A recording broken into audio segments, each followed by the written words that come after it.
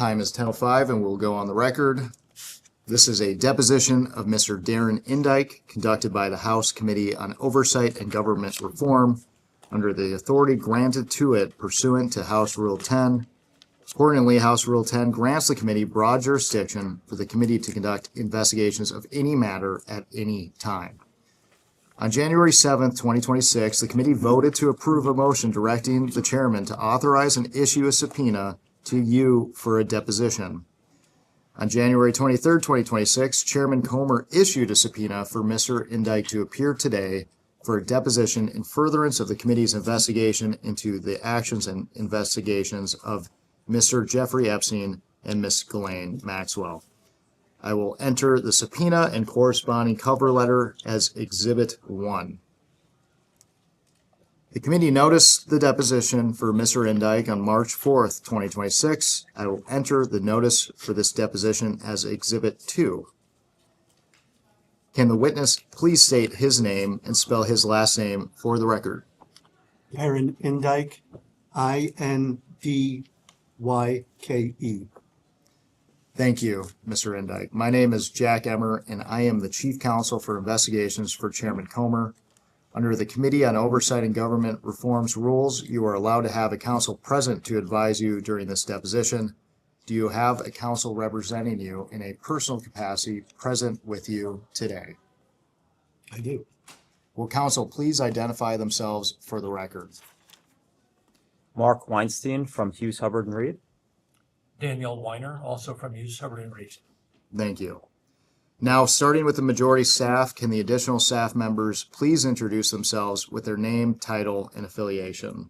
Billy Grant, Deputy Chief Counsel for Investigations for Chairman Comer. Peter Spector, Deputy Director of Oversight for Chairman Comer. Daniel Ashworth, General Counsel for Chairman Comer. Ryan Giacchetti, Chief Counsel for Chairman Comer. Will Harness, Professional Staff Member for Chairman Comer. Ellison Tolan, Counsel for Chairman Comer. Brittany Bergnac, Senior Counsel for Chairman Comer. Emily Feinerhagen, Counsel for Chairman Comer. Kendall Caffey, Professional Staff Member for Chairman Comer. Jack Furla, Counsel for Chairman Comer. Melvin Soto, Digital Director for Chairman Comer. Thank you all. Mr. Indyke, before we begin, I would like to go over the ground rules for this deposition. The questioning will proceed in rounds. The majority will ask questions for an hour, and then the minority will have an opportunity to ask questions for an hour if they choose. To the extent members have questions for the witness, they will be propounded during their side's respective rounds. The clock will stop if you need to confer with counsel, your counsel is speaking, and when members or staff are speaking during the opposing side's rounds of questions. We will alternate back and forth until there are no more questions. Do you understand? I do. There is a court reporter taking down everything I say and everything you say to make a written record of the deposition. For the record to be clear, please wait until the staffer questioning you finishes each question before you begin your answer, and the staffer will wait until you finish your response before proceeding to the next question. Further, to ensure the court reporter can properly record this deposition, please speak clearly, concisely, and slowly. Also, the court reporter cannot record nonverbal answers such as nodding or shaking your head, so it is important that you answer each question with an audible verbal answer. Do you understand? I do. Exhibits may be entered into the record. Majority exhibits will be identified numerically. Minority exhibits will be identified alphabetically. Do you understand? I do. We want you to answer our questions in the most complete and truthful manner possible, so we will take our time. If you have any questions or do not fully understand the question, please let us know. We will attempt to clarify, add context to, or rephrase our questions. If we ask about specific conversations or events in the past and you are unable to recall the exact words or details, you should testify to the substance of those conversations or events to the best of your recollection. If you recall only a part of a conversation or event, you should give us your best recollection of those events or parts of conversations that you do recall. Do you understand? I understand. You are required by law to answer questions from Congress truthfully. This also applies to questions posed by congressional staff in this deposition. Do you understand? I do.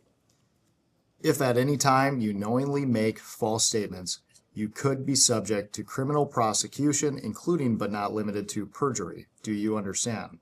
I do.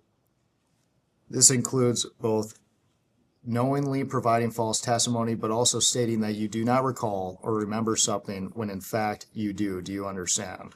I do. Furthermore, you cannot tell half-truths or exclude information necessary to make statements accurate. You are required to provide all information that would make your response truthful. A deliberate failure to disclose information can constitute a false statement. Do you understand? I do. Is there any reason you are unable to provide truthful testimony in today's interview? No. Please note, if you wish to assert a privilege over any statement today, that assertion must comply with the rules of the Committee on Oversight and Government Reform. Pursuant to that, Committee Rule 16C1 states, for the chair to consider assertions of privilege over testimony or statements, witnesses or entities must clearly state the specific privilege being asserted and the reason for the assertion on or before the scheduled date of testimony or appearance. For the purposes of this deposition, objections must be stated concisely in a non-argumentative and non-suggestive manner. If the witness refuses to answer a question to preserve a privilege, the committee may seek a ruling from the chair. If the chair overrules any such objection, the witness shall be ordered to answer. If the witness continues to refuse to answer a question despite being ordered to do so, the witness may be subject to sanction. Do you understand? I do. Ordinarily, we take a 5-minute break at the end of each hour of questioning. But if you need a longer break or a break before that, please let us know, and we will be happy to accommodate. However, to the extent there is a pending question, we would ask that you finish answering the question before we take the break. Do you understand? I do. Finally, I will note for everyone here today that the contents of what we discuss in the deposition today is confidential under the House Deposition Regulation. Under the rules, the chairman and ranking minority member shall consult before any release of testimony or transcripts, including portions thereof. This means it is a violation of House and committee rules to disclose the content of the deposition prior to its official release. For this reason, the marked exhibits that we will use today will remain with the court reporter so that they can go into the official transcript, and any copies of those exhibits will be kept at the table or returned to us when we finish. Can the reporter please swear in the witness? Here is your right hand. Do you solemnly declare or affirm under penalty of perjury that the testimony you give today will be the truth, the whole truth, and nothing but the truth? I do. Do you have any questions before we begin? I do not. We understand that you have an opening statement that you would like to read into the record. I do, if I may. You may. Thank you. Good morning, everyone. I'd like to thank the committee for working with the Epstein estate over the past 6+ months. As a co-executor of the estate, I have done my very best to cooperate with the committee and to respond to the committee's requests for documents, photographs, and other information relating to Jeffrey Epstein. As you know, the estate produced voluminous materials in response to the committee's subpoena and communicated regularly with both the committee's majority and minority staffs on the timing, scope, and content of the estate's responses. My appearance here today, as with my co-executor's testimony before the committee last week, represents our continuing cooperation with the committee's efforts to investigate matters regarding Mr. Epstein. In addition, since we were appointed in 2019 by the United States Virgin Islands Probate Court as co-executors of Mr. Epstein's estate, we have fully cooperated with the U.S. Department of Justice's investigation of Epstein-related matters. I'd also like to note the extensive efforts that my co-executor and I have made to address the wrongs committed by Mr. Epstein during his lifetime. At our direction, the estate initiated, developed, and funded the Epstein Victims Compensation Program, the first of its kind established by an estate, which provided a private, voluntary, and non-confrontational means to compensate women who suffered sexual abuse by Mr. Epstein. Independently administered by preeminent figures in the field of victims' compensation, the EVCP awarded more than $121 million to 136 women, all of which the estate funded pursuant to our express direction that 1, there was to be no cap on monies awarded, either individually or in the aggregate, and 2, even women whose claims were time barred or who had previously signed releases could participate. The estate has also directly settled claims by an additional 59 women for a total of more than $48 million. Including the recently proposed settlement in a putative class action lawsuit filed in 2024 on behalf of all women abused by Mr. Epstein, a settlement that the court preliminary approved earlier this month, my co-executor and I have authorized payment by the Epstein estate of more than $200 million to women who assert they were abused or trafficked by Mr. Epstein. Let me be clear. I had no knowledge whatsoever of Jeffrey Epstein's wrongdoings. My complete lack of involvement in that misconduct is a matter of record. Not a single woman has ever accused me of committing sexual abuse or witnessing sexual abuse, nor claimed at any time that she or anyone else reported to me any allegation of Mr. Epstein's abuse. I did not socialize with Epstein, and I reject as categorically false any suggestion that I knowingly facilitated or assisted Mr. Epstein in his sexual abuse or trafficking of women, or that I was aware of his actions while I provided legal services to him. Far from being Mr. Epstein's lieutenant or chief of staff, as I have been incorrectly described by plaintiffs' lawyers and uninformed journalists, I was one of many attorneys who Mr. Epstein regularly consulted, including such noted luminaries as Kenneth Starr, for entirely legitimate purposes. My primary role was to provide corporate, transactional, and general legal services to Mr. Epstein and his companies, and yes, I did so. The press and plaintiffs' counsel have mischaracterized cash withdrawals I made from Mr. Epstein's bank accounts from 2013 to 2017. Entirely ignored in that reporting is the fact that the bank involved knew full well that these accounts belonged to Mr. Epstein. Neither I nor he made any effort to disguise his name or identity, and as part of its standard policy, the bank itself imposed a $7,500 limit on daily cash withdrawals. I was not attempting to structure such withdrawals to avoid federal reporting requirements. Quite the contrary, I simply sought to comply with the bank's internal requirements and limits, with the bank's full knowledge. It is undisputed that during this time, Mr. Epstein had difficulty accessing credit cards from major banks. Instead, he and his staff required cash to pay for a wide variety of expenses, including maintenance, repairs, and daily household needs for his residential properties in New York, Florida, New Mexico, Paris, and the USVI, as well as meals, gifts, gratuities, and fuel for his private aircraft. For a person of Mr. Epstein's financial position, with 5 multi-million-dollar residences, staffed by dozens of employees, and with an extensive travel itinerary, it did not strike me as unusual that Mr. Epstein's business, household, and personal needs required large amounts of cash on a regular basis. I never believed that the cash I withdrew from Mr. Epstein and his staff was used by Mr. Epstein or his staff for any improper purposes. There have also been allegations of my supposed involvement in facilitating forced or sham marriages between women in Mr. Epstein's life. Those allegations, too, are 100% untrue. I did not arrange, assist, or facilitate any marriages between acquaintances of Mr. Epstein, nor was I aware in advance that such marriages took place. Same-sex marriage has been legal in New York since 2011, with this passage of the Marriage Equality Act. I did not consider it appropriate to interrogate anyone as to the reasons for their decisions to marry or the bona fides of their relationships. I don't mean in any way to condone or excuse Mr. Epstein's reprehensible conduct.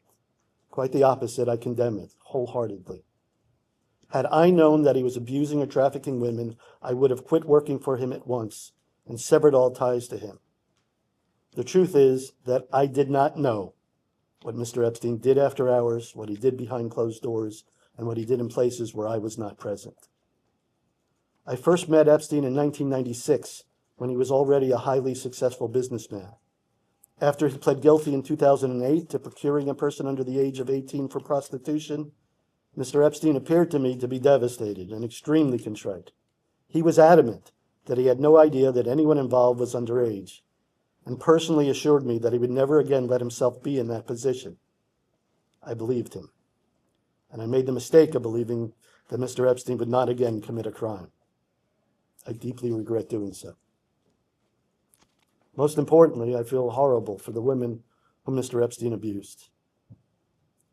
While my professional association with Jeffrey Epstein has subjected my family to death threats and malicious personal attacks, I don't expect the members of the committee or of the public to feel sympathy for me.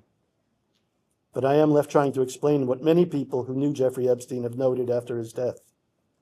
He led two entirely separate lives, his professional one and the other, a private, personal one that caused many others to suffer.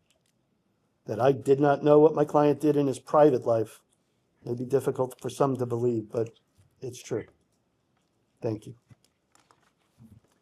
Starting with the majority, may all individuals, members, and staff who have since joined us since the beginning please announce themselves for the record. James Comer, Chairman from Kentucky. Andy Biggs, Congressman, Arizona 5. William Timmons, South House 4th Congressional District. Dave Mann, California 47. James Long, Virginia 11. Thank you. The time reads 10:22 and the majority's time will begin now. Mr. Indyke, let's begin by discussing your education and experience. Where did you attend undergraduate school? Colgate University. And what degree did you graduate with? A degree in education and economics. What year did you graduate? 1986. And where did you attend law school? Cornell Law School. And when did you graduate law school? 1991. When were you admitted to practice law? 1992. In what states were you admitted? New York, initially. And where have you since been admitted? In 2019, I was admitted to practice law in the state of Florida. Is your license currently in good standing? I believe my licenses in both New York and Florida are in good stand. Can you briefly go through your professional career up until now? Sure. When I graduated Cornell Law School, I worked as first a clerk and then as an associate for the law firm of Golden Wachtel. I did that until I think it was 1994. In 1995, I joined the law firm of Greenberg Traurig in New York City. I worked there until sometime in 1996, towards the beginning of 1996, at which point I was asked by someone who was a former partner at Golden Wachtel to go work for him and with him to represent Jeffrey Epstein and his company. And since then, I have been working to represent primarily Jeffrey Epstein, both as an employee and then subsequently in my capacity as a law firm, my own law firm. Prior to your employment with Mr. Epstein, what areas of law did you practice? Corporate securities and trademark law. When did you first meet Jeffrey Epstein? Sometime in 1996, towards the beginning of 1996.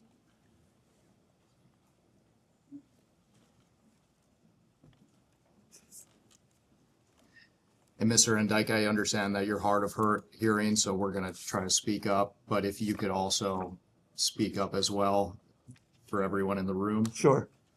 So let's begin again. When did you first meet Jeffrey Epstein?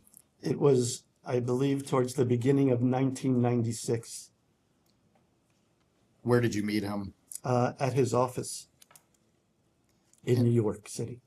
And why did you meet him at that time? Prior to my meeting Mr. Epstein, the partner that I worked for at Golden Wachtel had asked me to come work with him to represent Mr. Epstein. And as part of me doing that, he wanted me to meet Mr. Epstein in his office. So I did so. And for the record, I missed this. Who else was present during this meeting? I don't recall, it was many years ago. That partner may have been there. So it would have been him and Mr. Epstein. I think. I don't recall anybody else. And what did you discuss with Mr. Epstein at this time? I can't recall specifically, but basically he asked me questions about my background, my corporate and securities background, about the work I did at Golden Wachtel and the work I did at Greenberg Traurig. Told me I'd be doing similar work for him. Prior to meeting Mr. Epstein, what did you know about him? Very little. When I worked at Golden Wachtel, I understood that he was a client of Golden Wachtel. And I understood that the partner that I worked for at Golden Wachtel had done some work with him along with one of the named partners, Bob Gold. But that's the extent of what I knew about it. And what you testified to was all related to his business. Did he have any reputation outside of his business as it related to young women or girls at this time? Not that I knew of. What were your first impressions of Mr. Epstein? I was slightly intimidated because he was explained to me to be a very wealthy man. I was not very wealthy, and I was very young at the time, and he was explained to me to be a very successful businessman. My impressions for him was that he was no nonsense. He seemed pleasant enough. Nothing more than that. What did you understand his job to be at this time? I understood that I would be providing support and assistance to the partner that brought me in connection with representing Mr. Epstein's business interests. And you mentioned that I think, Jack, did you ask, what did you understand his job to be or your job to be? Mr. Epstein's job. Yeah. Oh, I'm sorry. Forgive me. Mr. Epstein's job, my understanding was that he was a financial consultant for wealthy individuals. Did you know who his clients were at this time? No. Just to be clear, you mean before he took the job? Correct. We've had a member join. For purposes of the record, Jasmine Crockett, Texas 30. Mr. Indyke, recognizing that we'll discuss more specifics later, can you briefly describe the nature and extent of your relationship with Mr. Epstein? I was one of Mr. Epstein's many attorneys. My role was primarily a role as a corporate and transactional attorney. My role was to review documents, summarize documents, analyze documents, critique documents, draft documents, in a wide variety of areas. Investment documents, private placement memorandums, subscription agreements, option agreements, warrant agreements. Let's see what else. Registration rights agreements, stock purchase agreements, rights of first refusal agreements, all of those and the kind of side letters for investments, all of those in the investment field. There were times when he would do some trading, and my role was to review the trading confirmations. And to the extent there were documents required as a precursor to the trading, like interest swap agreements, things like that, I would review the interest swap agreements. To the extent that I had any comments on those, I would give my comments on those agreements. If Epstein was going to buy or sell a business, there were times when I would be required to draft basic business agreements or letters of intent, or review a purchase agreement or a sale agreement. and critique it and summarize it and provide any evaluation of it. Epstein had aircraft, and his client had aircraft. I was involved as an attorney in connection with the acquisition and sale of aircraft, fixed-wing aircraft, helicopters, rotorcraft, both new builds from manufacturers like Sikorsky, and sometimes when they were resales of the aircraft. Also, there was lots of real estate that was being acquired and sold during this time. So I would work with local counsel. If it wasn't in New York, for example, I would work, and sometimes even if it was, I would work with local real estate counsel in the acquisition or sale of real estate, anything from large acreage ranches to islands to townhouses to apartments to homes, any number of parcels of real estate. And in connection with some of the real estate that was acquired, there was a lot of construction going on during the course of my representation.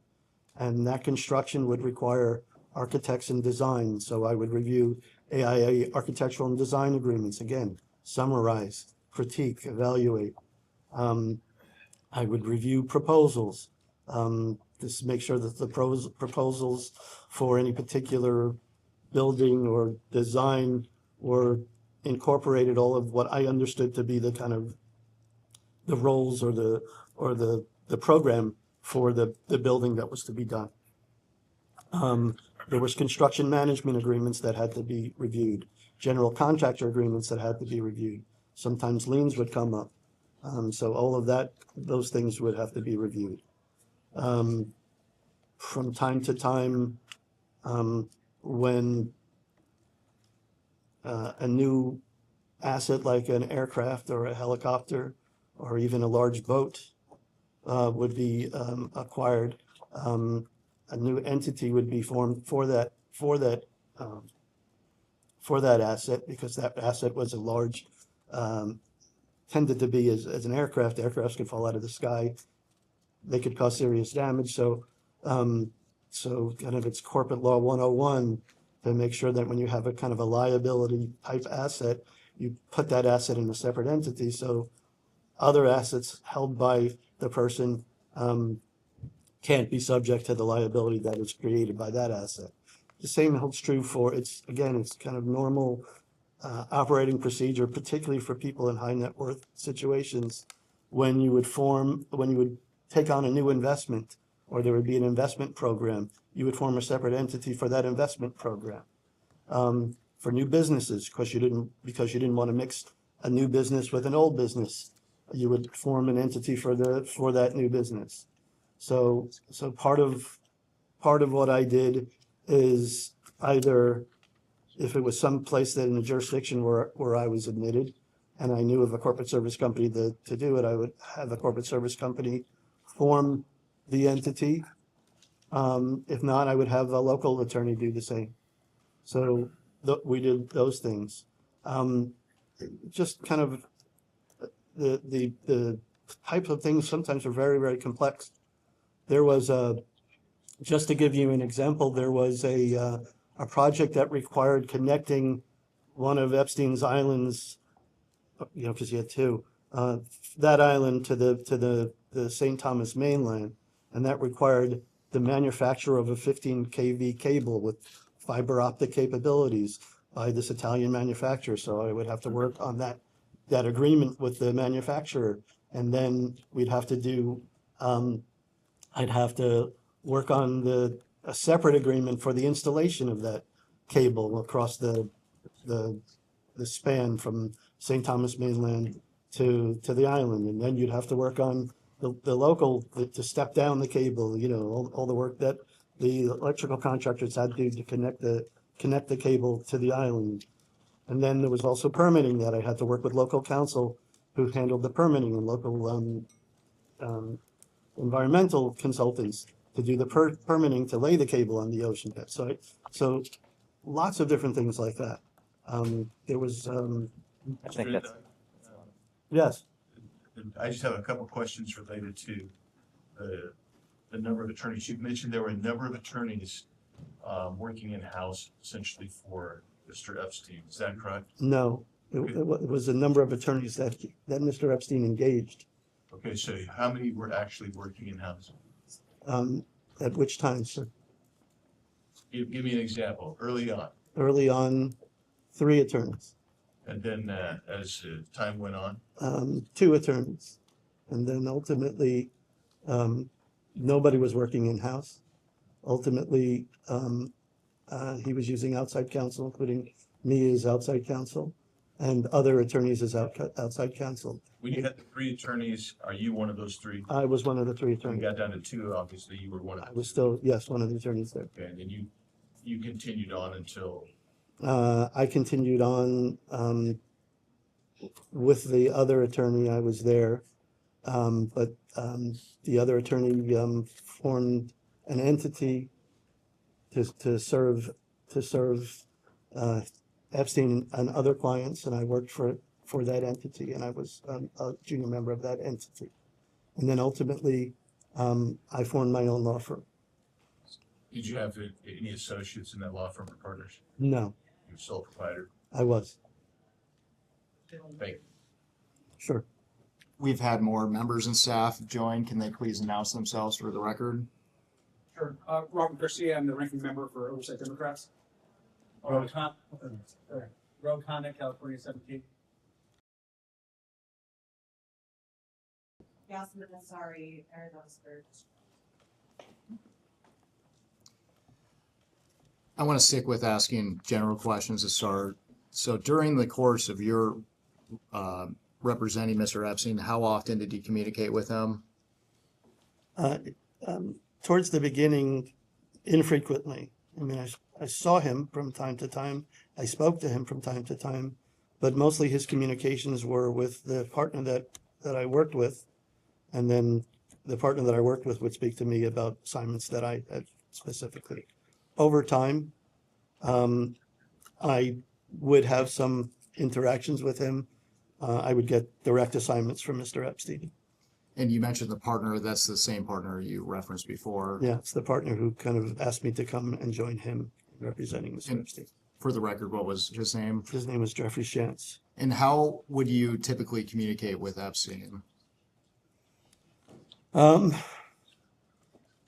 which time? During the course of your relationship? Okay, so kind of multifaceted. Sometimes I would get messages.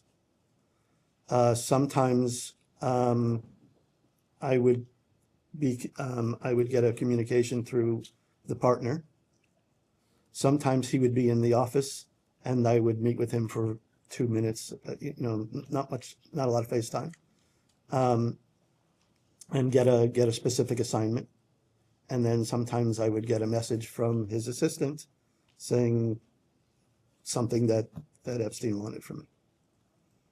And towards the later end, I would meet with him when he no longer had an office in New York. Towards the later end, I would meet with him.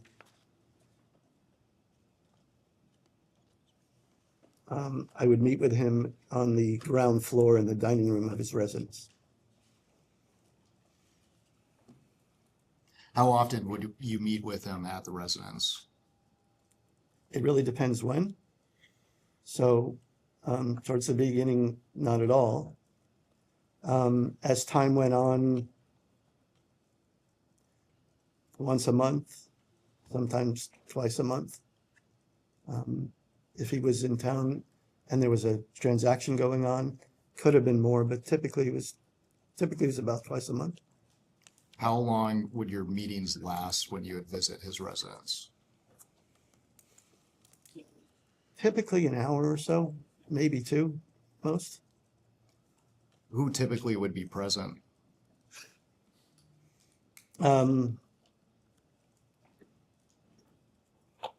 There is no kind of typical thing about who would be present. It really depended on the transaction and the specific matter that was, or matters that I was meeting with him about. And I can hear you just fine, but there's a lot of people in the room that are struggling to hear you. So Oh, I'm sorry. However, Sorry. however much you can speak up. Okay. Is very helpful. Yes. But I just want to focus on who was present. There are women that have been identified and deemed as assistants of Mr. Epstein. Do you recall them being present at these meetings? I recall women coming into the meeting, delivering a message to him, sometimes bringing some food to him. But generally, his personal assistants were not in the meetings. And you mentioned that early on you'd have meetings at your office, and then it seemed that it became more common that you'd meet at the residence. When did this shift occur? I think it was 1998 when Mr. Epstein moved his residence, his primary residence, to the U.S. Virgin Islands and his business to the U.S. Virgin Islands. So he no longer maintained an office in New York.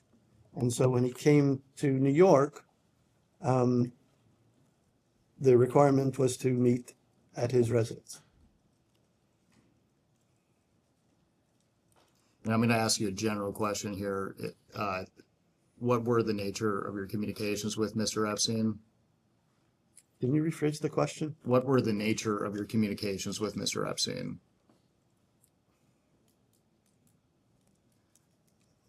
I'm trying to understand. That's very general, and I don't really know. What Were you're the asking me. nature of your communications always related to the furnishing of legal services? Yes.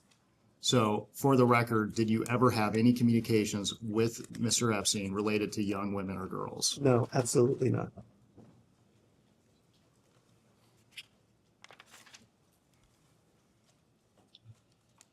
How would you characterize your relationship with Mr. Epstein? It was strictly a business relationship, strictly a legal relationship. For the record, at any point, did you consider Mr. Epstein to be a friend? No. Did you ever spend time with Mr. Epstein apart from your duties as his attorney? I never socialized with Mr. Epstein. I never spent any time with Mr. Epstein other than when I was there for a status report or a legal project for Mr. Epstein. Did you ever consider Epstein to be a mentor? I did initially, and I could tell you a little story about that. When I first started working for Epstein, I got this assignment, and I can't remember the transaction that I was working on, but I got this agreement, and he told me I needed to get it reviewed and critiqued, and I mark it up, is the word that they used, mark it up and give me your comments to it. I think I had 24 hours to do it. So I went back to my office, spent a very long time in my office, probably till like 11 o'clock, 12 o'clock that night, marking the thing up. And when I gave it to him, it was full of red. It's completely red. And I thought I'd done a fabulous job in marking up an agreement and showing all the ways the agreement was defective. When he looked at it, he kind of looked at it and said, well, what am I supposed to do with this? So I have a transaction that I have to get done within the next week. This is never going to, first of all, I don't know what's real, what's not real here, what's important, what's not important here. I can never get a transaction done if this is what I have to do. So now take this back and go find me the 10 most important things and rank them in order of importance to me. And I learned a huge lesson from that. And he taught me about being a practical lawyer, not just a lawyer that's finding every possible theoretical kind of loophole in an agreement. So in that respect, I thought he was very helpful. And so that's, and he had other kind of advice to me like that. Those types of things in being a lawyer to, don't guess at things that I don't know, tell them what I don't know, tell them what I do know. And if I don't know, tell them I don't know. Those are the types of things that he taught me to do as a lawyer, which were helpful to other people that I was working with as a lawyer. Mr. Indyke, that's helpful advice. You don't be just technically proficient to help facilitate the deal. But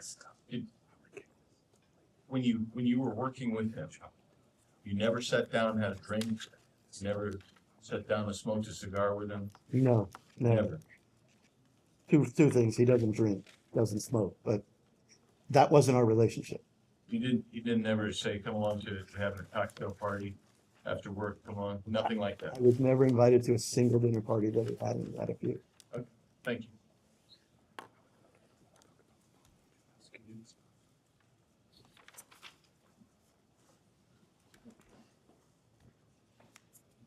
Did you ever ask Mr. Epstein for personal favors? Let's see how to answer that question. I asked him for help when I was, I think it's my first year or so. Sorry, my first year or so when I worked for him. I don't remember the exact time period. My wife and I were having fertility issues. Infertility treatments were quite expensive and they weren't covered by insurance. So I had asked him if it was possible for me to forego the insurance, and in lieu of the amount of money that he was paying for insurance at the time, if I could take that money and apply it towards the cost of infertility treatments. And at that time, his response to me was, absolutely not. You should keep your medical insurance and I will pay for your infertility treatment. Subsequent to that, it didn't work, and it didn't work, I think, 4 other times. Subsequent to that, without me having to ask, he would tell me, when are we doing the next one? And so Epstein paid for all of our infertility treatments until we were able to conceive. This time I'd like to introduce what will be marked as Majority Exhibit 3. And this is a letter sent in 2008 by Mr. Epstein's criminal defense lawyers to prosecutors in Florida when Epstein was under investigations for crimes committed against minors. This is a compilation of statements from various employees of Mr. Epstein, all attesting to his good character. This document is base number EFTA 2857458. And I would like to direct your attention to page 13. We're specifically looking at the bottom, and page 14, and I will give you a moment to review.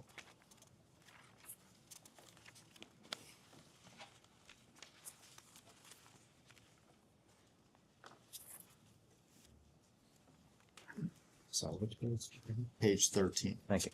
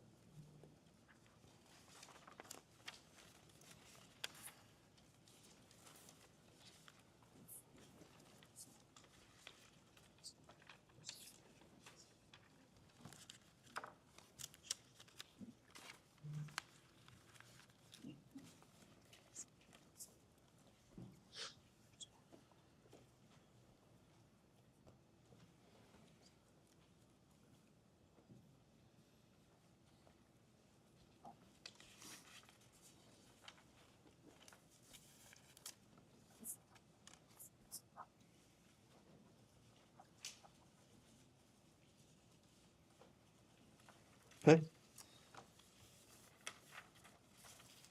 And for the record, we're reviewing the italicized portion.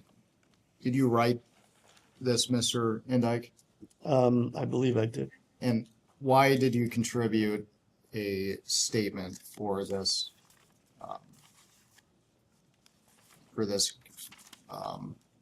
the filing? I'm trying to, let's see what this was for.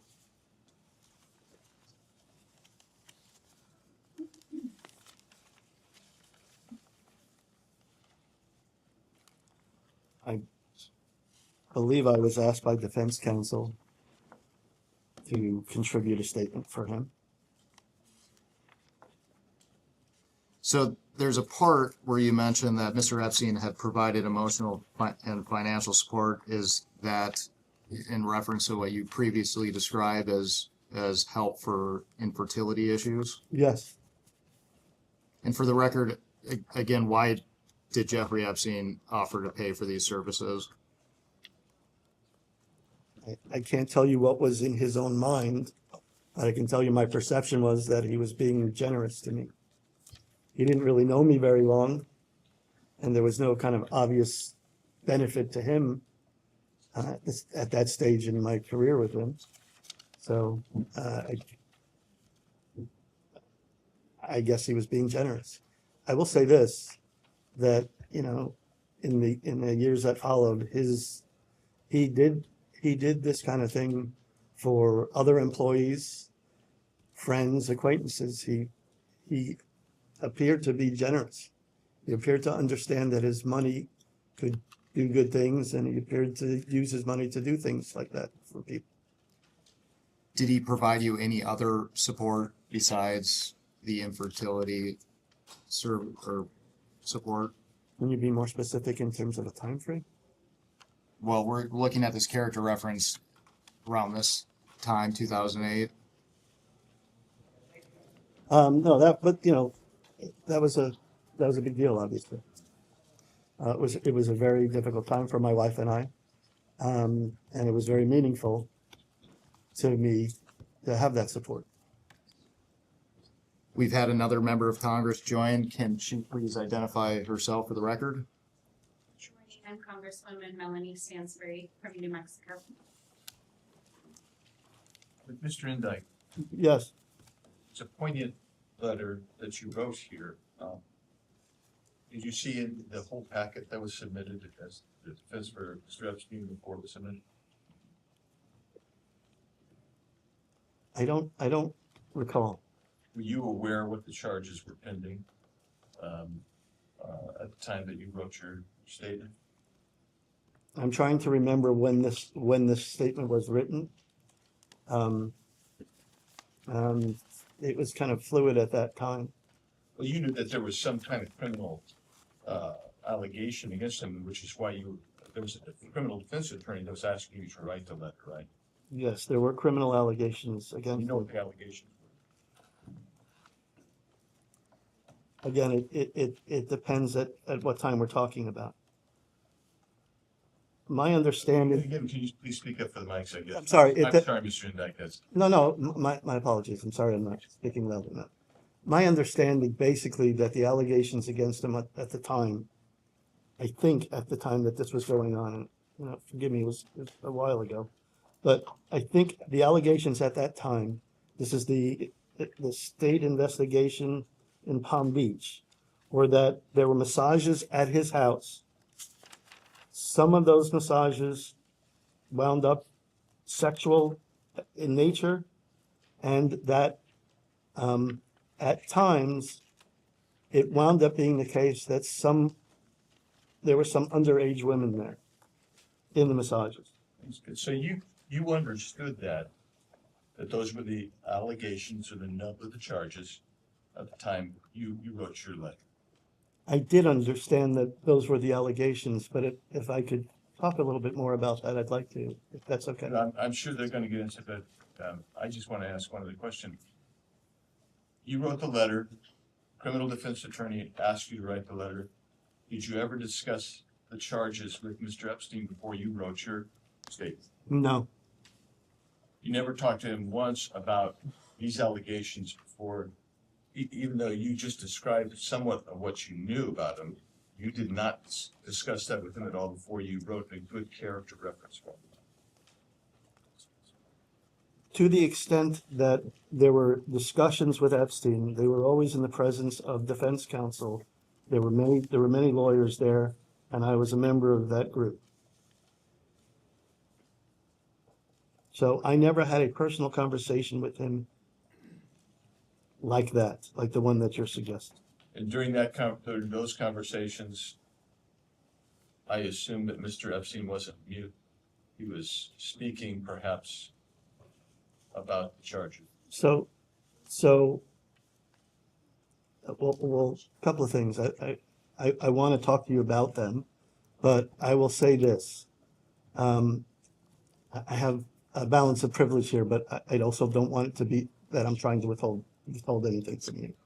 So at the time that this was going on, what I was learning from the defense people who were investigating it was that the investigation was full of allegations that were in many ways untrue, contradicted by recorded, transcribed statements from the witnesses. What I understood from the attorneys was that the police investigation was flawed and somehow either biased, or there was some, or the facts of that investigation as described in the police report were inconsistent with recorded statements from the witnesses, omitted information that the witnesses gave them in recorded statements. There was even, if I recall, there was even in the police report reference to a trash pull where the police report indicated that they found a sex toy in the trash pull. And it later turned out that what was identified as a sex toy was in fact a broken salad utensil. And so, but when the police used the information from the report in their affidavits and their arrest warrants, they kept the part about it being finding sex toys in the garbage pull, but never mentioned the fact that it was later found to be a salad utensil. There's also no mention in that police report about the fact that Epstein had been adamant that he didn't know that anybody was underage. In fact, there was, as I understood it, because I didn't do it, but as I understood it, there was a lie detector test, a polygraph test, where Epstein, which indicated that Epstein was being truthful when he said he didn't know about the age. So Mr. Indyke, So let's go back to an earlier question that I asked you about when in context of that charge, when in context to his adjudication of guilt and his sentencing, I assume, and you can correct me if I'm wrong, that you wrote this in connection with the sentencing or the pre-sentencing report on behalf of the defense.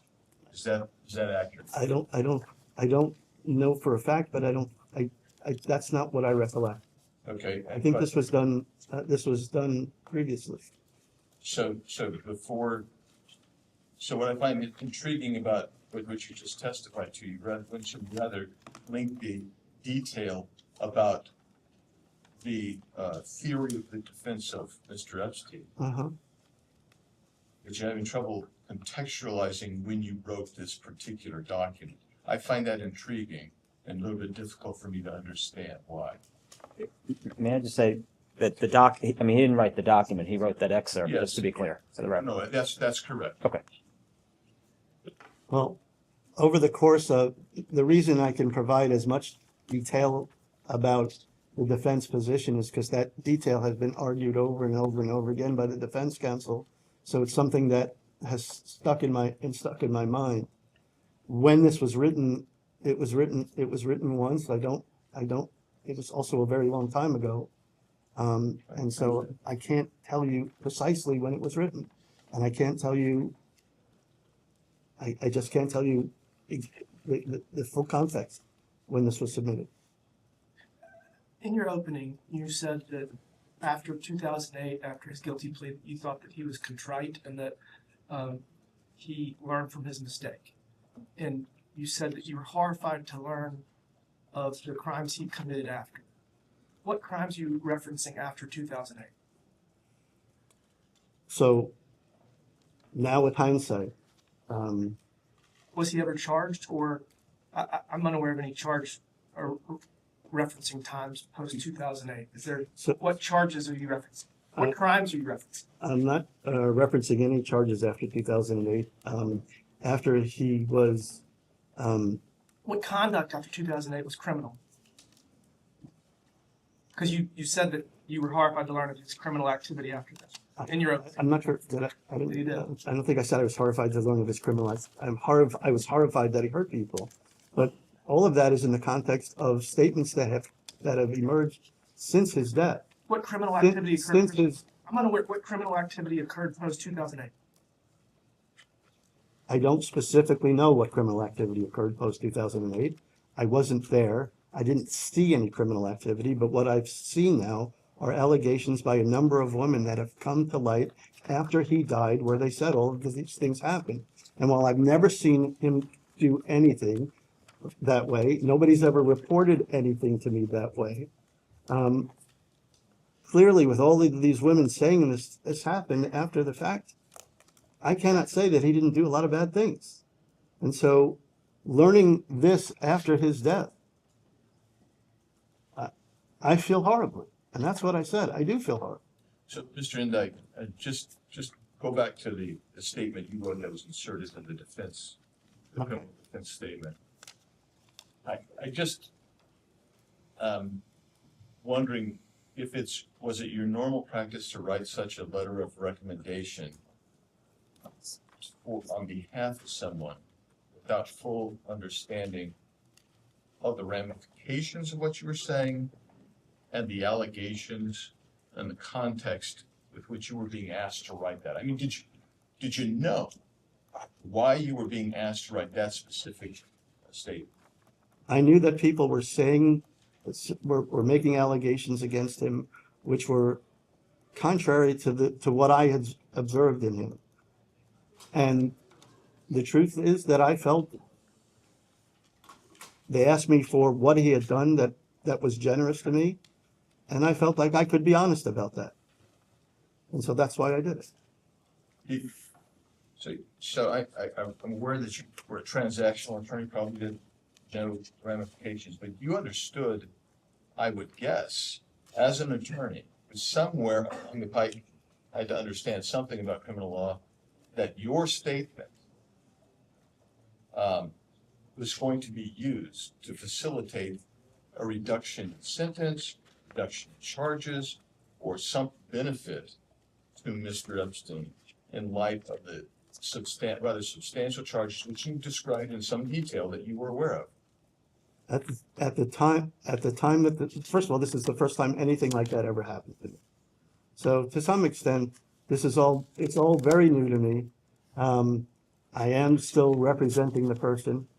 The person that I represented never exhibited this kind of conduct to me, was very generous to me. And at the time, Even though he May I was finish, generous sir? to you, May I finish? even though he was generous to you, you understood this was going to be used to facilitate either a reduction in sentence or reduction in charges. But I also understood, the answer is, I understood that it was I didn't know it was going to be used for a reduction of charges or reduction of sentence. I understood it was going to be used to give to law enforcement as a character reference for him.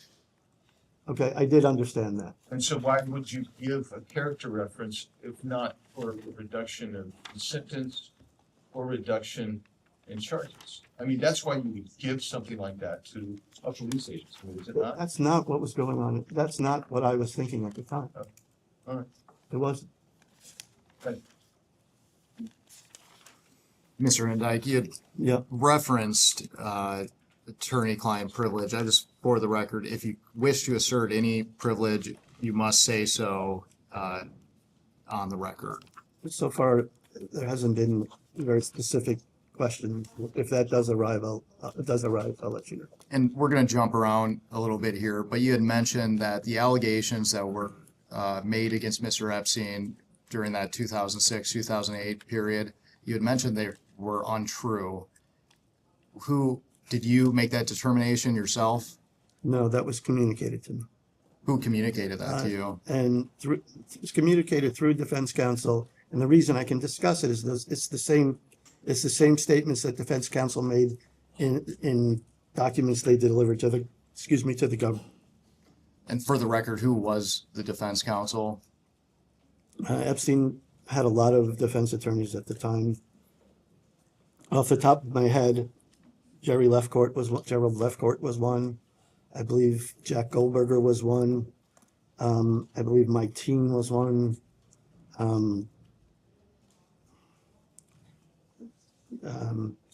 Dershowitz. Alan Dershowitz, I think I mentioned, Lily Sanchez, at different, I don't, I'm trying to remember who was involved at that particular time. Cheryl Reich, I believe, was an attorney, a criminal defense attorney of his at the time. Guy Lewis also.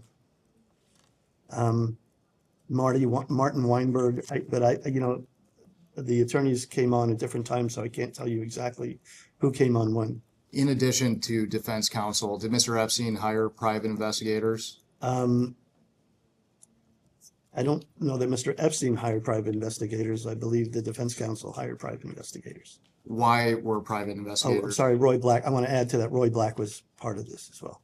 Why were defense or private investigators hired?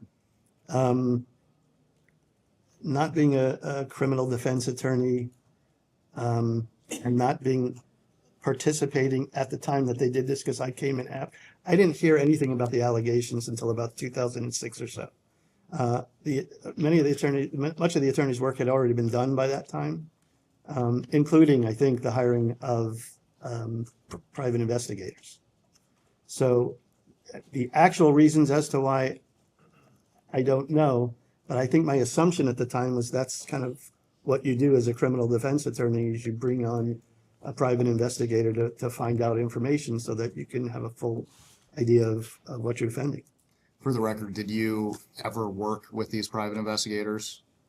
At some point, I did communicate with private investigators, I think, for payment. But and I'm sure I must have had conversations at some point in the process, not early on, but I just don't remember. But you yourself, as far as the work that the private investigators were conducting, you didn't direct them? For the criminal work that you're talking about, absolutely not. And earlier you mentioned that you never socialized with Mr. Epstein. Did Mr. Epstein ever invite you to social events? I was invited one time, and it was the only time, to not a social event with him, frankly, but there was a Victoria's Secret fashion show. I was invited one time, and that was the only time. I think I saw him there once, but I certainly didn't socialize with him there. And it wasn't just me, it was me, Jeff Shans, who I worked with. So the attorneys were invited. But other than that, no. I never was invited to a dinner. I never was invited to a show. I never invited to a movie or anything with him. No. And I want to return back to the statement that you provided for Epstein's defense. Is it true that you made Mr. Epstein a godfather of your children? Yes, it was an honorary appellation. I had no expectation because I didn't have that kind of relationship with him, but I wanted to show gratitude, do something to show gratitude for how he helped my wife and I have our children. And so I had asked him, would it be okay? And he wouldn't have any obligation to do anything, but as a way of honoring him, if I could make him honorary godfather. And I did. Sorry. Based on your testimony, your children did not have any relationship with Mr. Epstein. No. I think in total, they met him twice in the office, and they were very, very young at the time.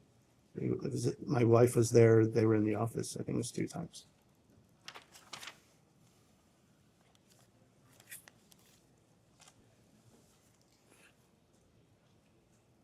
Would you have entrusted Mr. Epstein to care for your children?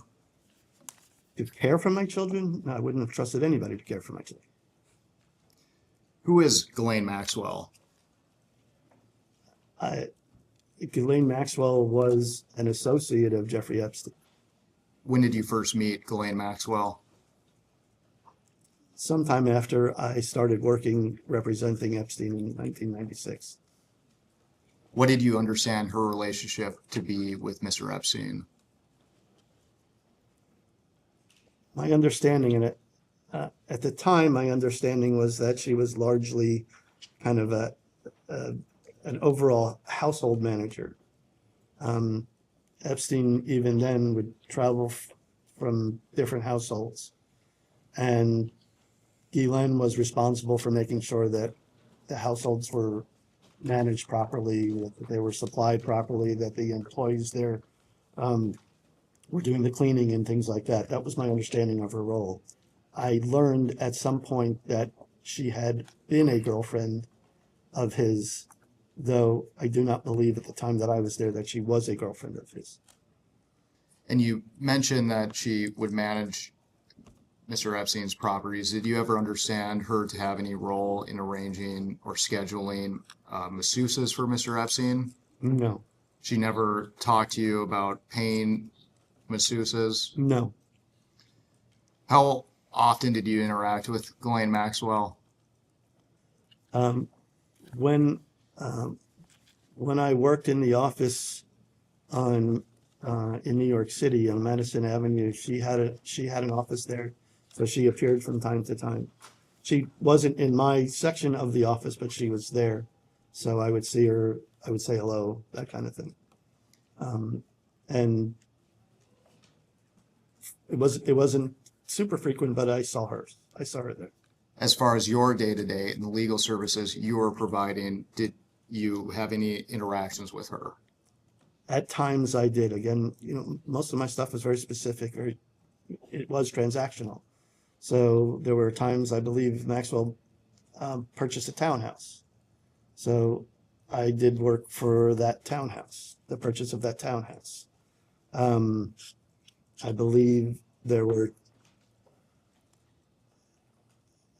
she had me look at an agreement or two. I can't recall which agreements off the top of my head, but I believe she had me look at agreements or two. And sometimes she would convey requests by Epstein for me to do some kind of a transactional or corporate work for them. And you mentioned the acquisition of the property. This past week, we had Mr. Khan testify, and he said that there were accounting work that he did for Ms. Maxwell, and she, I don't want to mischaracterize his testimony, but said effectively that she didn't pay. Did she pay you for the work that you did for her? No, it was done, to the extent I did work for her, it was at the authorization of Epstein. Would you consider Ghislaine Maxwell at any point to be a friend of yours? No. Do you believe that Maxwell facilitated Epstein's access to minor victims? I don't know.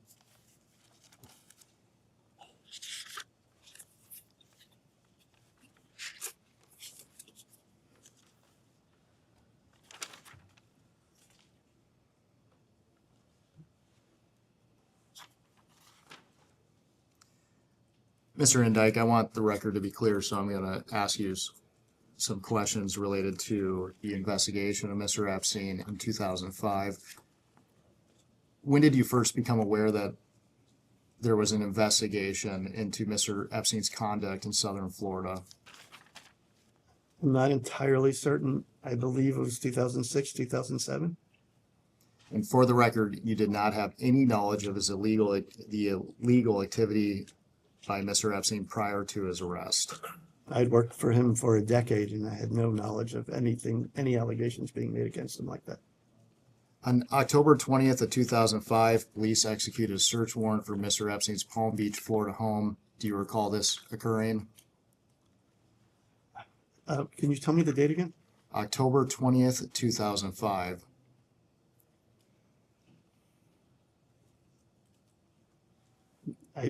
I don't think I knew contemporaneously. Palm Beach detective Joseph Riccieri spoke out about his belief that Epstein was tipped off about the raid since multiple computers expected to be at his house were missing when the search warrant was executed. To your knowledge, did anyone tip off Jeffrey Epstein to the October 20th search warrant in Palm Beach? I don't know.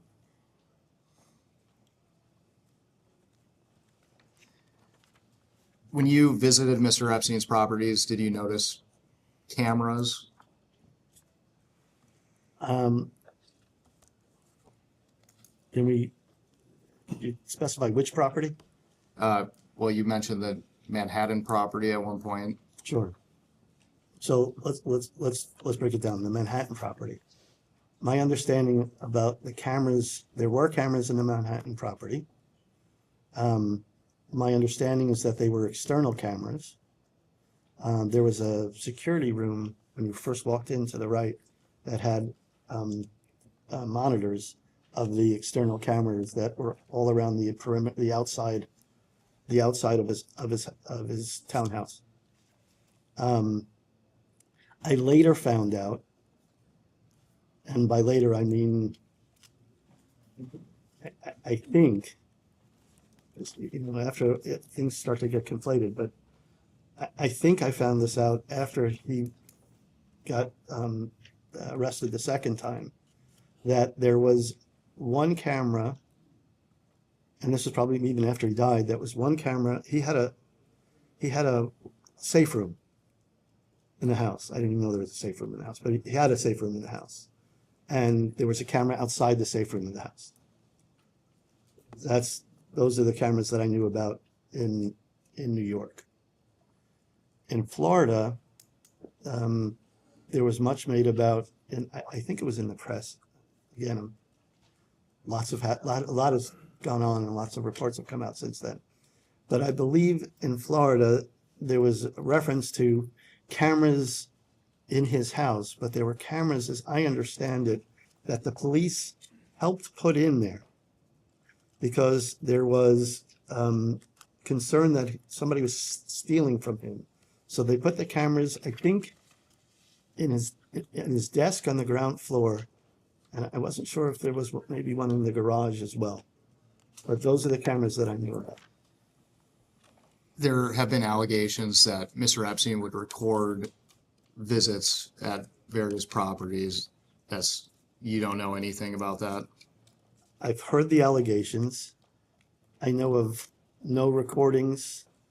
I don't know of cameras that would have done that. Mr. Indyke, excuse me. Yes. The majority has about 5 minutes, and I just want to make sure the record is clear, and I'm going to ask you numerous yes or no questions.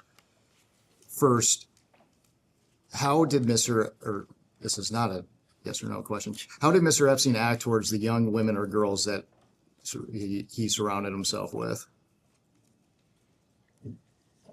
The question assumes that I saw him surround himself with young women or girls. It's not true. Did you ever witness Mr. Epstein engage in sexual conduct? I never witnessed Mr. Epstein engage in sexual conduct. Did you ever witness Mr. Epstein have sexual conduct of any kind with young women or girls? I never witnessed Mr. Epstein have any sexual conduct, period. Did you ever witness Mr. Epstein sexually abuse or assault young women or girls? I never witnessed that, no. Did Mr. Epstein ever discuss sexual acts of any kind with you? No. Was it common for Mr. Epstein or Miss Maxwell to bring young women or girls to any other place where the two of you would meet? The only women that were ever in my presence, to my recollection, with one exception, I'll get to that in a second, were women who were either in their 20s or in their 30s, who were assistants, who I understood to be personal assistants of Epstein. You said you had an exception. I'm sorry, and the exception is he had a goddaughter, and I don't know that I feel comfortable giving her name, but he had a goddaughter that I believe he had seen from time to time, and I had met from time to time, a couple of times, I think, because she would, when I was in his home, in his dining room, she had come into the dining room. Can I just be clear? So the exception was that's the only person who you saw as a minor female in his presence? Correct. Okay, just to be clear. Who are the assistants that you're referencing?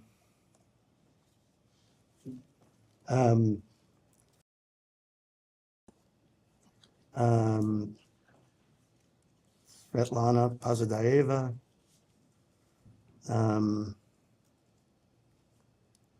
There was a woman by the name of there was another woman by the name of, trying to remember, if you have some names, I could tell you if I recall them or not. And we'll have more specific questions. Okay. Did Mr. Epstein have children of his own? To my knowledge, no.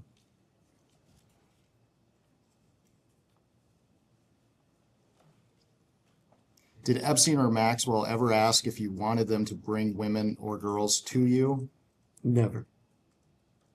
Did you ever have any sexual contact with young women or girls in the presence of Epstein or Maxwell? Absolutely not. Did you ever have sexual contact with any young woman or girl introduced to you by Epstein or Maxwell? Absolutely not. Did you ever witness Mr. Epstein receive a massage from a young woman or girl? No. Did you ever receive any massages from any young woman or girl brought to you by or introduced to you by Mr. Epstein or Miss Maxwell? No.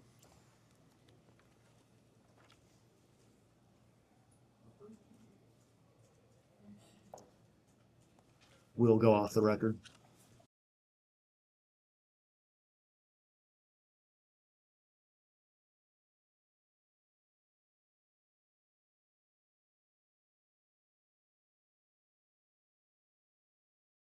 You can go on the record. Mr. Indyke, good morning. Good morning. I understand that Ms. Crockett has a statement. Just briefly, as you go through your line of questioning, Yes. when you reference someone, if you say the assistant, if you say the partner, can you also make sure that you reference their name after you label their title for clarity of the record? I'll try to remember that, yes. Thank you. Sure. Mr. Indyke, I'm going to revisit some of the areas that you discussed with my majority colleagues in the previous round. In doing that, I don't want to make you repeat yourself. I just want to make sure that we have as clear a record as possible. Okay. So going back to the time when Mr. Epstein first hired you, did you have a title? Attorney? And if I understood your testimony correctly, you were the sole proprietor of an entity called Darren Indyke PLLC. Is that right? Darren K. Indyke. Darren K. LLC. And I don't think did I give that name? But that is. Thank you. And if I also understand correctly, Jeffrey Epstein was the sole client of Darren K. Indyke PLLC. Is that right? He was the primary client. From time to time, he was the primary client, and from time to time, I would do things for him and for his clients. But he was the primary client, and there were times when friends or acquaintances or somebody else would come. I wouldn't take on jobs very often because the expectation was that I would be available at all times and that I would get projects for Epstein, and sometimes it's for Epstein's clients. I would get a project, and the expectation was as soon as that project came to me, that would be the most important thing I did, and I would get it done very quickly. So it wasn't, part of what I had to do was be available to make sure that I could respond to those things on that basis. And if I brought on more clients, that would interfere with that. Are you familiar with an entity called J. Epstein and Co.? Yes, I am familiar with that entity. I believe it's called J. Epstein and Company. And were you associated with it in any way? A long time ago, but I believe that's the entity that initially employed me. And over what period of time did J. Epstein and Company employ you? I don't remember the exact end date, but it was from 1996 for 3 or so years. And was there another entity that employed you following J. Epstein and Company? There was another entity called New York Strategy Group, which was primarily owned by Shantz. I'm sorry. By Jeffrey Shantz, the partner that brought me into. I believe I had a minority ownership of that LLC. It was an LLC. And over what period of time were you employed through New York Strategy Group? I believe that New York Strategy Group was my employer until, I want to say,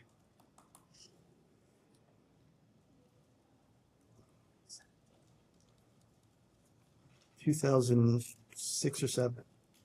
And at some point, I became the primary owner of New York Strategy Group. And when did Darren K. Indyke PLLC come into existence? That came into existence, I believe, in 2008. Again, it was some time ago, but I believe it was in 2008. So does J. Epstein and Company still exist? No. When was it wound down?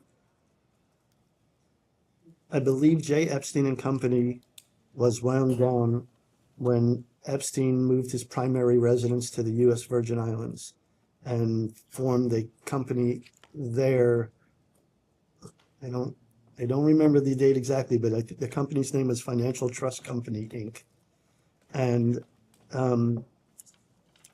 J. Epstein and Company was discontinued at that point, I believe. Did you have any association with Financial Trust Company, Inc.? I believe I was at some point a corporate secretary, may have been a vice president in an administrative sense.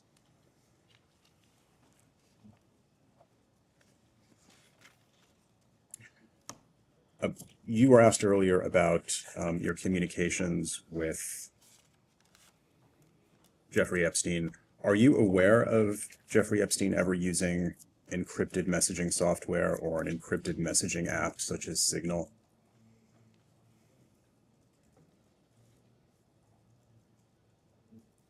As part of the things that I did for Epstein, once he became a registered sex offender, I had to report or include in a report to the New York Sex Offender Registry apps that he had used or that he had a presence on.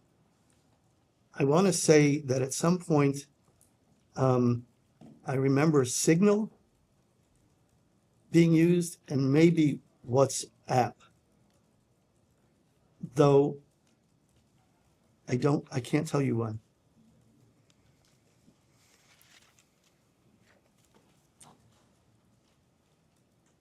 At the time you started working for Jeffrey Epstein, what was his net worth, to your knowledge? An approximate number is fine. I don't know. Did you come to know that later in time? Well, I know it when he died because I'm the co-executor of the estate. I had to know it.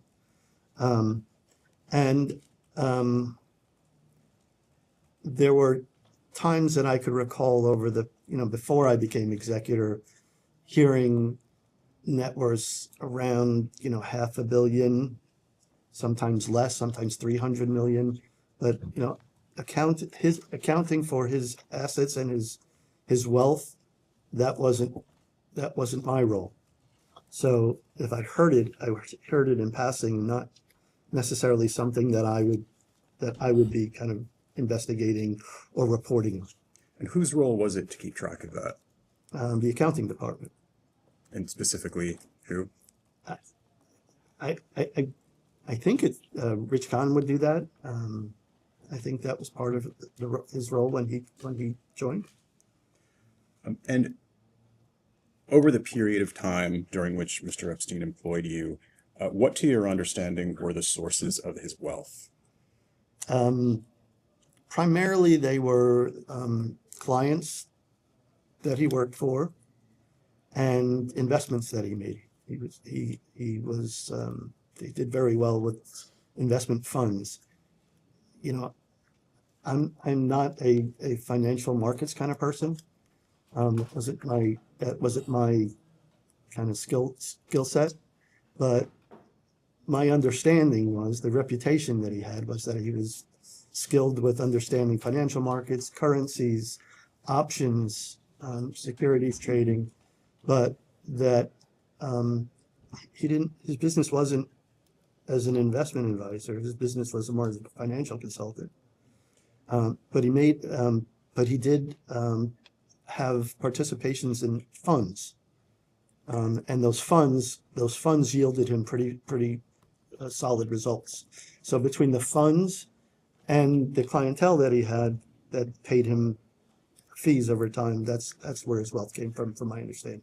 If we could focus on the client servicing piece, how many clients did he have during the time that you worked for him? I'm trying to, I can name them. I never actually thought about how many, but Les Wexner, clearly. When I first joined, he'd given me some kind of an assignment to do for David Rockefeller. I don't know if Rockefeller was a paying client. I wouldn't, that's not something I wasn't, again, that wasn't my role, but I did work for David Rockefeller.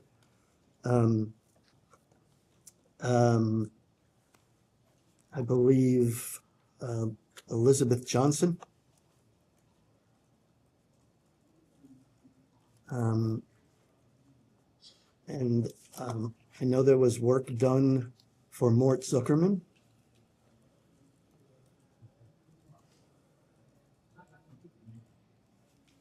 Leon Black.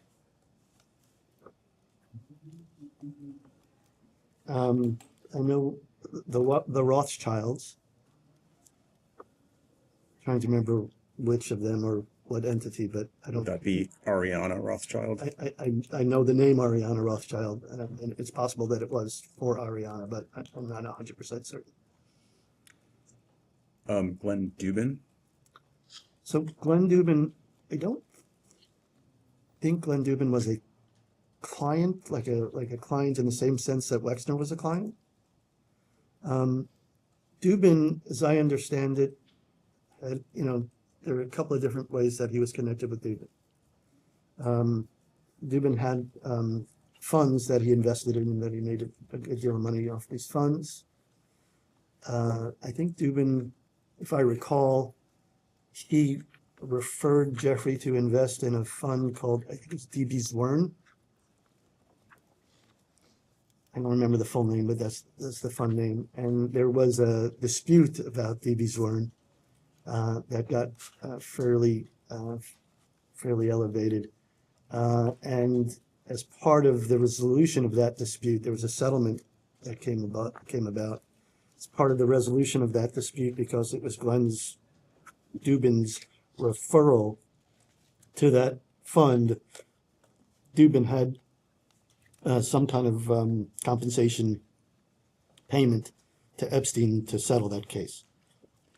And the last thing that I recall is Dubin had a company, I can't remember the name of the company right now as I'm sitting here, but that company was purchased by JP Morgan, I believe, and I believe Epstein got a finder's fee for that. And that was a one-off thing. It wasn't like, Epstein was kind of representing Dubin all the time or things like that. What about Steven Sinofsky? I know the name. I don't know, and I believe that there was a payment from Sinofsky. I just don't know. I don't know the nature of that relationship. And just going down the roster, Mm-hmm. to the best of your recollection, how much did each of these people pay Epstein for the services he provided to them? And I'll start with Les Wexner. I really don't know how much Wexner paid him. It was a lot, but I just don't know how much. And what was the nature of the work that Epstein did for Les Wexner? A variety of things. As I understood it, and his relationship with Wexner predates my arrival there, but as I understood it, sometimes people who obtain kind of this ultra high net worth standing get there gradually over time, and they kind of build their offices gradually over time. And when they do that, it becomes inefficient. There are people who are not necessarily doing things and are getting paid to do things, and there are people doubling up on things. And so part of the thing that Epstein did, at least for Wexner, that I can recall being told about, was kind of cleaning house a little bit. Also, He would do things for Wexner, like, for example, even, somebody at that level of wealth has lots and lots and lots of assets. And all of those things, art, jewelry, all of that stuff require insurance.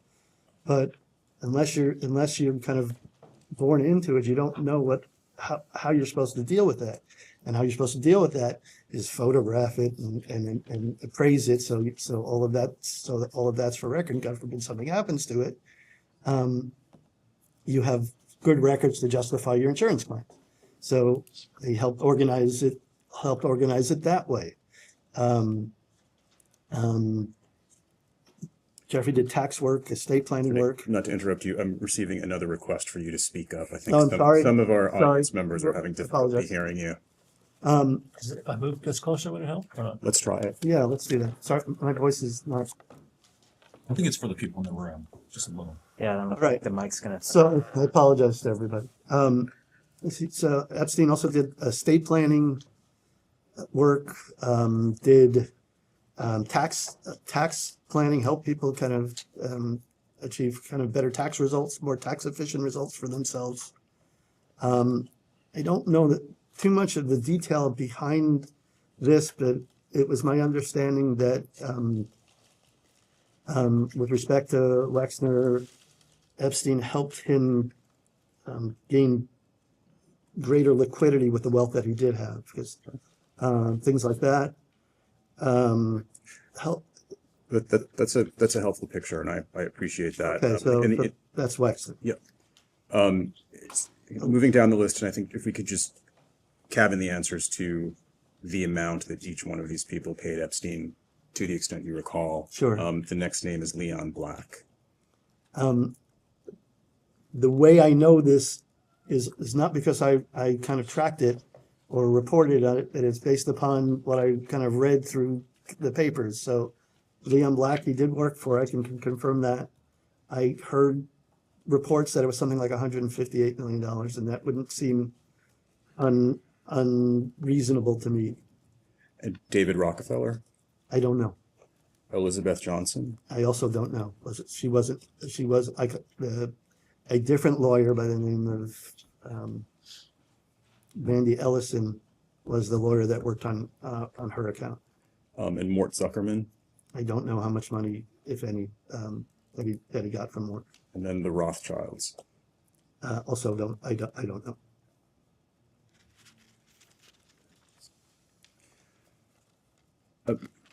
Shifting back to the period in time when Epstein hired you. Yes. Were you aware that he had an affinity for young women? No. Or for teenage girls? No, absolutely not. Did you become aware of that over time? The only way I became aware of the allegation that he had an affinity for teenage girls was once I was kind of learned about the investigation in Palm Beach. Did you become aware at any point that Epstein sexually abused young women and teenage girls? I became aware of the allegation in Palm Beach that there were massages which at times ended up sexual, and that in some cases there were underage people in those massages. My understanding at the time was that he was unaware of their age. That my understanding is that the statements given by the people who gave police statements were that there wasn't force used, there wasn't coercion used. Those are the statements being made. I'm not testifying it to myself as to what I know, because I don't. But those are the statements: no force, no coercion, and that the conduct was voluntary. Which again, I'm not commenting underage. Okay. I'm not making any comment about underage. Can I just ask if you were asking if he was ever personally aware, or he's talking about allegations, but was your Yes, but question? again, we veered off a bit. So yeah, Right. I was focused on the personal knowledge. So just to be clear. I'm sorry, I have no personal knowledge of that. We'll come back to that. During your employment, Mr. Khan, with Jeffrey Epstein, did you ever? Mr. Indyke. I'm so sorry, Mr. Indyke. That's okay. I beg your pardon. During your employment, Mr. Indyke, with Jeffrey Epstein, did you ever discuss with him his sexual activity with young women, whether consensual or otherwise? No. Did you ever discuss that topic with anyone else? The topic generally, I'm sure, came up during legal conversations.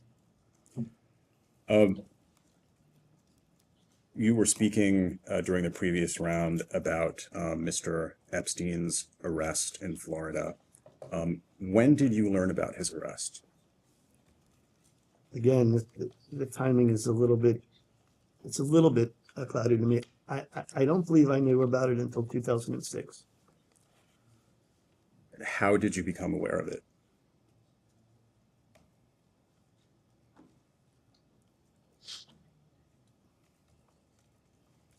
I believe, trying to remember back, I believe Epstein told me.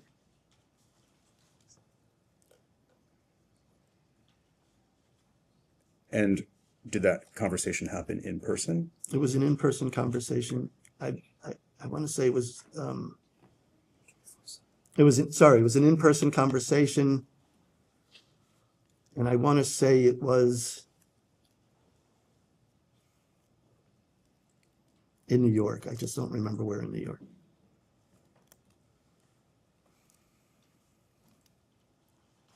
And how long after the arrest did that conversation take place? I don't know. What did Mr. Epstein tell you during that conversation? That he was charged, that he didn't really go into the details of the charges. This is more substance of it because I don't remember the specific conversation. And then he told me that there were lawyers working on it with him and that I should work with them. What was your reaction? Surprise and shock, to be honest. Did you ask him for any additional details about the arrest or the nature of the charges? I think I was so surprised that I didn't think to, and also my relationship with him wasn't so that I could get so deeply personal. And I had never been involved with anything like that before, so I didn't really know what to do. Was the rest of Mr. Epstein's staff informed of the arrest at some point? Yes, at some point. I don't remember when. When, to your knowledge, was Mr. Khan informed of the arrest?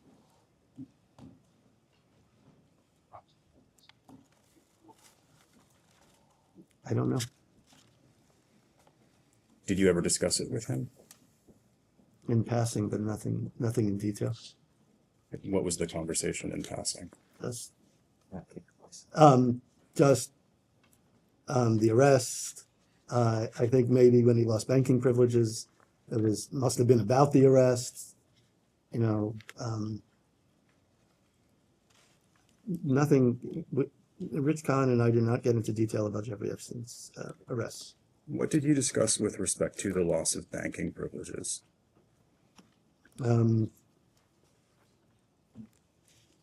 Again, substance, not detail, that the banking privileges at Chase were lost, that, and again, I don't know if other than that their banking privileges lost, I don't know that I have enough detail to give you more than that. Was it your understanding that the privileges at Chase were lost as a result of Mr. Epstein's arrest? It was an assumption more than an understanding, because I don't know if anybody's experienced this, but when banks deny services to you, they don't, as a general rule, tell you why. They just say no. But your assumption was that it was linked to the arrest as opposed to a different cause? Yes. There was lots of publicity at the time, I think, that this happened, and so. And I also understand from your testimony during the previous round that you ultimately represented Mr. Epstein along with other counsel in connection with his arrest and prosecution in Florida. I was never the direct defense counsel, but I was brought on as a group of people that were. So it would be fair to say that you were a member of his defense team. Yes, very loosely, but yes. So I think that anticipates my next question. Was there an allocation of responsibility among the members of the team? Did certain lawyers have responsibilities that differed from others? You can't talk about how he allocated responsibility among the lawyers. There wasn't a group meeting like, you do this, you do that, you do the other thing. Based on your observation. My observation was that there was a group of lawyers at the time, all of whom kind of shared information and did things together. My role was kind of specific task oriented. Sometimes I would, if Epstein would ask me, did so-and-so do this yet? Could you ask them to do this or ask them when they're going to do this? But I believe it was more like a group thing. Some people were better writers than others. Marty Weinberg was a very good writer. Jay Lefkowitz, also a very good writer. But I think as a rule, everybody kind of worked together.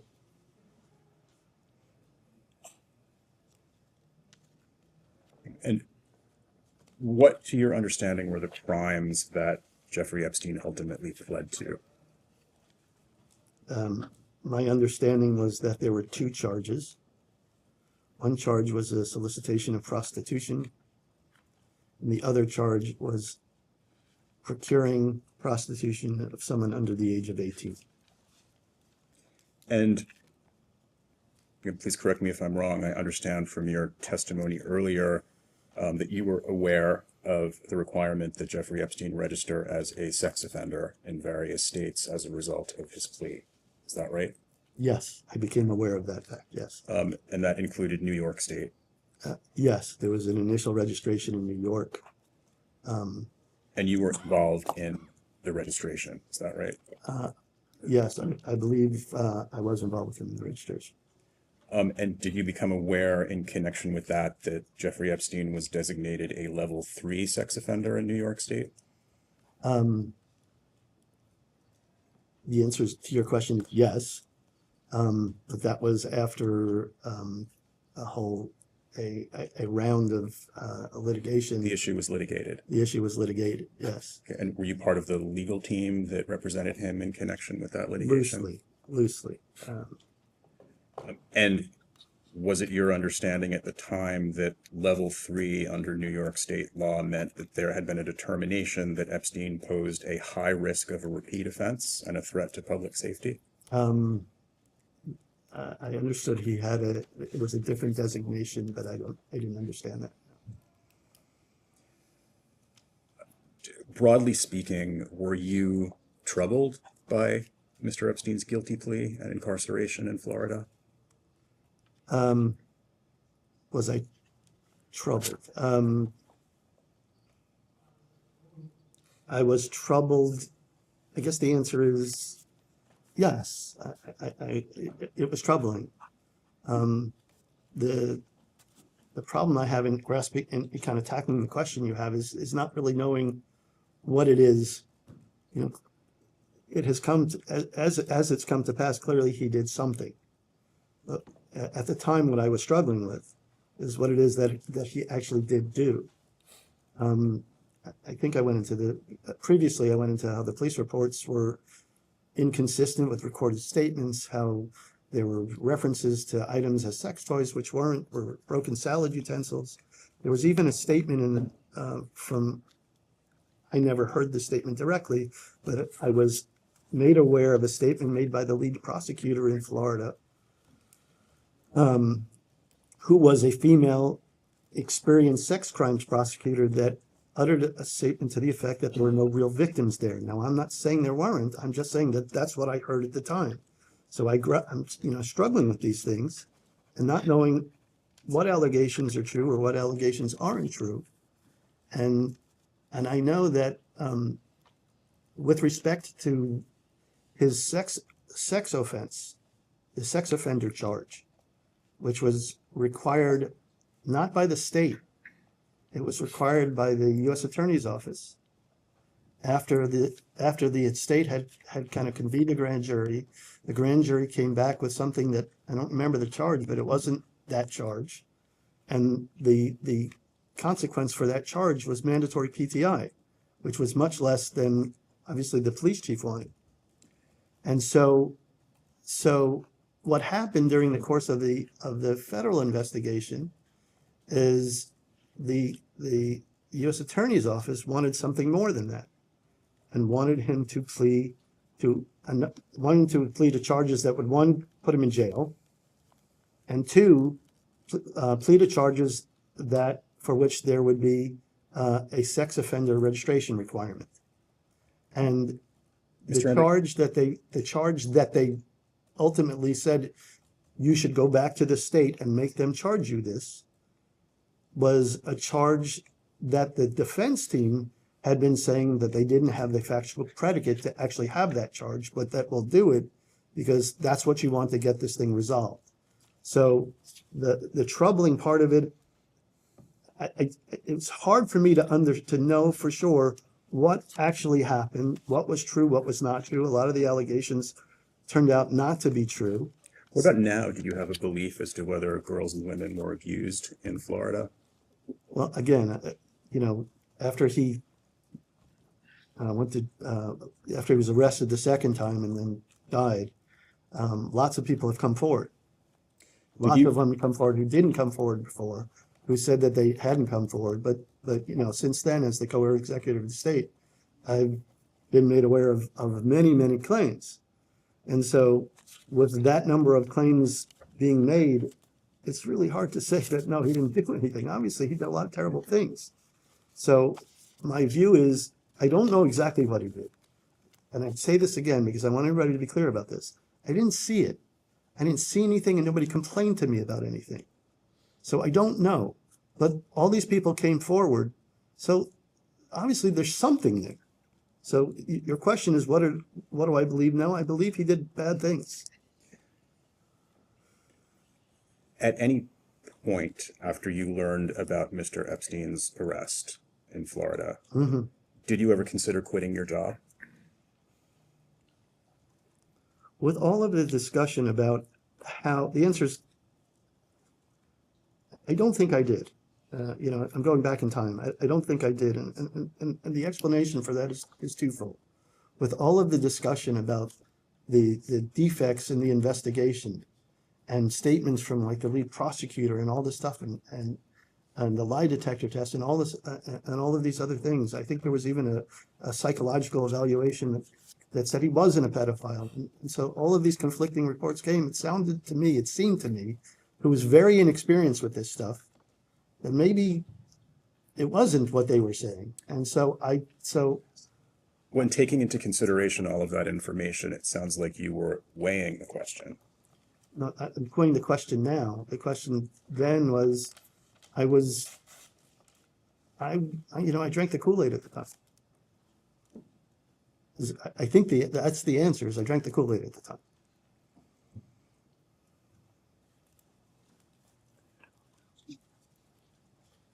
So I think our members have some questions for you, Mr. Okay, Indyke. Great. Mr. Indyke, I have a couple questions. Just to follow up, do you personally believe that girls and women were abused by Jeffrey Epstein in Palm Beach? I do believe that Epstein engaged in bad conduct with women, yes. Do you believe that girls and women were abused? I believe so, yes. Raped? I don't know. Okay. Let me get a couple questions. Mr. Indyke, I want to ask a few questions related to Jane Doe 4 from the case Doe versus Jeffrey Epstein out of the Southern District of New York. Now, Jane Doe 4 alleged that she met Epstein in South Carolina in the 1980s, and through him was introduced to President Trump, who we know the allegation was that he abused her when she was 13, and these are allegations made by Jane Doe 4. Are you aware of Jane Doe 4? I'm aware of the Jane Doe, the case Jane Doe 4. You're aware of Jane Doe 4? Aware of the case Jane Doe 4. I'm not aware of the person. Do you know the identity of Jane Doe 4 in this case? I don't. So you do not know the identity of Jane Doe 4? Today, I couldn't tell you. Okay. Have you ever seen a document with the identity of Jane Doe 4? I'm sure I must have. So you have seen a document? I'm sure I must have. Okay. Now, last week, Mr. Khan, who's the co-executive of the estate, testified that Jane Doe 4 had received a settlement from the Epstein estate, of which you're a co-executor. Now, later in the deposition, when oversight staff attorneys asked about the settlement involving Jane Doe 4, Mr. Khan's attorney clarified on the record, according to his team, that Mr. Khan's earlier testimony had been mistaken and that neither he nor Mr. Khan recognized Jane Doe 4 as someone who had filed a claim against the Epstein estate. Now, since then, there's been additional back and forth and confusion about the details of Jane Doe 4 and her interactions with the estate, and there's been back and forth and clarification. So I just want for clarity, since you're a co-executor, Mr. Khan, and given your position as a co-executor of the estate for both, did Jane Doe 4 receive a settlement from the estate? So to be clear, as your position as a co-executor of the estate, did Jane Doe 4 receive a settlement from the estate? So, Congressman Garcia, I have to say two things about anything with Jane Doe's. The first is we're bound by court orders not to say anything about the identity to the extent someone has sued under a Jane Doe name. We're not permitted by court orders to say who the person is at all. Secondly, putting aside whether it's someone as a Jane Doe or someone specifically identified, we are bound in confidentiality requirements in any settlement. We are, as the estate and the co-executors, to not identify if someone has settled or anything about the settlements. Having said that, any of those claimants who have settled, typically they are not bound by that. So, you're free to ask them if they want to identify things, but we cannot do that. Good. Aside from the identity and disclosing the identity to us of Jane Doe 4, any NDAs or non-disclosure agreements, as we have made clear in prior cases, Congress does not recognize. And we have the ability to determine whether we do and do not recognize. In this case, given that you were under subpoena, we would ask that you provide us information whether Jane Doe 4 received a settlement. And let me continue. Yeah, but let me just say to that quickly that putting aside whatever order may come out requiring them to disclose, I believe, but I'd have to look at each particular settlement agreement, we likely have notice provisions to the person settling. If we were bound to disclose it, to first notify that person, because they could probably take So to be clear, you're not confirming or denying we that there was cannot. a settlement with Jane Doe 4, is that correct? We cannot. So, Mr. Indyke, was there a settlement paid from the Epstein Victim Compensation Program to any Jane Doe or Jane Doe 4? We have the same Let me go- confidentiality restrictions. So you're not unwilling to answer if there was actually a payment from the Epstein Victim Compensation? It's not a willingness issue. It's a bound by confidentiality provisions. I'm not going to take that premise, but I understand your position. Mr. Indyke, do you have any additional information on Jane Doe 4 that you can provide us? No. Okay, great. Mr. Indyke. Yes. The Epstein estate has provided documents and productions to this committee per subpoena, as you're aware, and we have welcomed those, of course, and we've gone through those, and we have continued to go through what's been provided.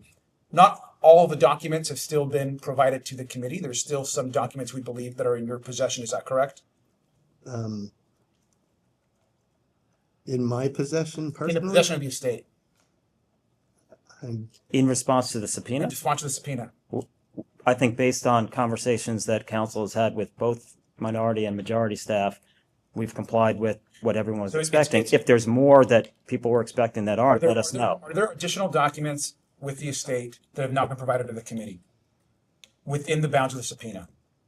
Within the bounds of the subpoena, based upon response, my understanding from council is that whatever was agreed upon to be provided has been provided.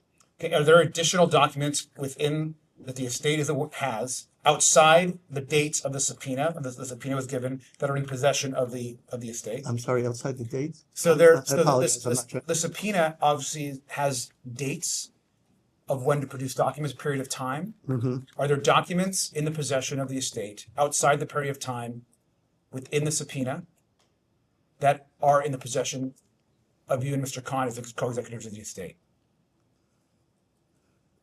I'm a little bit of a loss here because, what I did is what I did and what the co-executive. So what you're saying is you won't answer the question if there's additional documents in your possession? I'm trying to answer your question, sir. the estate essentially gave the documents to counsel. So I'm a little bit of a loss as to how to answer that question without conferring with counsel and counsel telling me what was it. I think the question is pretty simple. The subpoena has a period of time where you should be producing documents within that period of time. Specified document. Right, specified We gave you all the documents that were specified. Correct. So my question is, are there additional documents related to Jeffrey Epstein and communications outside the period of time specified in the subpoena that are in the possession of the Epstein estate? That you didn't ask for. That we didn't ask for. So the subpoena didn't say, I give think us all the documents. Correct. The question's really clear. Are there additional documents outside the period of time specified in the subpoena that are in possession of the Epstein estate? I assume so, yeah. You assume so, yes? Yes. Okay, thank you.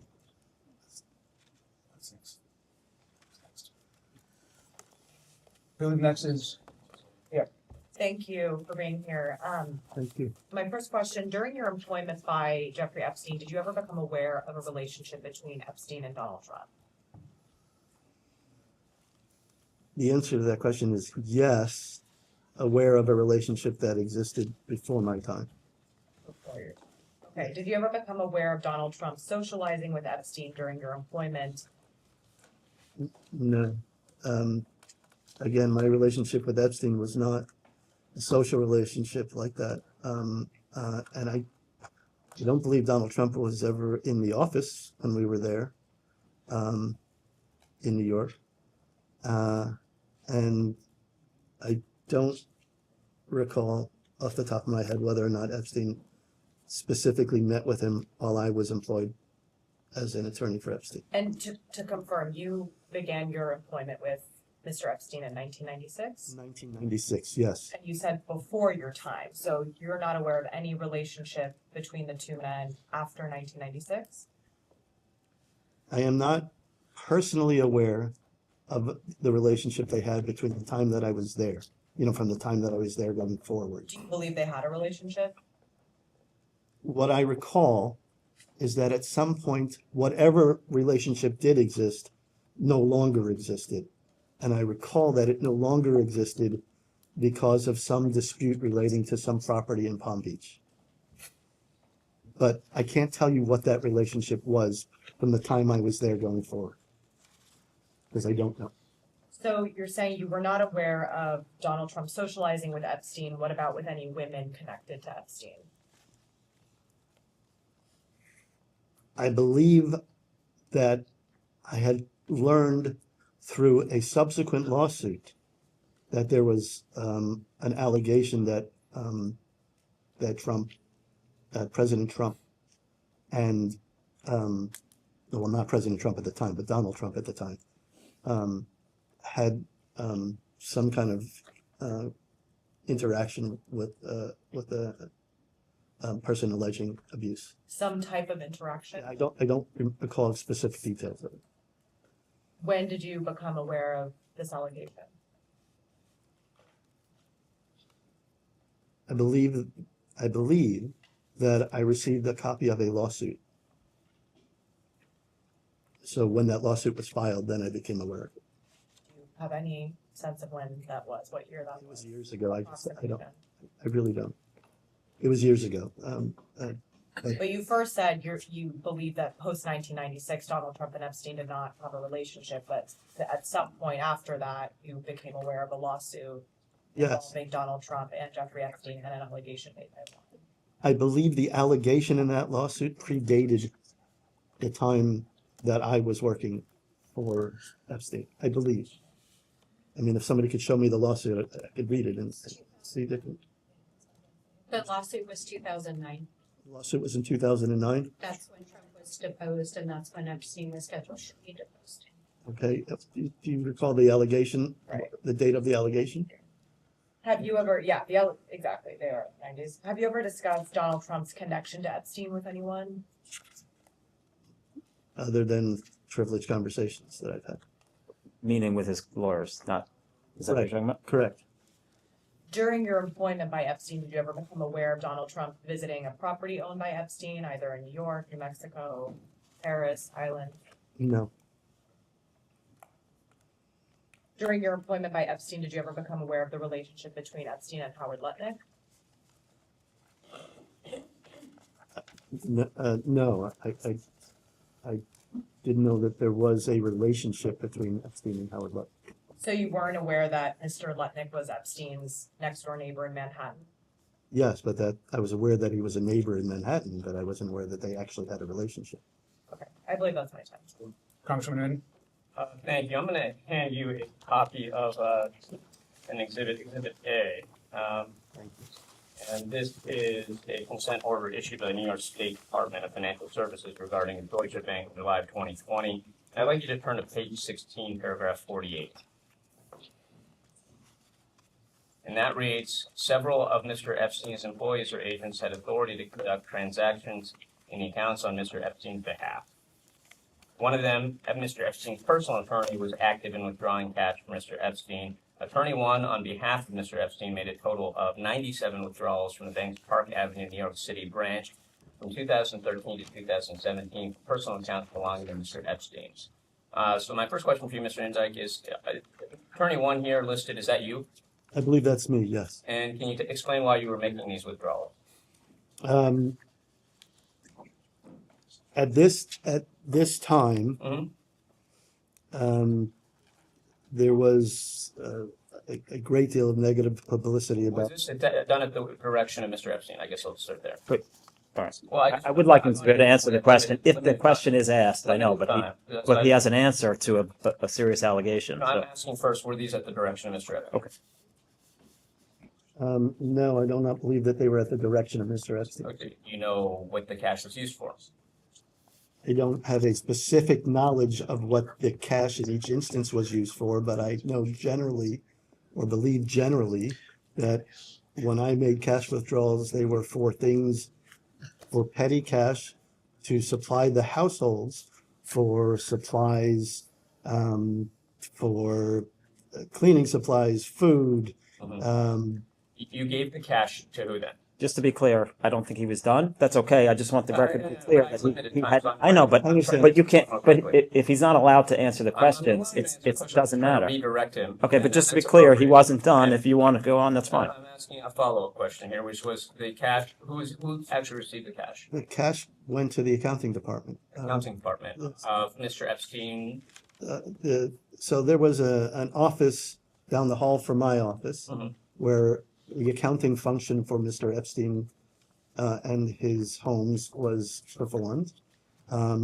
Somebody from the accounting office would ask me for to go to the bank to get money for the petty cash, and the petty cash would service the various households. There were 5 different households, and I would go to the bank with a check drawn on Mr. Epstein's account.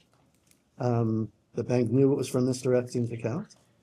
And I would get the cash and give it back to the accounting department. This is a lot of cash. I just want to note, $7,500 per withdrawal, and that would be 97 withdrawals. That is over the course of 16 months, a total of over $725,000 in cash. Just to be clear, that paragraph says it's 4 years, not 16 months. 60.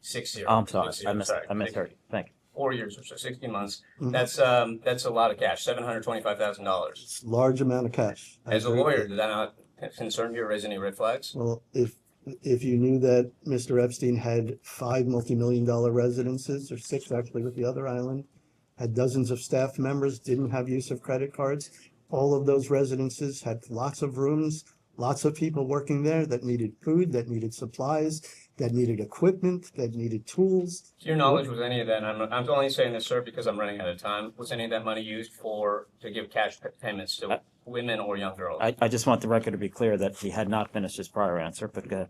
So I did not believe that any amount of cash that I gave to the accounting department was going to be used for an improper purpose. I believed that there were legitimate reasons to bring that cash in, and I did so. Now, I want to switch topics here. Did you have any kind of written representation agreement with Mr. Epstein for the scope of your services as an attorney, a retainer agreement, anything like that? I believe at some point I did. Now, that's not available in the files that were produced to us. Is that I something? don't know that I actually have it anymore. You don't have it anymore, okay.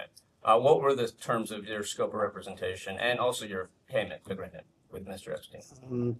the payment was decided on an annual basis. It wasn't decided. Not upfront, not based on hour? No. Just whatever he decided to pay you, that's what you received? The answer is yes, but you know, he had always been generous with me, so I didn't have any reason to doubt it. He was very generous with you. So from 2003 to 2013, according to public reports, your personal bank account received more than $2.4 million from Epstein, while your business account received over $8.3 million. You also received a loan that was never repaid of $7 million, and a copy of Mr. Epstein's trust showed that he planned to leave you $50 million, 50, which was matched only by his girlfriend, Karina Chuliak. What were you doing for him that made him so generous to you? I think I've already discussed all of the things that I did for Mr. Epstein, which were all legitimate legal tasks. I was working for him at least 6 days a week, sometimes 7 days a week. I was on call 24 hours a day with him. And I was not at liberty to take on other clients in a way that other lawyers in private practice would want to take on clients to continue their business. At the end of my time, that's a lot of money. Yep. Thank you. Thank you. Congressman Stanbury. Hi. So I represent Albuquerque, New Mexico, and Zorro Ranch is just north of my congressional district. And as you're probably aware, New Mexico has opened a truth commission and reopened the criminal investigations into what happened at the ranch. So my questions are primarily fact-finding, less so much about your specific role, but really about the ranch and the investigations and why DOJ asked the state to drop their case. I also have a follow-up question about Trump as well as your work on the defense team. So that's kind of the scope of what I want to ask about. So as I understand it, you helped to manage the assets at Zorro Ranch, is that correct? I wouldn't say I helped to manage the assets.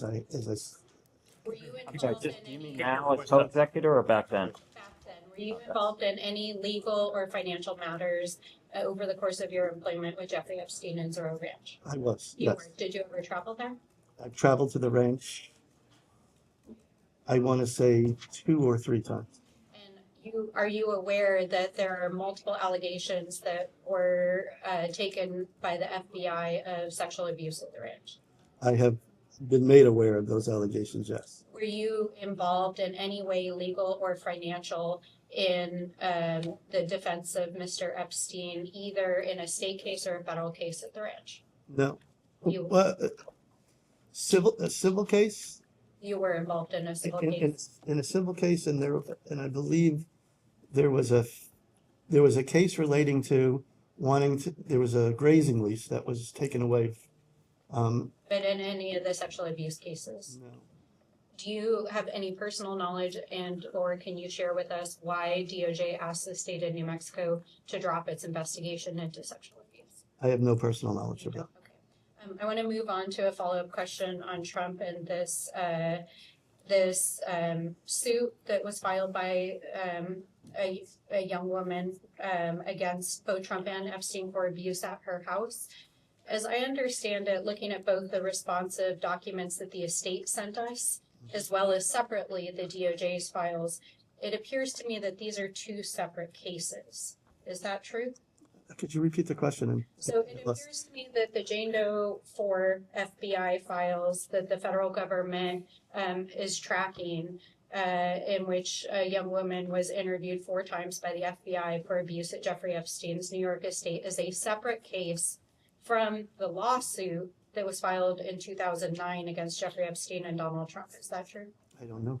You don't? Okay. Did you help to process the files from the estate that were sent to the committee?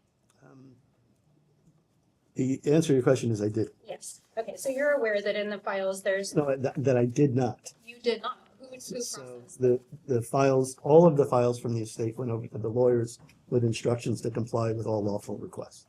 So it was handled by an outside firm rather than you? Was handled by the law firm. Okay, did you review the documents? Not the volume of documents that reviewed. But you are aware, as was just established, that there was a lawsuit in 2009, and there's documentation in the files that were transmitted from the estate that actually state that Epstein was scheduled for a deposition in that case, correct? I am aware, certainly aware now. I And I the was aware, I documents was in front of aware me, so- generally of the case. Yeah. I think I was aware of, at some point that there was a request for a deposition. Epstein actually deposed, these are scheduling documents that came from the estate. Was he deposed in that I case? don't believe he was, no. Do you know why? I don't know. Okay, so that goes to my final set of questions, which is, did you personally or anyone that you worked with make any payments or financial transfers to any lawyers, law enforcement officers, DOJ, or state attorneys involved in cases against Jeffrey Epstein for sexual abuse? Say that one more time, because that's a lot to unpack. So, I think just to be clear, because you asked lawyers, so do you mean lawyers for some government in that question? Yeah. Okay, that's. Okay, I'll ask it slightly slower because we are on a time constraint here. apologize. But really what I'm trying to establish, if I may have a moment to establish it, because it's an important piece of the question here, that we're trying to get to the bottom. The overall point here is, why did DOJ and state entities not prosecute these crimes in a more timely manner? And it has been alleged by survivors that they received some sort of payment, maybe there were transfers of money involved. And so let me ask specifics. Did Alex Acosta, as the U.S. Attorney for the Department of Justice, ever receive any money from Jeffrey Epstein, his estate, or any of his business entities? To my knowledge, no. To your personal knowledge, you're saying no, but is it possible that he did? I don't know. Did any other law enforcement agents, that to your knowledge? I don't believe so, but I don't know. But you don't know. Okay, thank you. Thank you. Representative Walkinshaw? Thank you, Mr. Indyke. I want to go back to compensation. So Yeah. when you started working for Mr. Epstein, what was your compensation? It was an annual salary. You remember roughly the amounts? Or was it hourly? No, when I started, it was around, I want to say 450, 400 or so. $450,000 a year. Yes. Okay. And did you, in addition to that, receive any kind of bonus compensation or incentive structure? I don't recall on a year-to-year basis. When I went back to think about it, what I remember at the beginning was about $450,000. Okay. And that salary, I presume, increased over time over the course of 23 years. It did. Okay. And from the time that you were hired until Epstein's death, could you tell us roughly ballpark how much you were paid?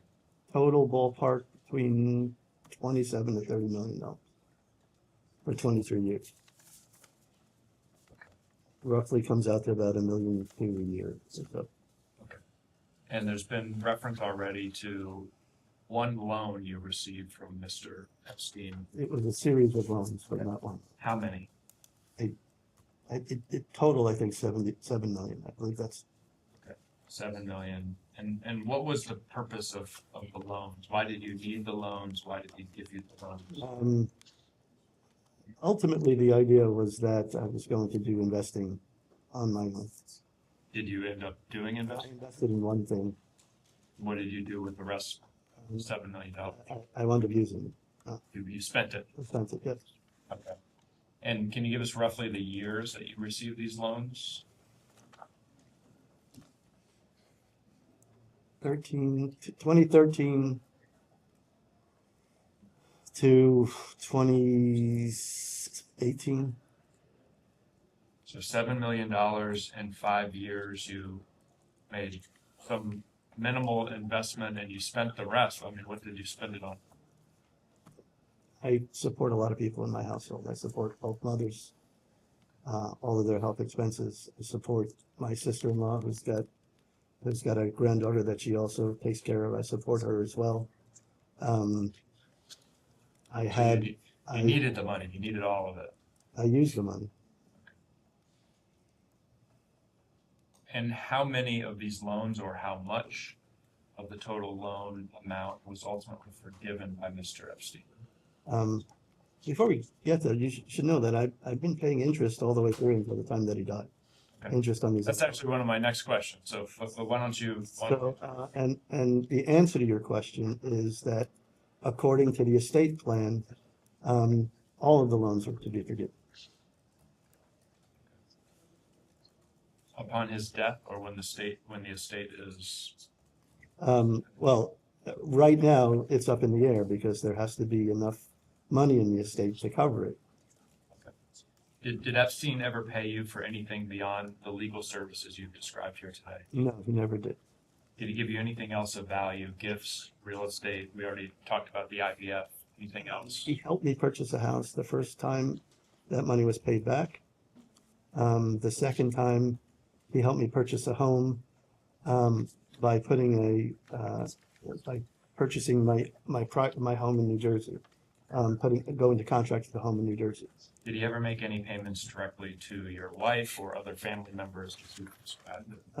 As part of the discussion that we were just having, yes. As part of this? As part of this money. 7 million? Yeah. Some of that 7 million went directly to your wife? Family? The house, for the house. For the house. Okay. And you were asked earlier, shared the IVF treatment funding. Oh, yes, I'm sorry, yes. Okay. That definitely did that. I don't think you gave an amount roughly in terms of what he paid for the IVF treatment. It was 5 times. I recall that at the time, the treatments, the medical portion of the treatments was something like $10,000. And there was also the hormones that required to be purchased as well. I don't remember what they cost. Okay, so 10,000 times 5 is what you can remember. I believe so, yes. Thank you. We're gonna, our time here is done, but I have just one thing just to put into the record and just want to just be clear. Yes. It's our committee's opinion and understanding that within the subpoena that the Epstein estate has to actually provide us documents, there are actually 2 sections, section 15 and section 16, where we have not received those documents. Now, the majority may have directly dismissed those sections with all of you directly. We understand that perhaps the majority feels that the estate has been fully responsive to the subpoena, but it's our understanding that we are still waiting for sections 15 and 16 in the subpoena, and the minority still wants access to those documents. We believe that they're important. So I want to make sure I say that for the record, that we don't believe the subpoena has actually been fully complied with yet. Thank you. I suggest, Congressman, that you talk to the majority because they know the answer to the question. We are awaiting instruction from the majority on those 2 sections. We are prepared to respond to them fully. We have responded fully to every request from the majority and the minority. We are awaiting instruction from the majority, which has been promised to us and not yet delivered. Okay. Well, we look forward to the majority providing their response. We get those final sets of documents. Thank you. Move offer.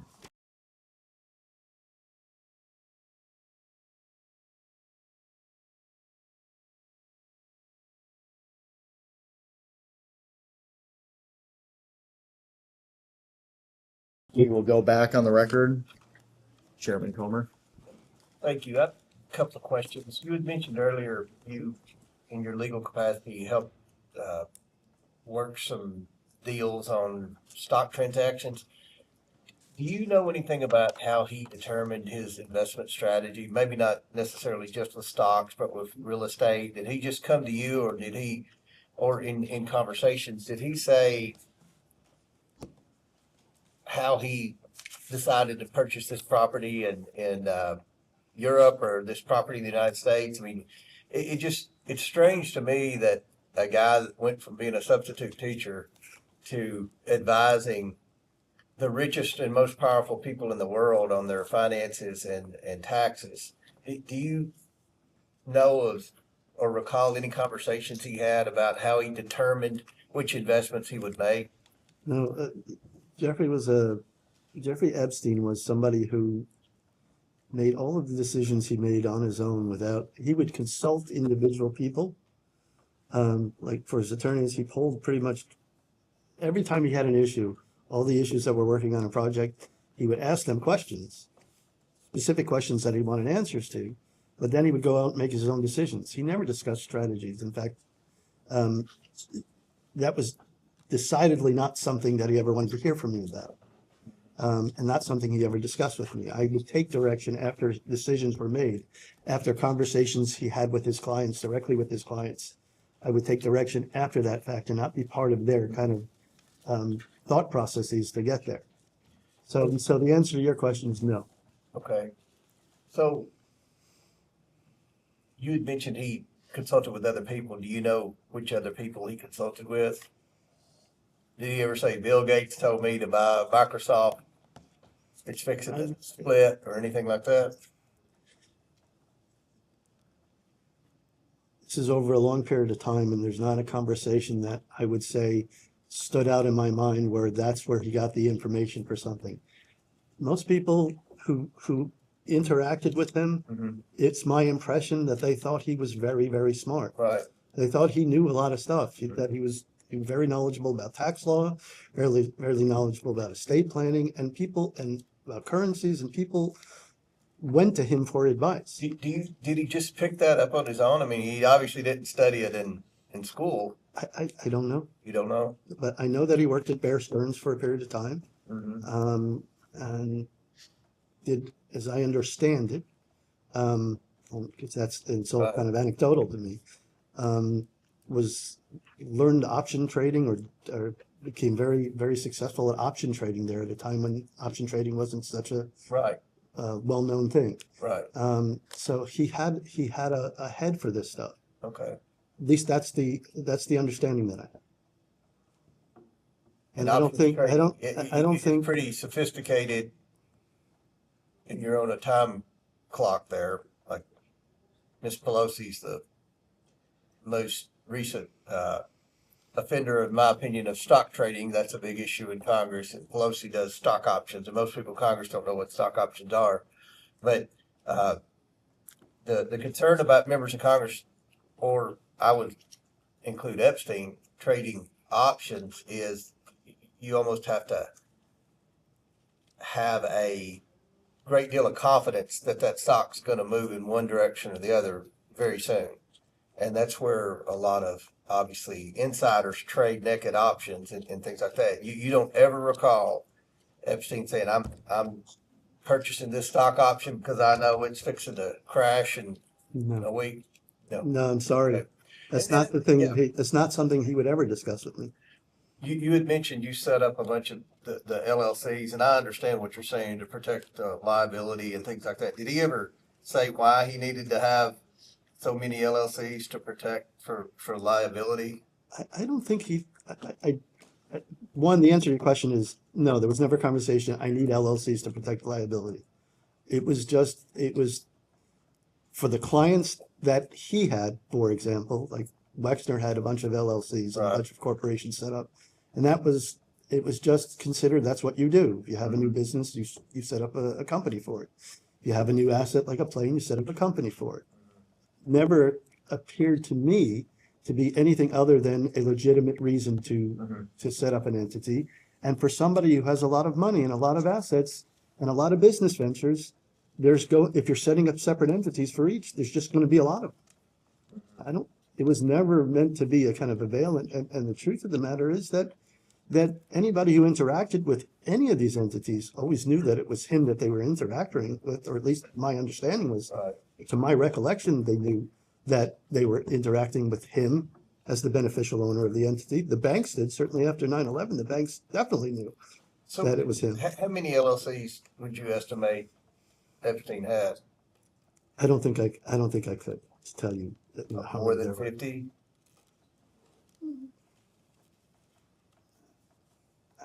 Maybe, I don't know. Some people would suspect he had a lot of LLCs. Every property was a different LLC to protect himself from liability. And this is a guy that now we know, and you say you didn't know at the time, but was, potentially abusing women, maybe underage women, and obviously that would be an obvious reason to form a LLC on each separate property. I could respond to that if you like. I don't think that really works. Okay. Because it's a personal tort. If he engages in a personal tort for which he is civilly liable, it doesn't matter which entity that owned the property that it happened on.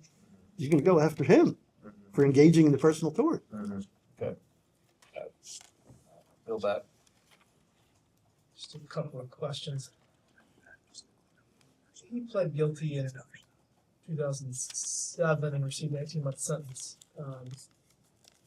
You wrote a letter for his plea for a reduced sentence, or you wrote a part of the letter. Who were his attorneys that represented him during that time? It's a while ago, and I gave you a list, and I'll list them again. Did you know them? Did you recommend them, or did No, they were in place, and newly ones came into place. Did they predate you? You've obviously been there for close to 20 years. No, but I don't know that they predated me. I don't know. I know that they were there. You said that there were 3 lawyers and there were 2 lawyers, and then you were one lawyer. Yeah. At that, in 2007, was it just you, or were there 2 or 3? 2007, I think it was just, I think Jeff Jansen was no longer associated with him. So it was just me, and I think the other attorney that was handling it. Were you involved in whatever the situation you had that allowed him to leave jail 6 days a week for 12 hours a day? That would have been his defense team, Jack Goldberg. That's pretty impressive. I mean, not a lot of people get to go to jail for 18 months, only serve 13, and get out 12 hours a day, 6 days a week. So my understanding, and again, this is not something I do. Sure. But my understanding at the You're a time. lawyer, bro. That's not normal. Yes, but you know, criminal defense versus transactional work on a stock purchase agreement are different things. But wait, you were going to explain. I am going to explain. All right. My understanding from the defense lawyers was that they were asking, and they said it. I said it in response to, I think, claims even by the assistant U.S. attorney that this was not appropriate. And my understanding from the defense lawyers is they requested and received only that which any other similarly situated person in jail would be entitled to at the time. That was my understanding. And that's Palm Beach County had a very interesting system for work release. Okay. That's just something that I think the American people are like, that's kind of strange. But moving on, this morning there was a CBS News article that published that I'll read it. Indyke and Khan recently settled a lawsuit accusing them of facilitating sham marriages in which foreign-born victims married Americans whom Epstein abused for immigration purposes. Can you tell us anything about the settlement? Who was it with? This settlement was in this. It was just a putative class action lawsuit that, in the settlement, was by the estate as well as us. It was upwards of $35 million to be paid to those who were abused by Mr. Epstein. How many plaintiffs were there? Can you tell us that? How many? How many plaintiffs? There was one initially. That plaintiff was dismissed out of the case. Another plaintiff came on, and then the second plaintiff after that came on. Is this settlement public or is it private? I believe that they filed a notice of the settlement in the court, and I think the documents. What were the allegations underlying the? Can I just make one thing clear? Because about the number of plaintiffs, so that's the named plaintiffs, but it's a class action, so it's supposedly on behalf of some unknown number. Right, and that class hasn't been certified. What were the allegations underlying the claim? I would refer you to the document itself, but in substance, it seemed to me that what was being said was that in providing accounting services and in providing legal services that we did for Mr. Epstein, that we facilitated his conduct of a sex trafficking enterprise. So it seems that there were foreign-born women that their visa was going to expire and they were going to have to leave, or they were going to be overstaying their visa.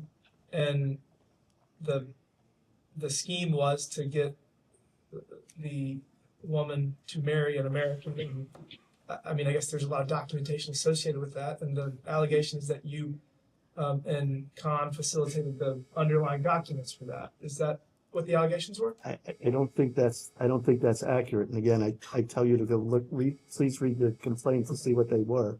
And again, I can tell you that I never arranged, I never facilitated. I didn't even know about the marriage. What's your until relationship they with asked. OSA Properties? What's that? What's your relationship with OSA Properties? I don't have a direct relationship with those. I don't have any relationship with those. Did you ever do any legal work associated with OSA Properties? For example, creating leases for individuals that were living there? I obtained a lease from OSA Properties. So you were a tenant of 301 East 66th Street? At one point, I was a tenant, yes. Okay.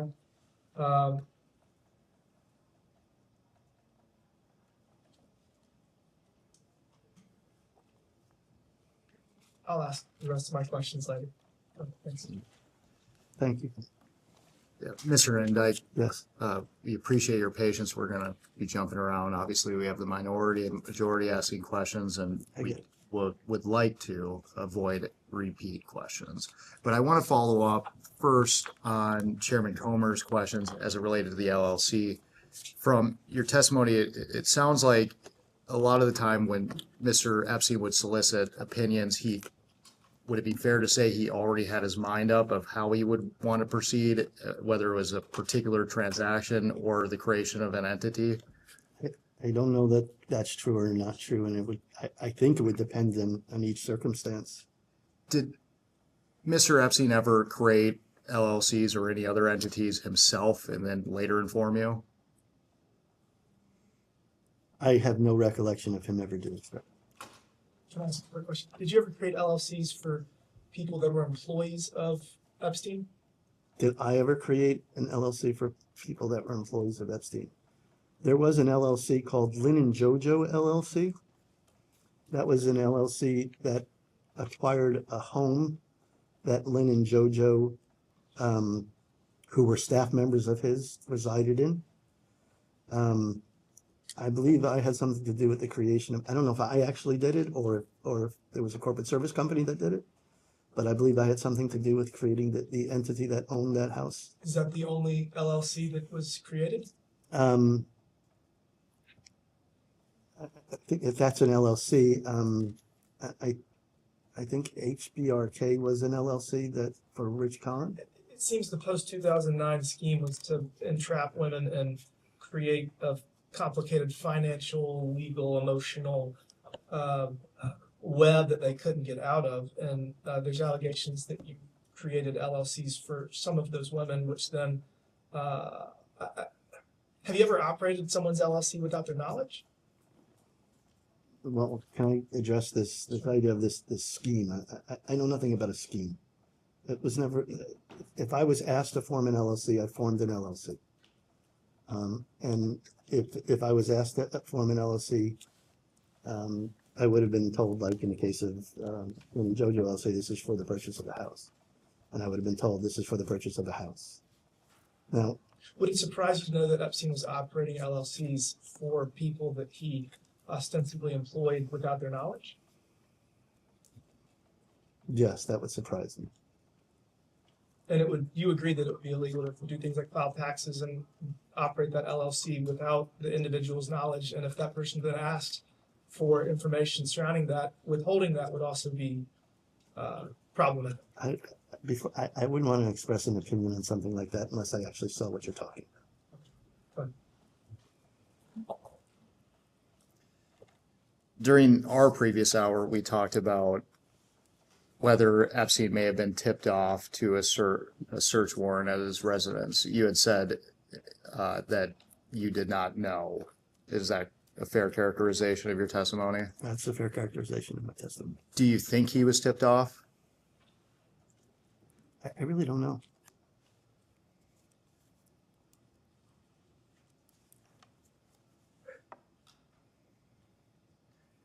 Did you understand Mr. Epstein to have close relationships with government officials in Southern Florida? No. Did Jeffrey Epstein ever inform or represent to you that he was working with any intelligence service of any nation, including the United States? No. Did Ghislaine Maxwell ever inform or represent to you that she was working with any intelligence service of any nation, including the United States? No. During your relationship, did you ever suspect Epstein or Maxwell of being affiliated with any intelligence agency? I never suspected either of them. No. At any time, have you had any affiliation with any intelligence agency? No. You've never. Did you, Barack, live at 301 East 66th Street while you were there?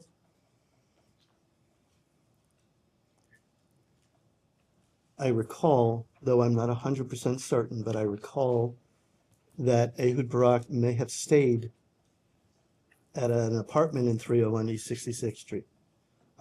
There were several apartments there that guests would come into town, people that he knew, that he would make available for people to stay at for a short period of time. It is possible, and I'm not 100% certain, that Ehud Barak did in fact stay at the apartment at one time or another.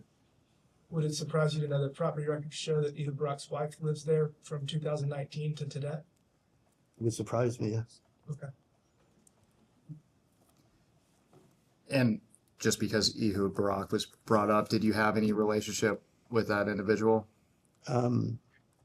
I believe that on one of those occasions when I was visiting Epstein, not one, I think two, maybe three, but a limited number of occasions when I was doing work at Epstein, when I was going over status or going over an assignment with him in his dining room on the ground floor of his townhouse.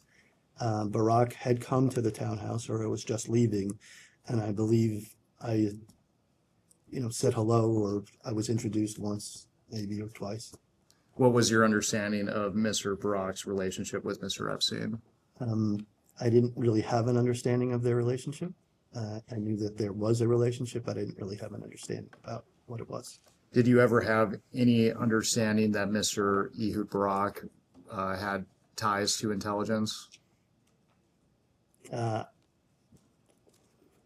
From what, as a general matter, what one reads in the news, I thought, as a former prime minister of Israel, probably.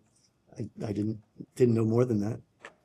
And outside of Mr. Ehud Barak, is there anyone that you know of affiliated with Mr. Epstein or Maxwell that you suspected to have ties to intelligence?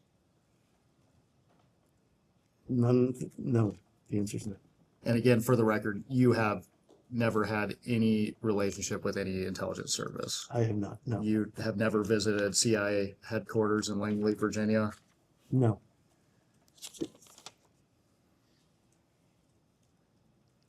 During the previous hour, the minority asked you questions related to your role as Mr. Epstein's attorney. I believe that they discussed at length the compensation structure. I just want to focus on your hiring, and again, recognizing, I'll probably make you repeat yourself. It's okay. Is our understanding that you were working with this partner on Mr. Epstein's accounts, and subsequent to that, you and that partner went to J. Epstein and Company? Is that a fair characterization? No, it didn't happen that way. Okay. I worked first as a paralegal, then as a clerk, and then as an associate at a law firm by the name of Golden Wachtel, at which that partner was a partner by the time he left. He left Golden Wachtel before I left Golden Wachtel. After he left Golden Wachtel, I then went to Greenberg Traurig for about a year or so.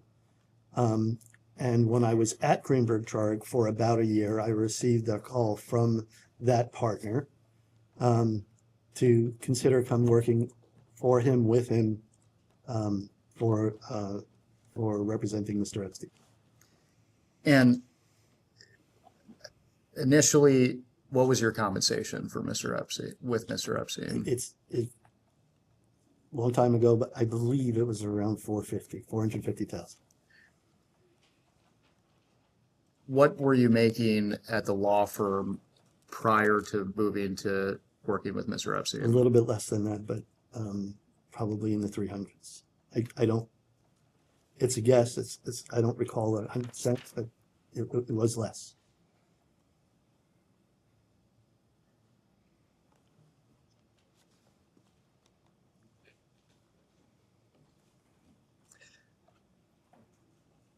How were you compensated by Mr. Epstein?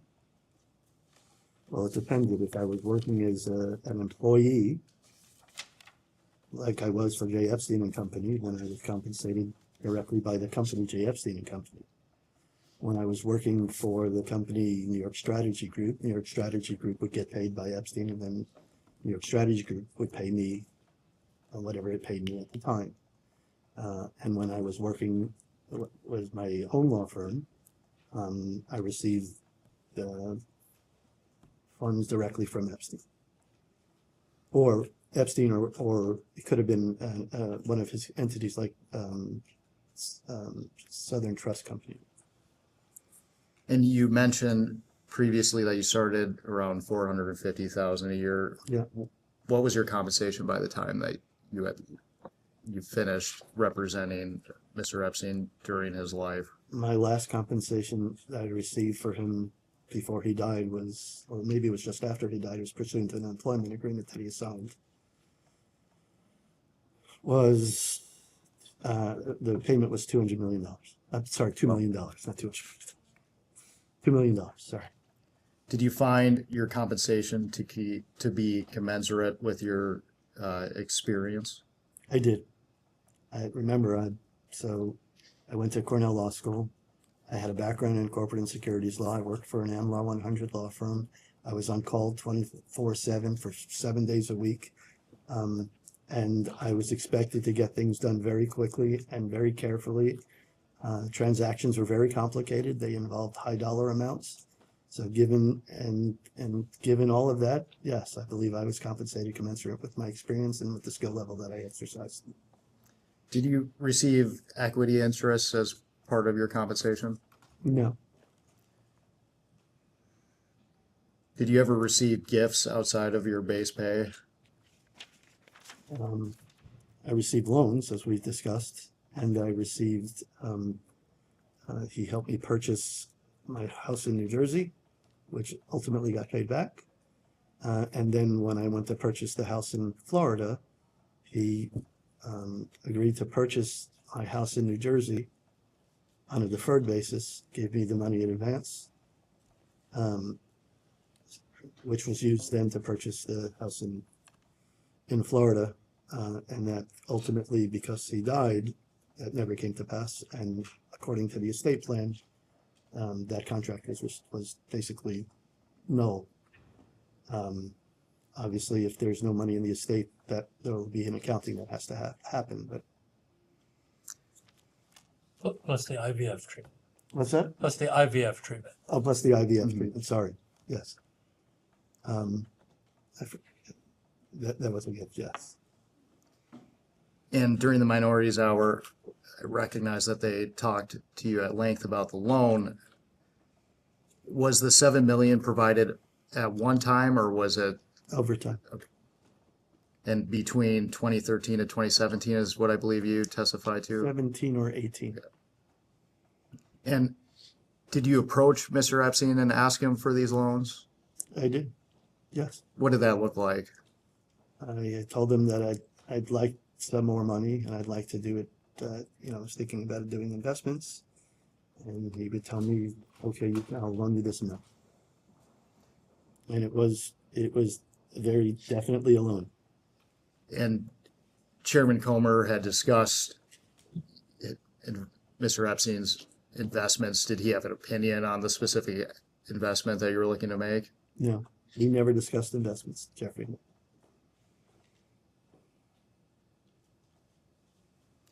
Did you receive any other remuneration we did not cover? I don't think I did. I don't recall anything else.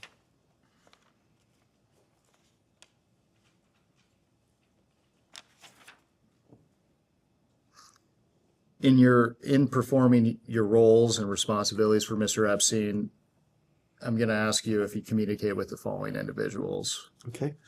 First, Mr. Richard Kahn, Yes. Mr. Harry Beller, Yes. Miss Leslie Groff, Yes. Miss Sarah Kellen, Yes. Miss Nadia Marcinkova, Yes. Miss Karina Shuliak, Yes. Miss Bella Klein, Yes. Mr. Emad Hanna, Yes.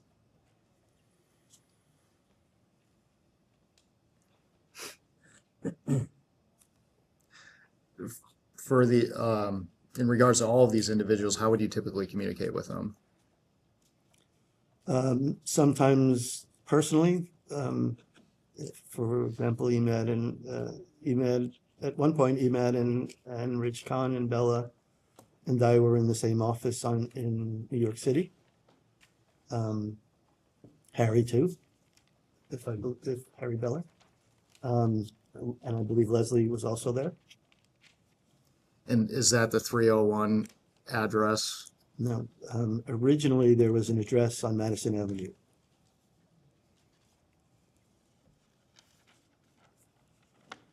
And then there was an address when Epstein was in jail.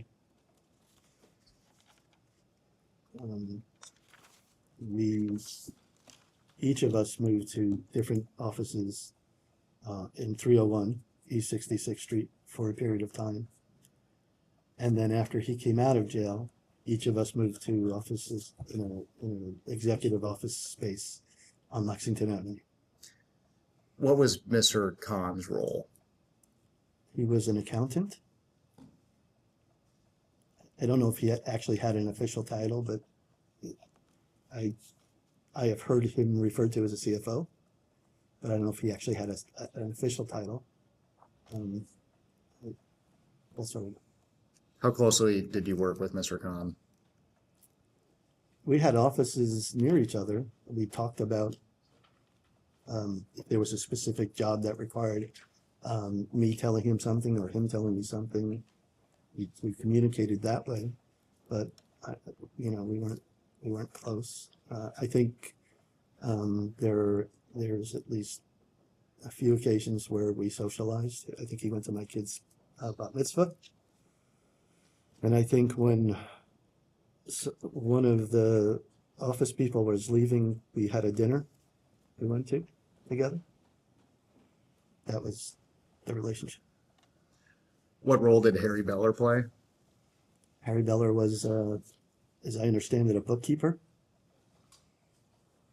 And he was in the accounting department. And again, my role was more legal than accounting. So the specifics of what was done in the accounting department was not something that I knew as much about. But you mentioned Mr. Khan, you'd worked in close proximity to him. Was that true for Mr. Beller as well? Mr. Beller worked in the same office. Again, not in the same office, but in the same floor. We had offices on the same floor. So we saw each other from time to time. I didn't sit with him.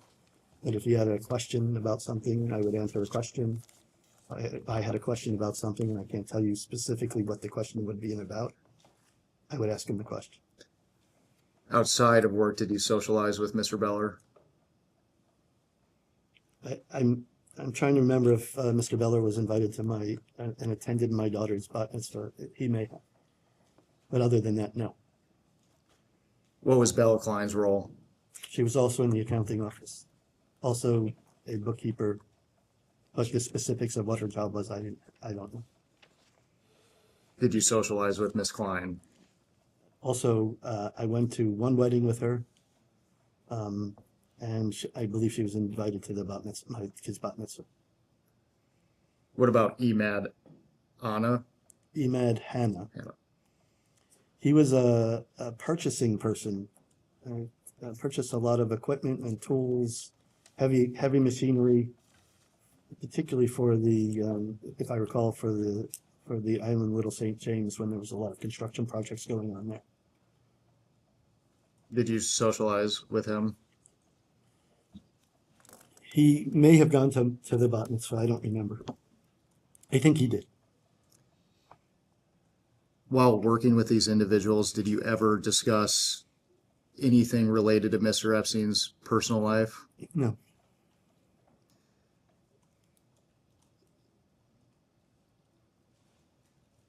During litigation with JP Morgan, there's been documents that have shown JP Morgan staff making comments that tend to show they may have had some awareness into Mr. Epstein's personal life. One in particular was referencing him hanging out with Miley Cyrus.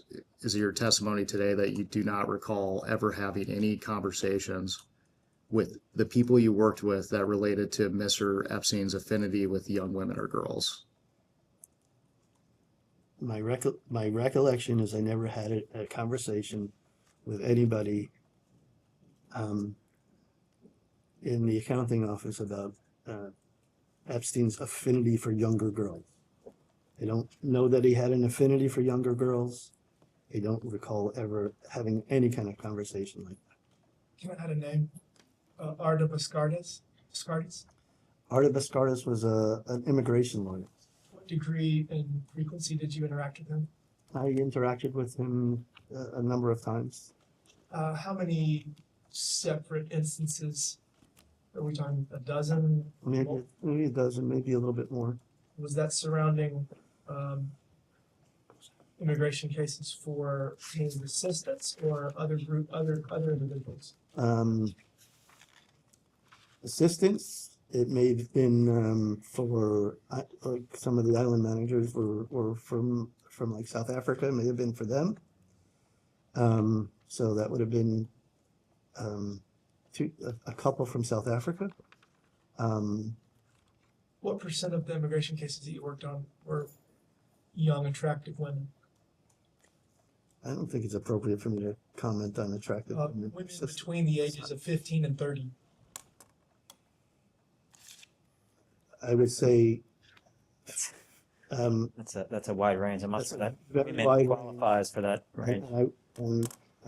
I don't recall there being any underage women ever that I did work for. How many women between the ages of 18 and 30 did you work with Arda Bascardis to facilitate immigration paperwork?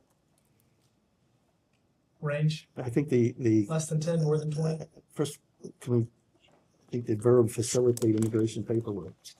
To the extent that I did anything, it was to look over a document or to add a request from a person to provide a document. But I wasn't facilitating immigration. That's not an appropriate word. I'm sorry. If Arda Bascardis asks you for documents to beef up an immigration application, I would use the word facilitate, but okay. Go. Just to be clear, that wasn't a question, right? So he's not going to answer, but I think he would have taken issue with that statement. Yes. Keep your voice up. Keep my voice up. Yep. Yes, sorry. Continuing on the list I previously brought up, Yes. Leslie Groff, what was her role? She was Mr. Epstein's assistant for a while when he was in jail. She also helped me with some of my legal work. Can you elaborate on that legal work? Nothing sticks out in my head today, but to the extent I needed documents copied or if I wanted to send an email to somebody, I would tell her to please send an email to somebody. So you're just referring to administrative work? Correct. Did you socialize with Miss Groff outside of work? Ms. Groff also was invited to my kid's bat mitzvah, and I believe that Ms. Groff went to that one dinner, with when one of the workers in our office was leaving. But beyond that, no.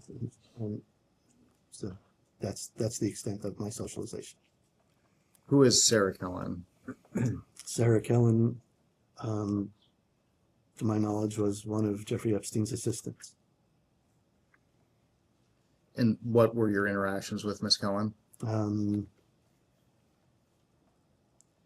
From time to time, Sarah Kellen would relate a request. Nothing comes to my mind about what request that Jeffrey had relating to some legal issue. Sarah Kellen also, as I understand it, was doing interior design work for Epstein. Epstein had a lot of properties, as we know, and was constantly redecorating and changing them. And Sarah was doing a lot of the procuring and for the decorating that he was doing on those properties. And I believe the entity that she did it through was an entity, her business was Sarah, SLK Designs, I think it's something like that it was called. Did you create that entity? I don't recall, but it is possible. Did you socialize with Miss Kellen outside of work? No. Who is Karina Shuliak? I have come to know Karina ultimately as somebody who was a girlfriend of Mr. Epstein. But I did not have that realization until, I want to say, 2015, 2016, around there. And we discussed her in the context of one of the alleged sham marriages. I was not aware that it was a sham marriage. I'm still not sure that it's a sham marriage, but she was one of the people that was married, yes. But you came to learn that Mr. Epstein had a romantic relationship with Karina after this marriage. So the word romantic is for me is kind of loaded. I understood her to be his girlfriend, whatever that meant, and I didn't know what that meant. I don't know what his actual intimate relationship with her was. Did you socialize with Miss Shuliak outside of your official role? No. We talked about Miss Groff, Miss Kellen, and Miss Shuliak. You understood all of them to be assistants of Mr. Epstein, is that right? Say it again. Miss Groff, Miss Kellen, and Miss Shuliak. Correct. Yes, and Sarah, as I explained, Sarah also did decorating and design work for me. Was Nadia Marcinkova an assistant? To the same extent that I don't know what that meant, I understood at some point I became aware that Nadia was a girlfriend of Epstein's, but she was also an assistant. When did you meet Nadia Marcinkova? If you had something to show me, I could tell you, but I don't recall when I met her.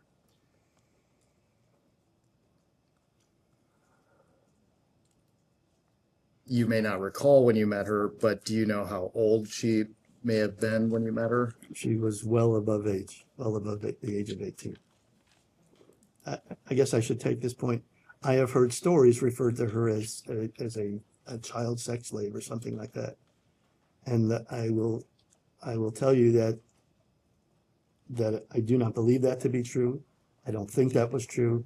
And as part of the defense counsel's kind of disclosures to federal and state governments in connection with the Epstein investigation, they made it clear that that wasn't true.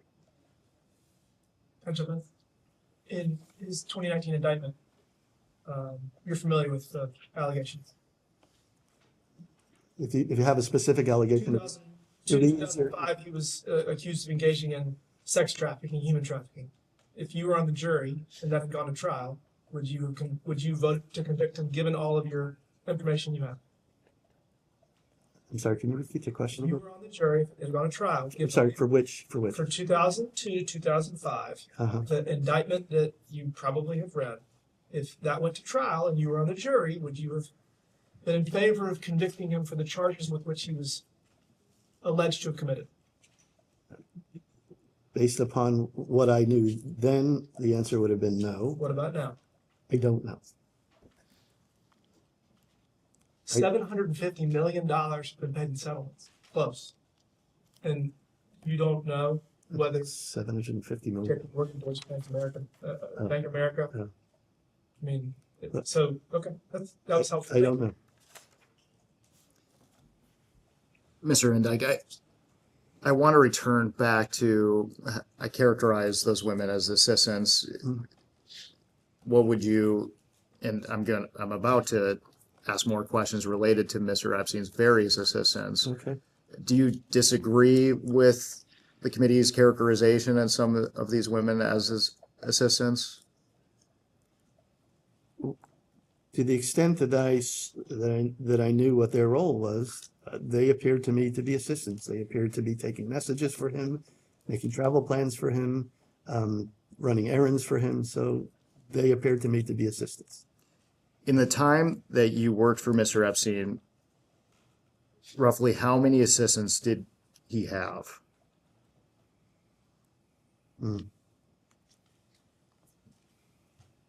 I don't know. 10, 15, it's a guess. I don't know. We could go through them if you want. As his corporate attorney, did you advise him on employment matters related to their hiring? Typically, no. Were all of his assistants female?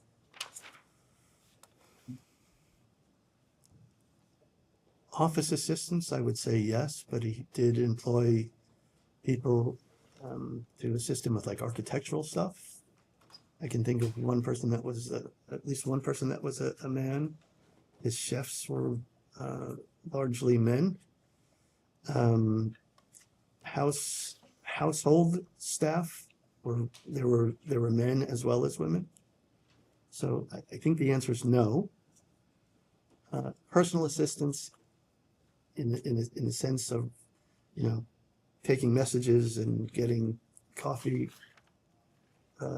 and things like that, I would say yes, except to the extent there was overlap with household functions like, bringing meals and things like that. What % of the women lived at 301 East 66th Street? I don't know.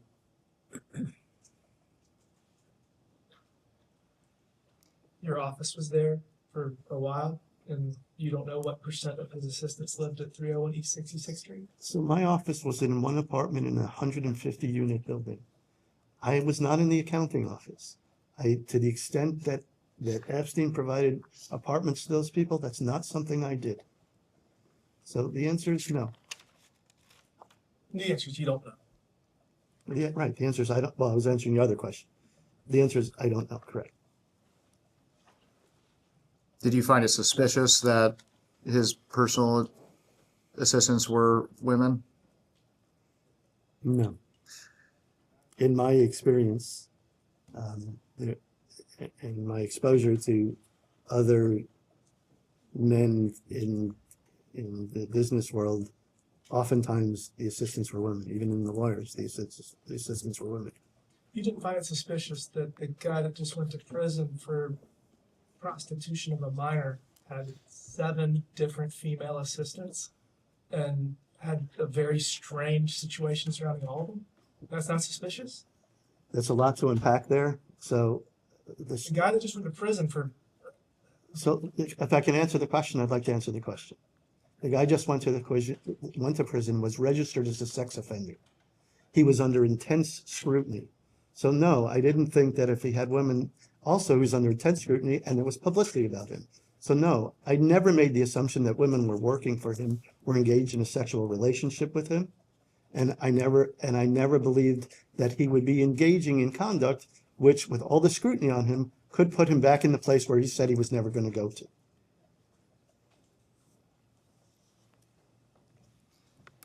How were these assistants compensated?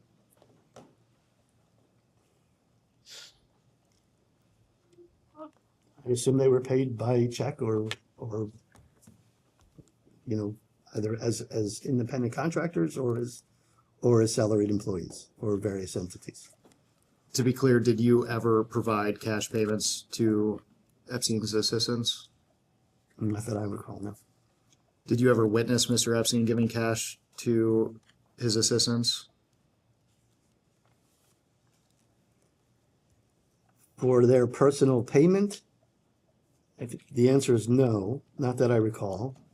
Is it possible that I was in a room where he handed cash to them in order to tip somebody who showed up, or to pay for a particular thing that he asked them to get? That's possible. I don't have a specific recollection, but it's certainly possible. Did you ever witness Mr. Epstein pay women for massages? No.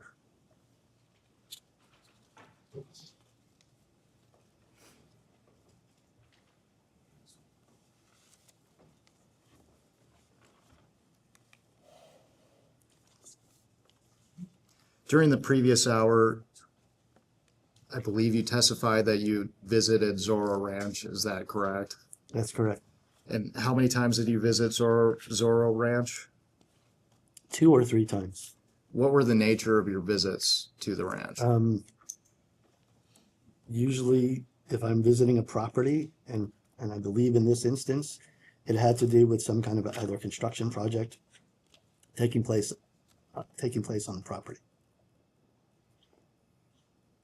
Oh, and there was one other time, now that I'm thinking about it, when my family and I took a vacation out in New Mexico. Epstein wasn't there at the time, but my family and I visited the ranch just to see it.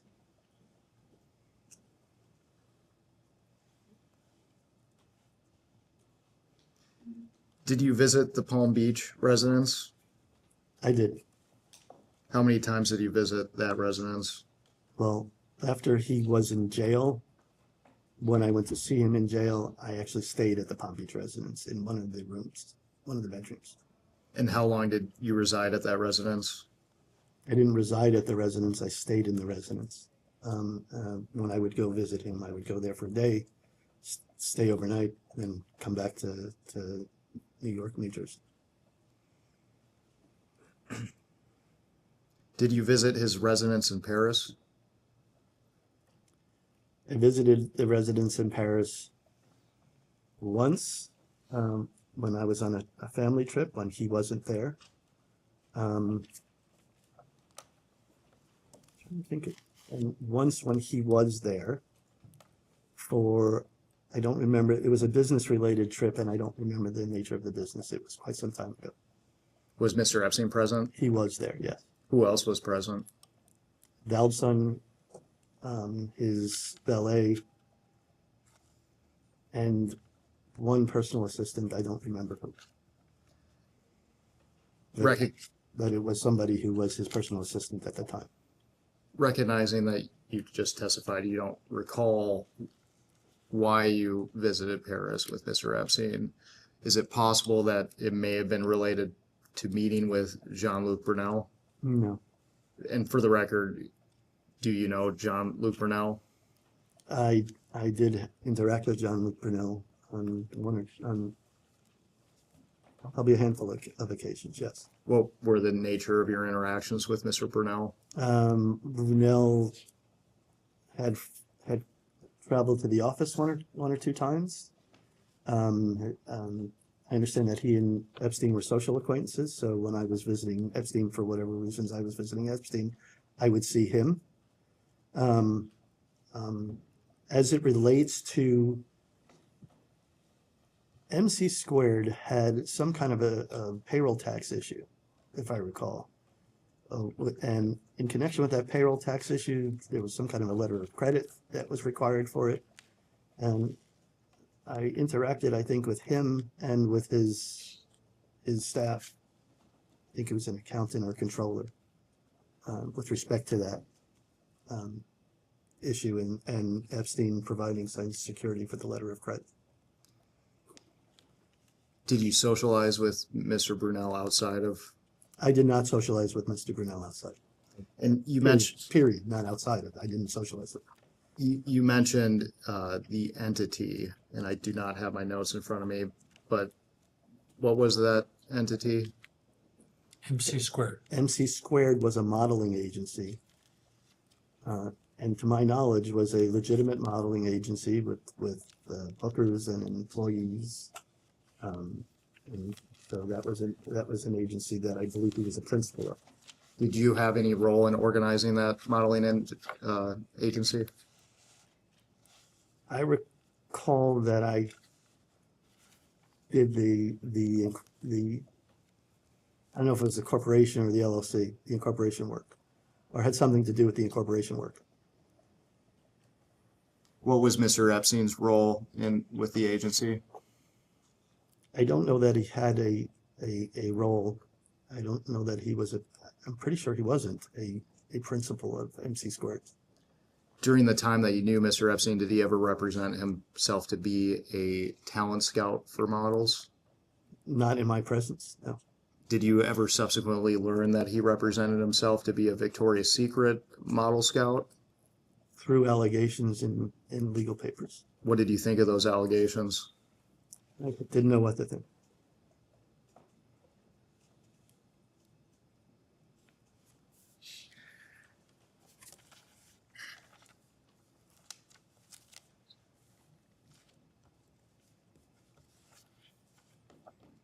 As far as the resident or the properties that Mr. Epstein owned that you said you visited, and correct me if I'm wrong, Palm Beach, Manhattan, New Mexico, and Paris, did you have keys or security access to any of these properties? No. At any time, did you have office space inside any of these properties? No. Did you observe any massage tables? After he died, when we did a tour of the New York, I think it was the co-executor tonight, Rich Collin. We did a tour of that property, and I believe I saw a massage table there.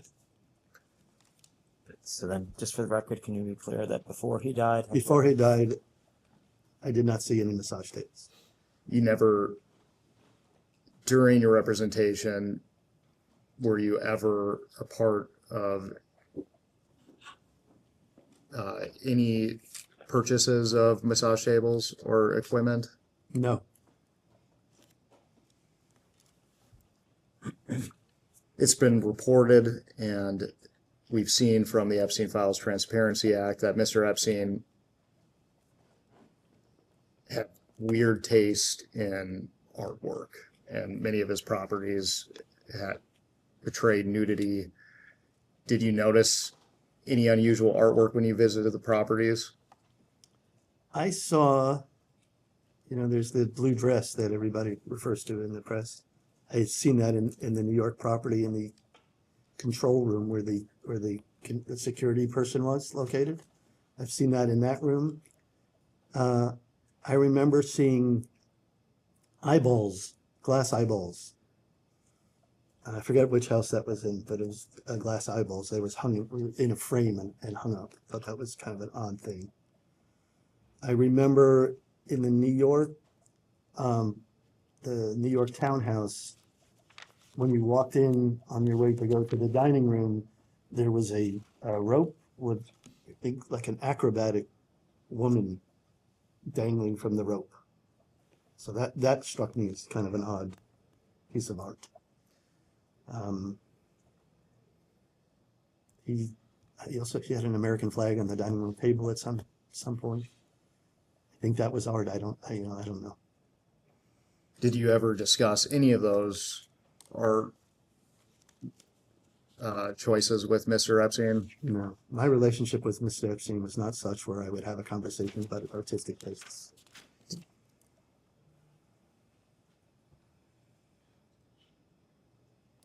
Real quick, have you heard the phrase, if you can speak it, don't write it, and if you can wink it, don't speak it?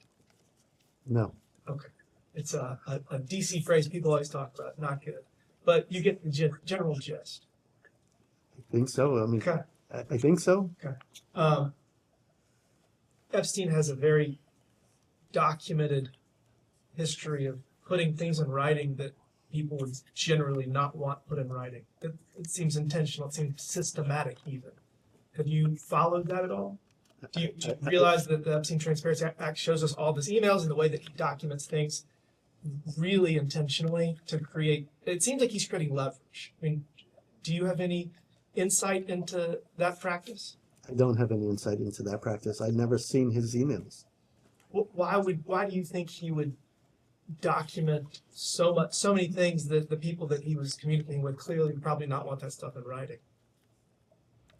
I wouldn't speculate. I don't know. To be clear on the artwork, did you ever see nude photos displayed at Mr. Epstein's properties? I've seen, in inventorying the estate, I've seen there's naked paintings, naked women in paintings.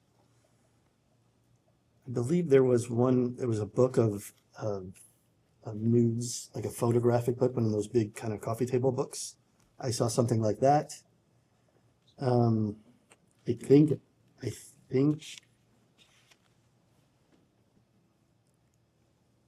I'm trying to remember if it's only because I heard tell of it after the fact, after he died.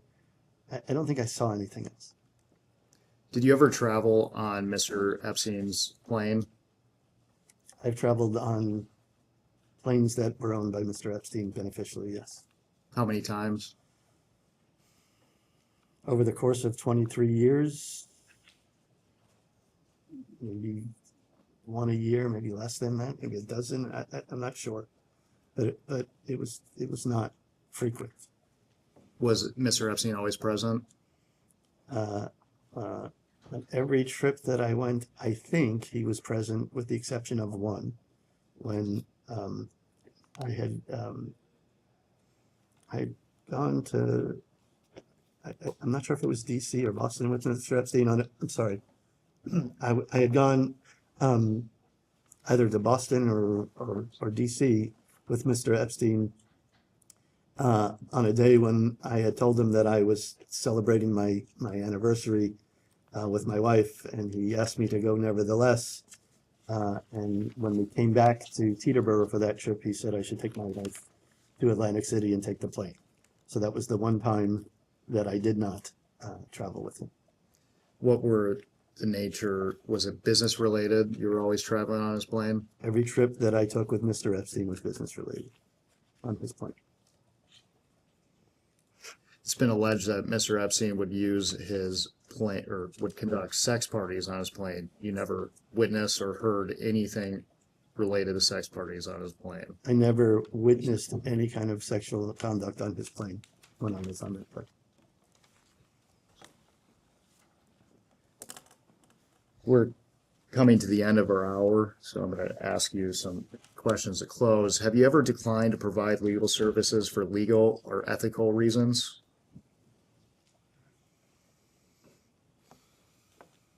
No, I don't think that occasion came up. Have you ever declined to participate in a transaction for legal or ethical reasons? While I was employed with Epstein declined to participate in transactions that he thought were inappropriate for either legal reasons or that he thought could potentially be scams or frauds. So in that respect, yes. Personally, I never had occasion to make that call. Have you ever advised a client to not tell you something? No. Have you ever advised clients about human trafficking statutes? In connection with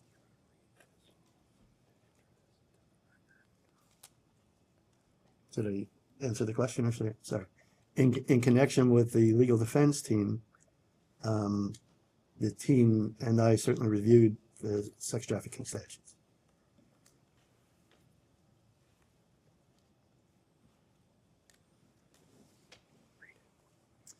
Mr. Indyke, or your lawyers, you discussed this committee's subpoena of documents of the Epstein estate last hour with the ranking member. I believe it was stated that the subpoena is closed out except for items 15 and 16 in the subpoena schedule. Is that correct? 15 has subparts A and B. So one of them is closed out and one of them is not. I will enter the subpoena and schedule as Majority Exhibit 4.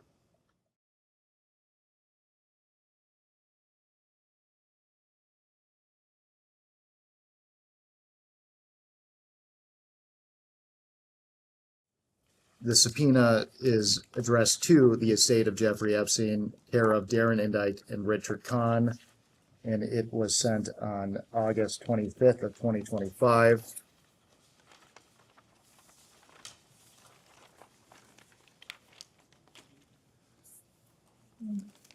Item 15, and I will read it into the record. It requests all documents and communications to or from and or referring or relating to the following individuals.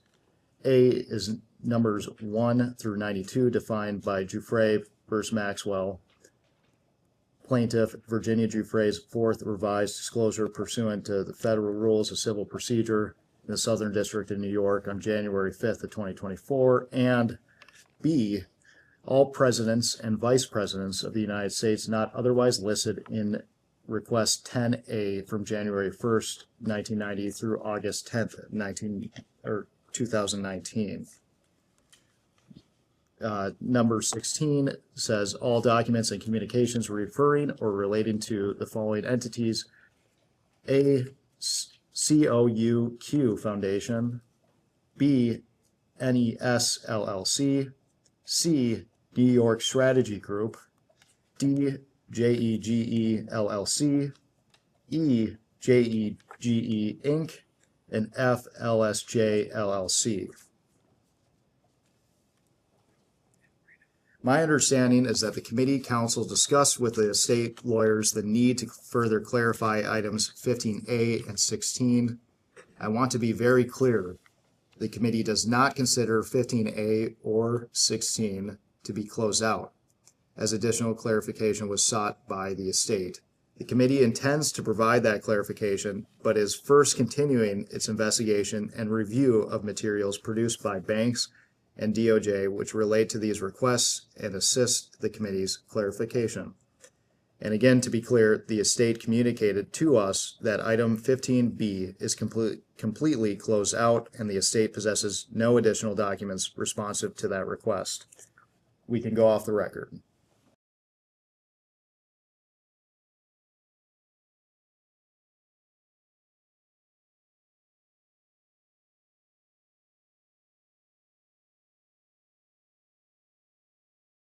We can go back on the record. Good afternoon, Mr. Indyke. Good afternoon. Are you familiar with the Florida Science Foundation? Yes, I know the Florida Science Foundation. Okay. Were you involved in setting it up? The Florida Science Foundation is a trade name, for lack of a better term, of the COUQ Foundation, which was an existing foundation that predated Mr. Epstein's conviction in 2008. So was there a separate incorporation of the entity that subsequently was known as the Florida Science Foundation, as you just explained it? I believe that initially, and I'm not sure why it was done, but one of the Florida attorneys formed a separately Florida Science Foundation. But that, I believe that one was never used. I believe the foundation that was in existence was the one that they used. And you don't have an understanding as to why the Florida Science Foundation was incorporated? As I'm sitting here today, I think somebody just did it quickly because they knew there was something going to be called the Florida Science Foundation. They didn't, and I don't think that they kind of got direction from anybody and they just did it.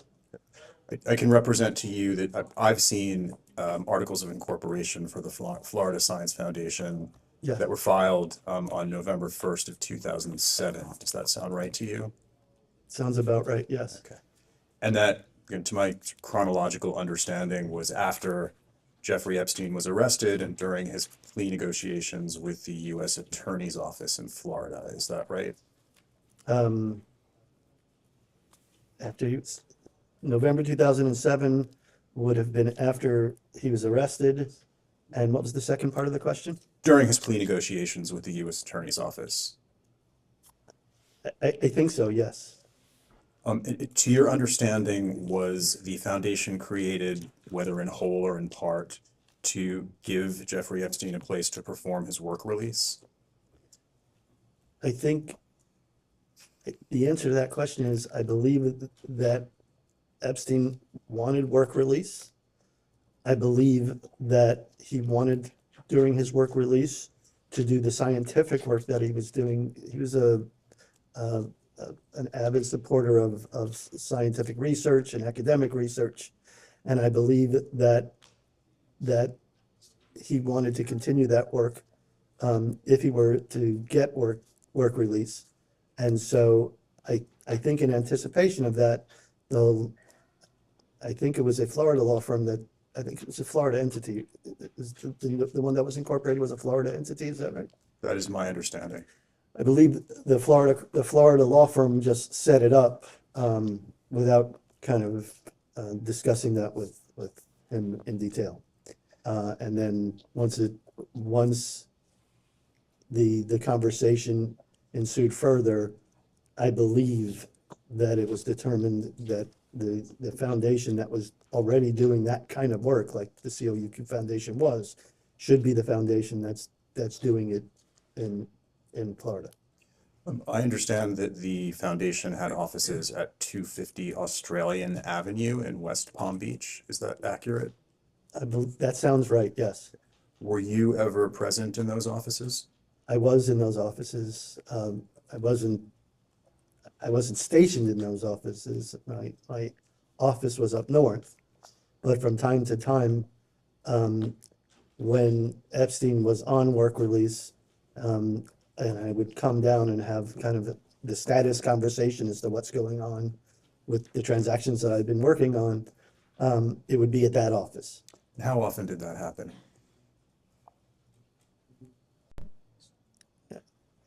I don't recall sitting here today. More than 10?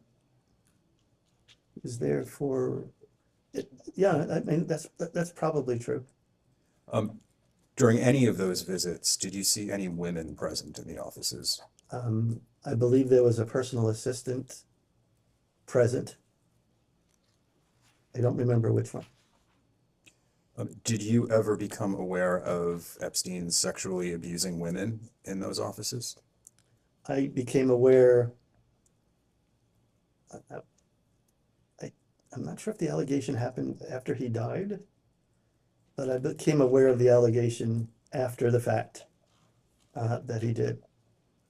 Did any woman ever tell you that she had been sexually abused by Epstein while he was on work release? No.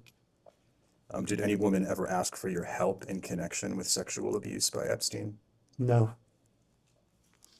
And just the idea that was taking place, I'm not saying it didn't, but it would have surprised me, because when Epstein was on work release, there was a deputy sitting in the front desk. And the office wasn't that big, so that would have surprised me if that was going on. When you say deputy, you mean law enforcement? Like a law enforcement, a deputy sheriff. Did you at any time ever tell any woman making allegations about Epstein not to communicate with law enforcement? I would never have told them not to communicate with law enforcement. Did you visit Epstein in prison in Florida? I did. What was the reason for those visits? The reasons for those visits is that while he was in jail, there were 5 properties. There was construction going on properties.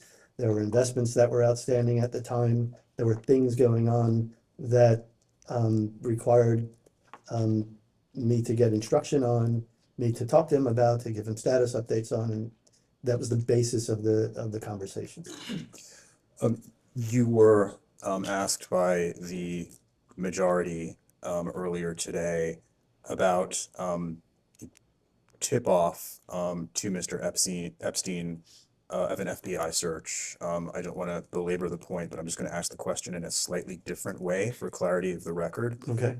Do you have any reason to believe that Epstein was tipped off about an FBI search? I don't have a specific reason to believe that. I've heard the allegation a bunch of times. And having learned things after he died about him, I would be less certain that it didn't happen.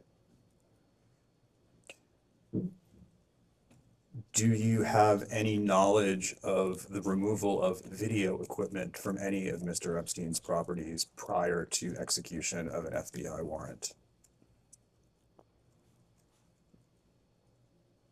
I need to speak to you about this. Privilege issue? Yes. Can't do it here. We can go off there.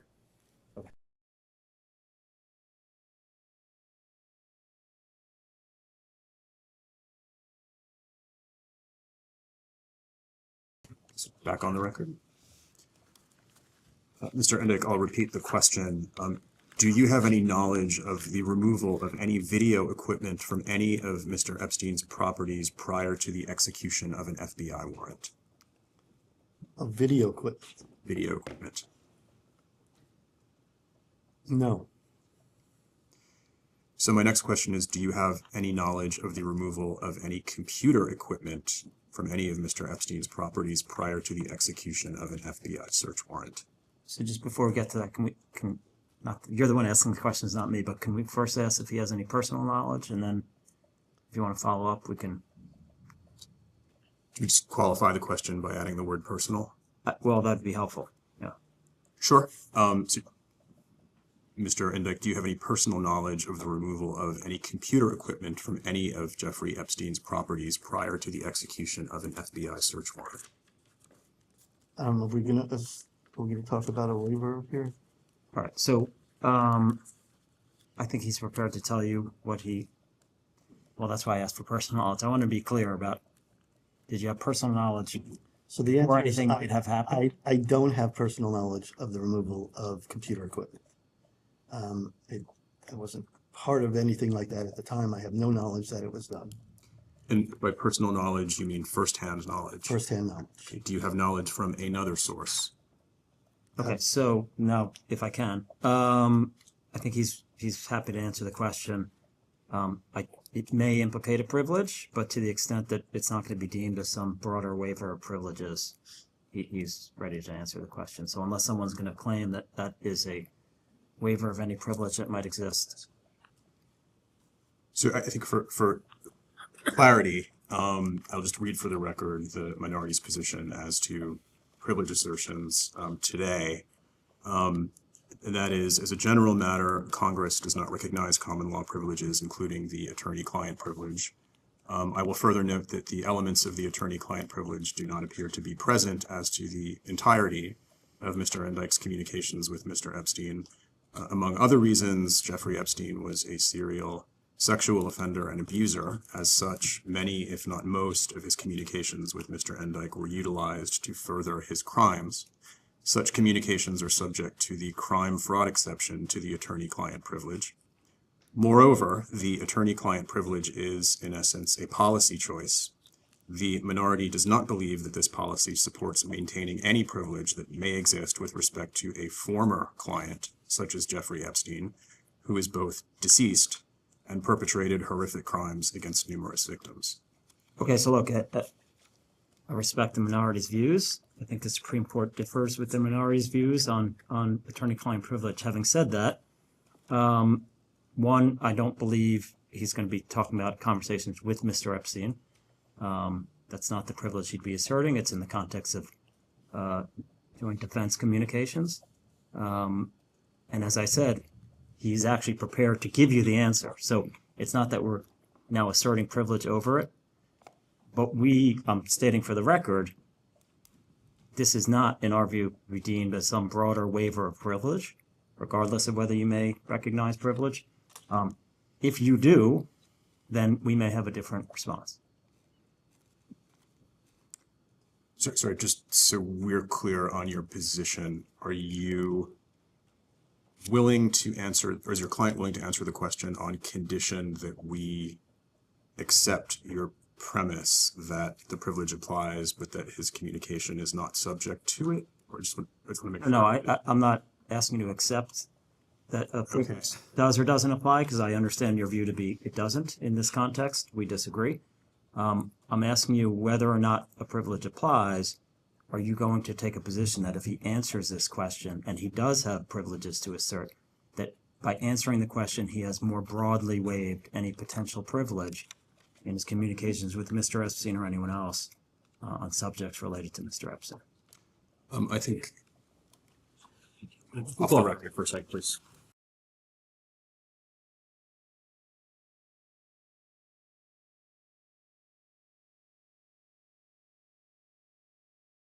Back on the record. So we have consulted with counsel for the majority, who is going to articulate the committee's position on this question.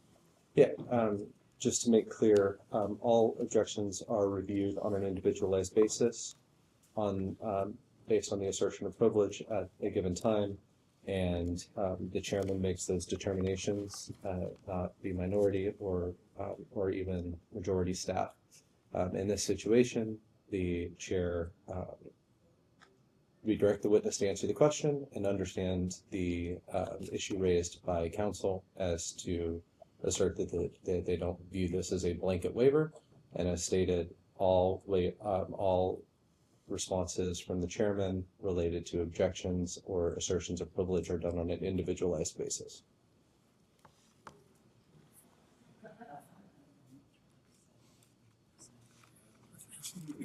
Yeah. If I may ask, just to be clear, and I understand that the decisions are made on a case-by-case basis. I think the issue we're raising is whether people can say that because he answers a question in the context of the one that was asked, putting aside what people's positions are on privilege generally, that the answer to this particular question, which is a pretty limited scope question, will not be deemed by Chairman Comer or the majority to be a broader waiver with respect to attorney-client privilege that might apply to other issues. Given that each individual issue raised is done so on an individualized basis, and in this case, the decision here is specific to the question that has been asked. And so that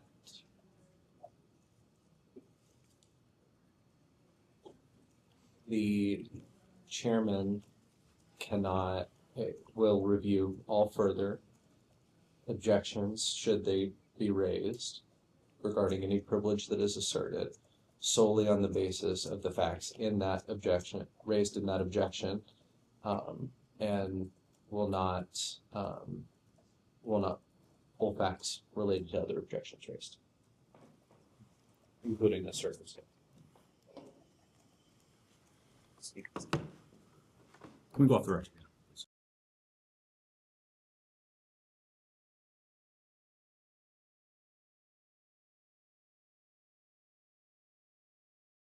The record. Okay. So we will permit Mr. Indyke to answer the question with the understanding that we have that his answering that question will not be deemed a broader attorney-client privilege waiver with respect to other topics, even if they relate to Mr. Epstein. And on that basis, you can answer the question. Thank you. So during the course of after Epstein's conviction, after he served jail time, through conversations with defense counsel, I became aware that there were computer hard drives in the possession of private investigators. Not having done them, not having been participated in that in any way, I don't know when they were removed, when they came in their possession, if they were removed. I just don't know how they came into possession, but I knew of the existence of hard drives. And did you come to know what was contained on those hard drives? No.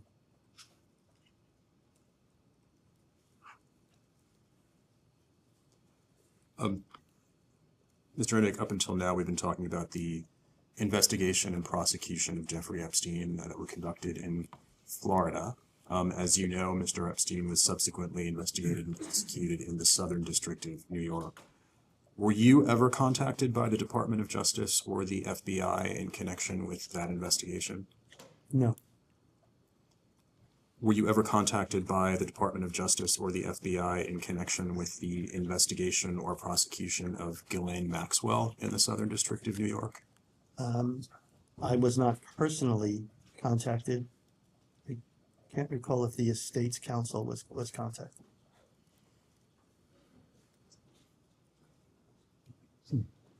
Do you have reason to believe that the estate's counsel may have been? Sitting here today would be a guess, and I don't really want to guess. I don't recall. And I don't recall any conversation subsequent to that. Mr. Indyke, I'm going to shift gears a bit. And as we go forward, I'm going to ask you some questions about interactions with women linked to Jeffrey Epstein.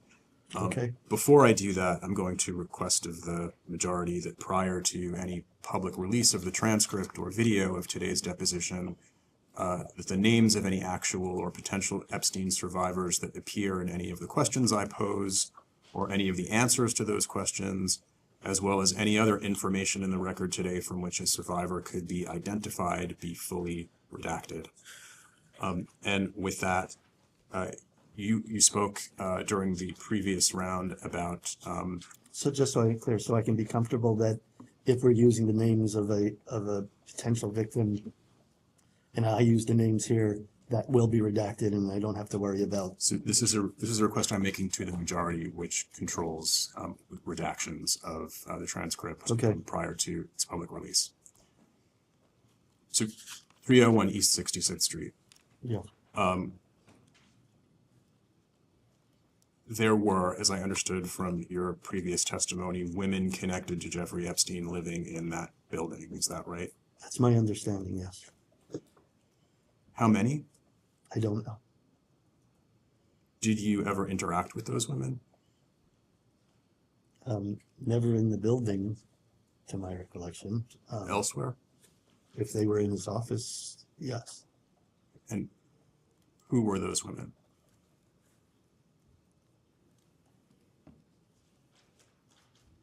It's happened a while ago, and I'm having trouble recalling who lived in the building, which is why I can't answer your question about how many.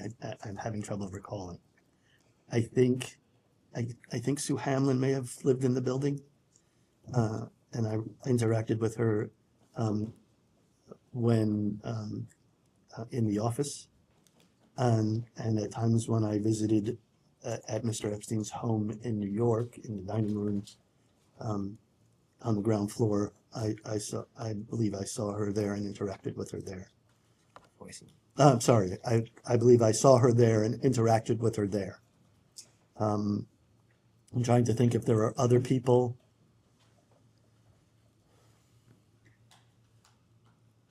I don't know. This is very hard because I don't know who's living there. And if you had names that you could give me, it would be helpful. We can put that aside for the moment.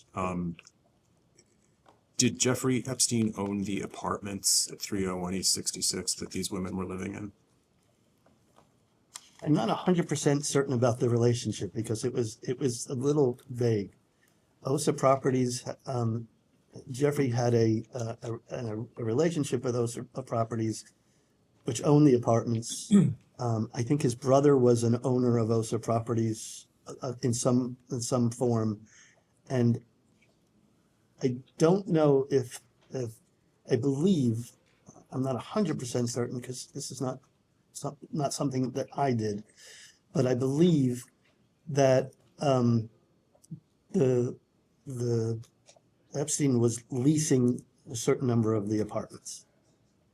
Was Epstein paying rent for these women? I believe Epstein was paying rent for the apartments. The apartments where these women were living? Assuming there were women living there, yes. But again, I can't tell you who was living there. I don't recall. As I said, I do recall Sue Hamlin there. I don't recall who else was living there, but I also think, because I remember there were leases for,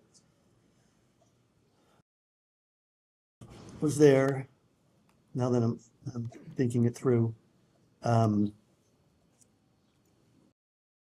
was there as well, and Shuliak.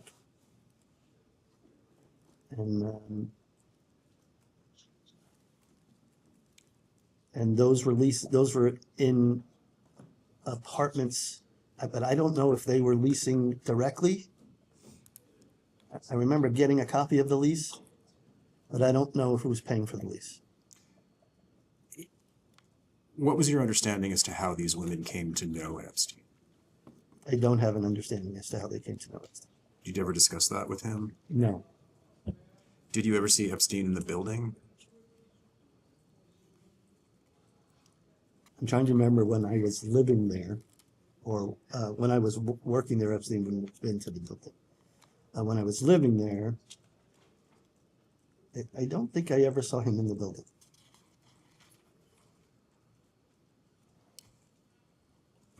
Do you know Lana Pozhidayeva? I think that name refers to Svetlana Pozhidayeva.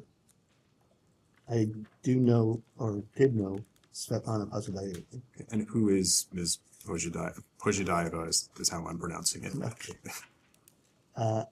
I believe she worked as an assistant for Mr. Epstein. I believe she was somebody who did marketing work for one of the foundations, one of the scientific foundations. I don't know of the relationship beyond that. And what was your understanding of her relationship to Jeffrey Epstein? What I just told you was my understanding of the relationship. Did you ever understand it to be sexual? No. It's my understanding that Ms. Pozhidayeva had a business. Is that correct? There was a woman empowerment business with that WE something or other. We Talks? Yeah. WE Talks? Yeah, I think that's what it was about. And I believe that she was, I think that business was doing like presentations, conferences, things like that.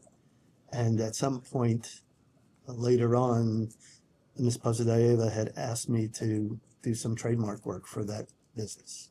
Did you do that work? I think I did, yes. Did she pay you for that work? No. Did Ms. Pozhidayeva ask you to do that work directly, or did that request come from Epstein? She asked me to do the work directly. What about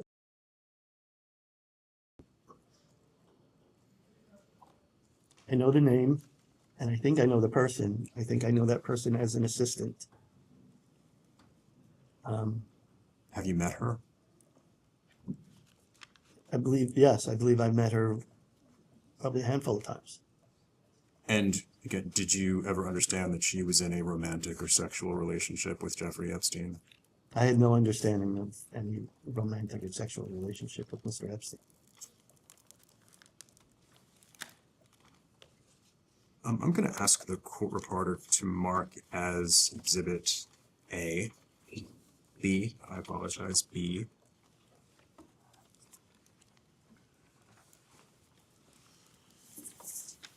A check dated March 14th, 2019.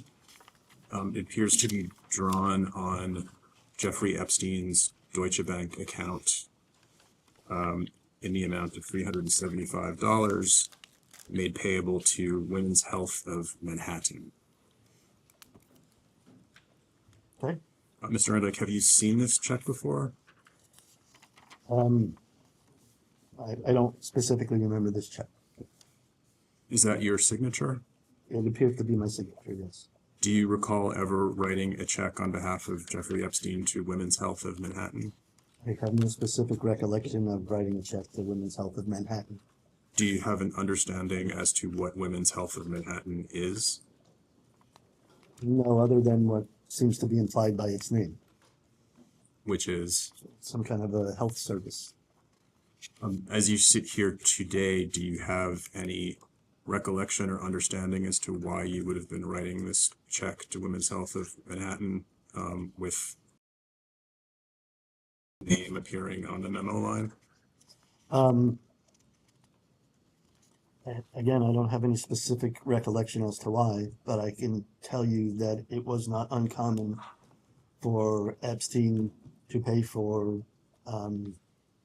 medical visits, tuition payments for people, both men and women who worked for him, who he knew, who were acquainted with him. So a check for $375, and the likelihood that this check came to me by itself is probably very limited. The likelihood is probably in a stack of checks. If I was signing checks at that time, I would have gotten a stack of checks and there would have been something on there. And if the person that provided to me had authority to request the check, then I simply would have signed the check. So this was not a big part of my role. It was a role that I had as a just as an administrative function. So that's as best I can give. To your knowledge, were any of the payments that Jeffrey Epstein made to Women's Health of Manhattan in connection with reproductive health services? I have no idea. No further questions on this exhibit. Thank you. Thank you.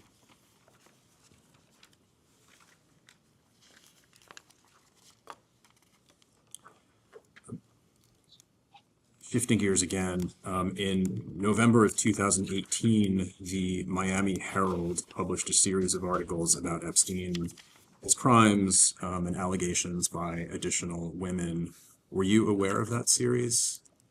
I became aware of the series, sure. And it's been reported that in the wake of the Miami Herald series, additional banks, including Deutsche Bank, dropped Jeffrey Epstein as a client. Is that consistent with your understanding? The time frame of that story makes sense. You know, in the wake of, I don't know if that's the correct characterization. I know that the articles came out, and I know that subsequently the bank dropped Epstein as a client. It's also my understanding that after that happened, Jeffrey Epstein started transferring money to you and to Mr. Khan. Is that correct? Transferring money to me? Yes.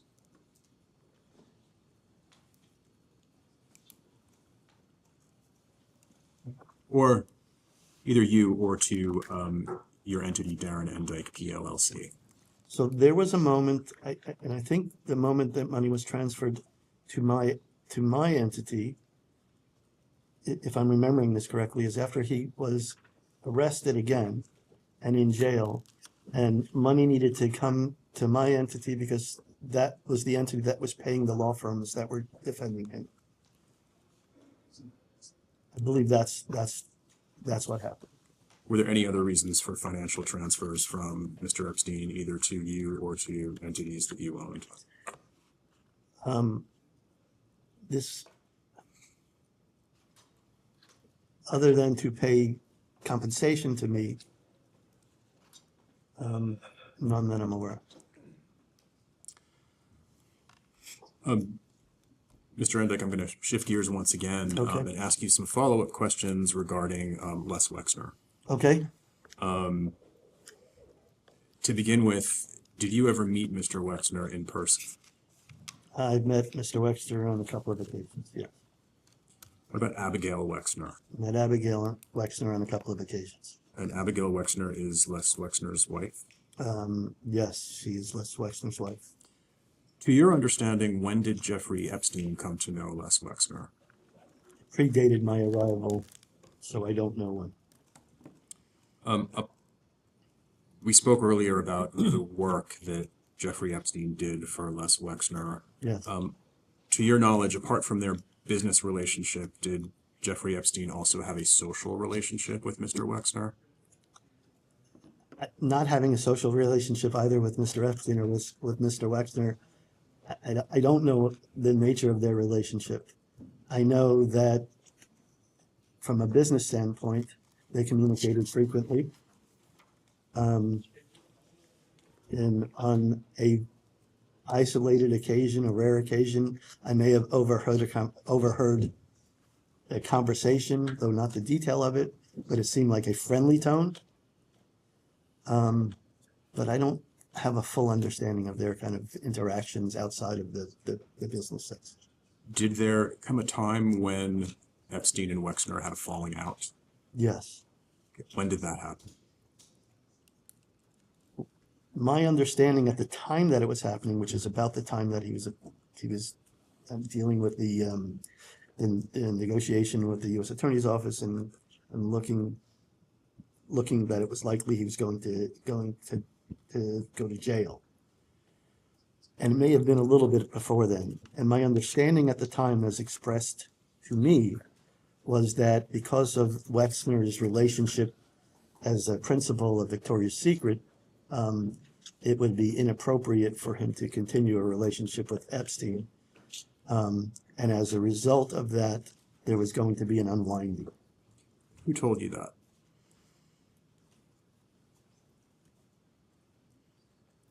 I believe it was Epstein. I believe it was Epstein.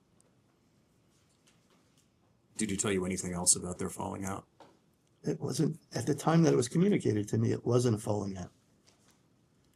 Subsequent to that time, I came to understand that there was, I don't know if that allegation may be too strong a word, but there was a concern about some of the tax planning that Epstein was doing for Wexner in the context of how certain properties Wexner was acquiring were to be held. I believe that Abigail Wexner didn't like or understand what it was, thought it was improper. My understanding at the time was that everything, at least as it was explained to me by Epstein, everything that Epstein did was with knowledge and consent of Mr. Wexner. But, subsequent to that, it's now come out that Mr. Wexner has said that there was fraud involved. And at the time, what I understood to be was unwind because of the associational problem because of Epstein's, the tenor of Epstein's offenses that he was going to plead to. And Wexner's relationship with Victoria's Secret. And then subsequently there was this notion that some of the ways the properties were held were improper. And then that became a bigger deal. And then there was this unwinding. So that's what I recall from it. Are you familiar with the Wexner Foundation? I'm familiar to an extent with the Wexner Foundation, yes. It's my understanding that you served as secretary of the Wexner Foundation. Is that right? In an administrative capacity, yes, for the purpose of signing documents, secretary certificates, things like that. How did you come to take on that role? As part of my work for Mr. Epstein, I did take on work for Mr. Wexner. Was that at Epstein's request? Yes. With Wexner's knowledge, too, obviously. It's also been reported that Abigail Wexner gave you power of attorney in connection with her condominium on the west side of Manhattan. Is that correct? At some point, I was asked to represent the Wexners in connection with the acquisition of that property, if this is what I'm thinking. I think that's what it was, and in connection with that transaction, I was given power of attorney. I don't specifically recall being given power of attorney, but it would have made sense because I would have had to sign documents, because the Wexners wouldn't be troubled to sign documents. They would have given me power of attorney so that I could sign the documents and do the closing. Did you ever become aware of Les Wexner sexually abusing any women? No. I'm going to ask you another question, and this may have been the conflict that you were describing earlier with respect to the Wexner's assets. Okay. Public reporting has suggested that Jeffrey Epstein stole significant sums, possibly hundreds of millions of dollars from Les Wexner by selling stock of Wexner's limited company through Wexner-affiliated trusts, and then misappropriating the proceeds for personal use. Are you familiar with that? I'm not familiar with that. Okay. Is that the situation that you were describing a few minutes ago? My level of this particular split was not at that high a level. Like other things with Mr. Epstein and his clientele, the conversations he would have with the clientele would be between him and the clientele, and then I would get direction subsequent to that. So what Abigail Wexner thought Epstein did or didn't do was not something that I had personal knowledge of. I knew that there was an elevated tenor at the time, and I knew that there was a need to unwind, and that it became more, I want to say, urgent because of that elevated sense of things. Are you familiar with a friend or neighbor of Les Wexner named Jack Kessler? I'm familiar with the name. I don't know Jack Kessler. We understand that Jeffrey Epstein at one point bought a house in New Albany, Ohio from Mr. Kessler. Are you aware of that transaction? No, the likelihood is that predated me. Have you ever visited New Albany? When I first started working for Epstein and also started doing work for the Wexner family, I did, yes. How many times? A handful. I don't know exactly. It's a guess. Moving on from Mr. Wexner, you were asked about Ghislaine Maxwell earlier. I just had a few follow-up questions with respect to her. Okay. It's been reported that at one point Ms. Maxwell offered to look into the possibility of adoption for you and your wife. Is that correct? It was more of a gesture, you know, now looking back on it, it was more of a gesture that I was very upset at the time, and visibly upset by the whole process. I mean, we had gone through it a bunch of times. We lost a child in the interim. And every time we would go to a subsequent treatment, it failed. So at some point, what I perceived to be sensitivity to the plight that I was going through, Epstein had asked Ghislaine to kind of, again, as I perceived that she was good at organizing things, because she was organizing his household, he asked her to kind of meet with me and Michelle, my wife, and talk to us about what we were looking at, what kind of options we had, and, you know, is there something that could be done to help with any adoptions? I don't think she had any specific knowledge of adoptions or anything like that, but it was meant to be a gesture of sympathy. At least that's how I perceived it.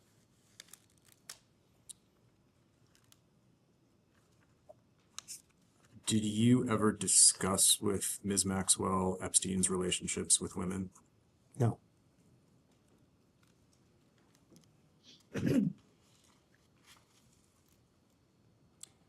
It's been reported that you served as a trustee of a foundation that Maxwell ran. Is that accurate? In an administrative capacity, there's typically foundations required a number of trustees. Would that be the Max Foundation? It was some time ago, but that sounds familiar. And how did you come to take on that role? I believe I was requested to do so by Ms. Maxwell.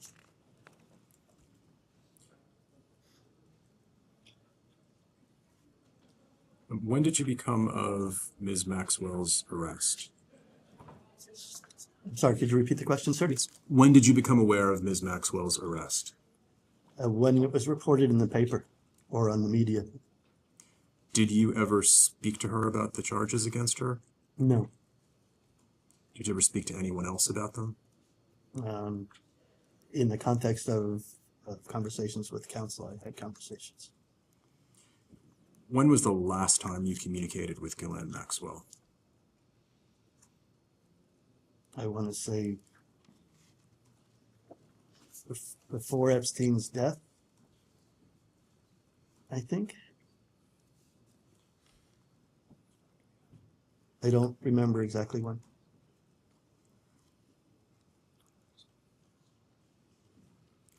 Sorry. That's okay. Is this loud enough? Is it Yes, yes. I understood from your prior testimony, just to make sure I have a correct understanding, that your communications with Jeffrey Epstein were related either to corporate or securities work or the real estate matters that you described earlier today. Is that right? Or aircraft, or business acquisitions, or investment acquisitions and funds, and summarizing the funds. But it was legal advice relating to either transactions or subsequently some discussions with counsel regarding the issues that he was facing because of his charges. And what about social matters? Sorry, you're right, should not. I never spoke to Mr. Epstein about his social relationships, his social activity. It wasn't my place, it wasn't my role. I'm going to ask the court reporter to mark as Exhibit C an email that we obtained from the website Jmail. It's a thread dated May 25th of 2007. Please take the opportunity to review the document in its entirety. I'm only going to be asking you about the emails at the top and the one right below it on the first page. Sorry, tell me again what you want me to focus on? Yep, so I'm just going to ask you about the email at the top and the one right below it. So 3:36 p.m. and previous 10:27 a.m. You mind if I read the whole chain to Not at all. get a sense of it? Thank you.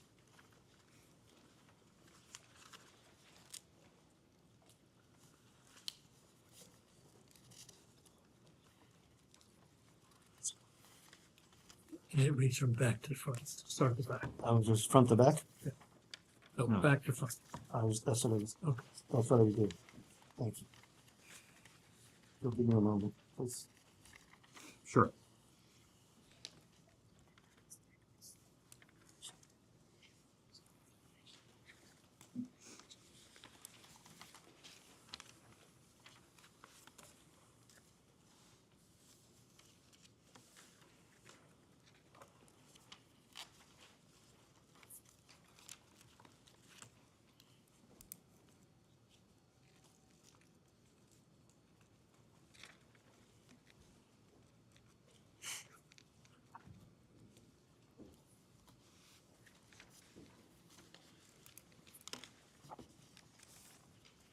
What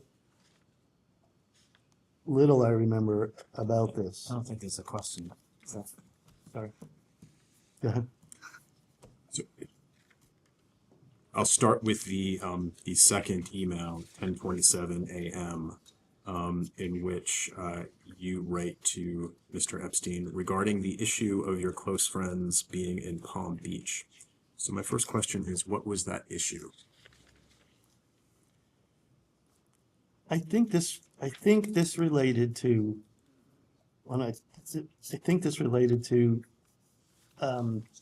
putting together a list of friends for the defense counsel.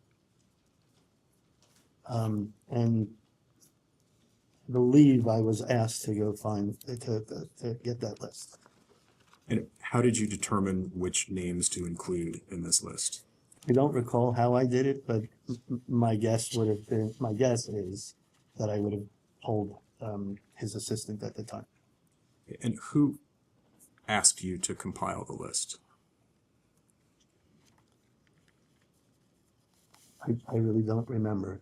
I don't remember if it was him or his defense counsel. And what use was this list intended to be put to? I don't think I ever got that far.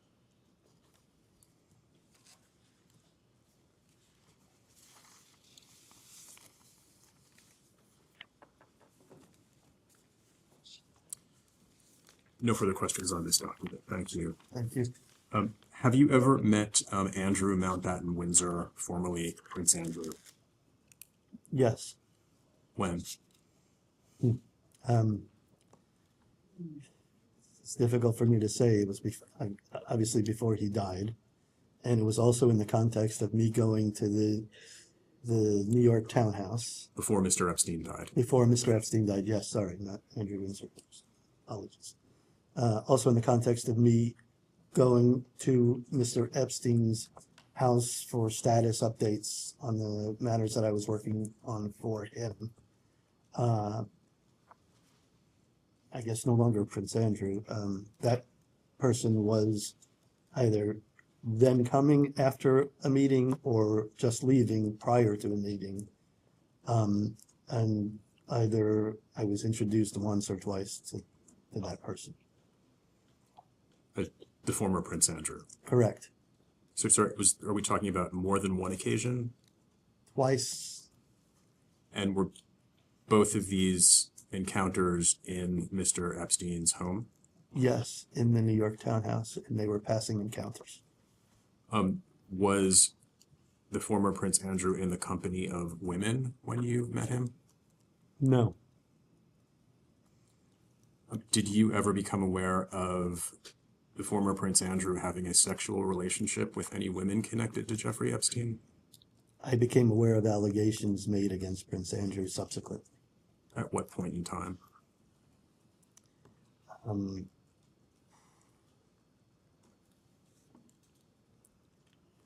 don't even know how to triangulate that. Before Jeffrey Epstein's death? Yes. Before his Florida arrest? No. Have you ever met? And I mean, that's helpful for me. Not before the arrest, not before the conviction, either. I think it was subsequent to the jail time. Have you ever met Jess Staley?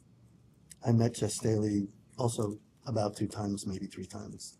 Also, once in passing, and once I was delivering a trust document to him.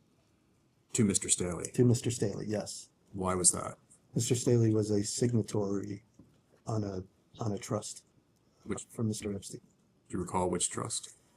It was a prior iteration of an estate planning trust. Did you ever become aware of Mr. Staley having a sexual relationship with any women connected to Jeffrey Epstein? I have no personal knowledge of that, never observed anything like that.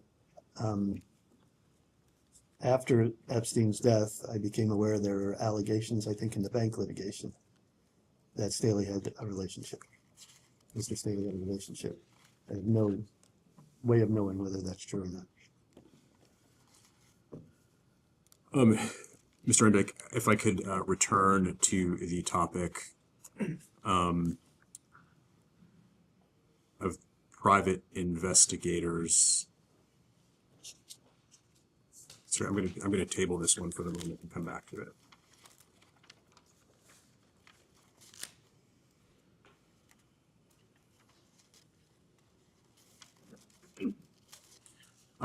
Skipping ahead to Mr. Epstein's death and subsequent developments, when was the last time you spoke with Jeffrey Epstein?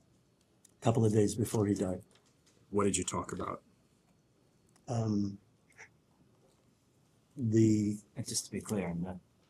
It's privilege. It was not personal. It was privilege. It was based upon his being in the jail at the time, and it was regarding subjects that one would talk about like bail and things like that.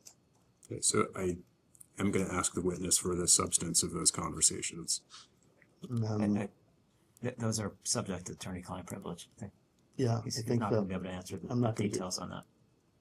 Okay, so I'm going to refer that one to the majority for a ruling, and for the record, the question is, what did Jeffrey Epstein say to you during your last conversation with him those 2 days before he died?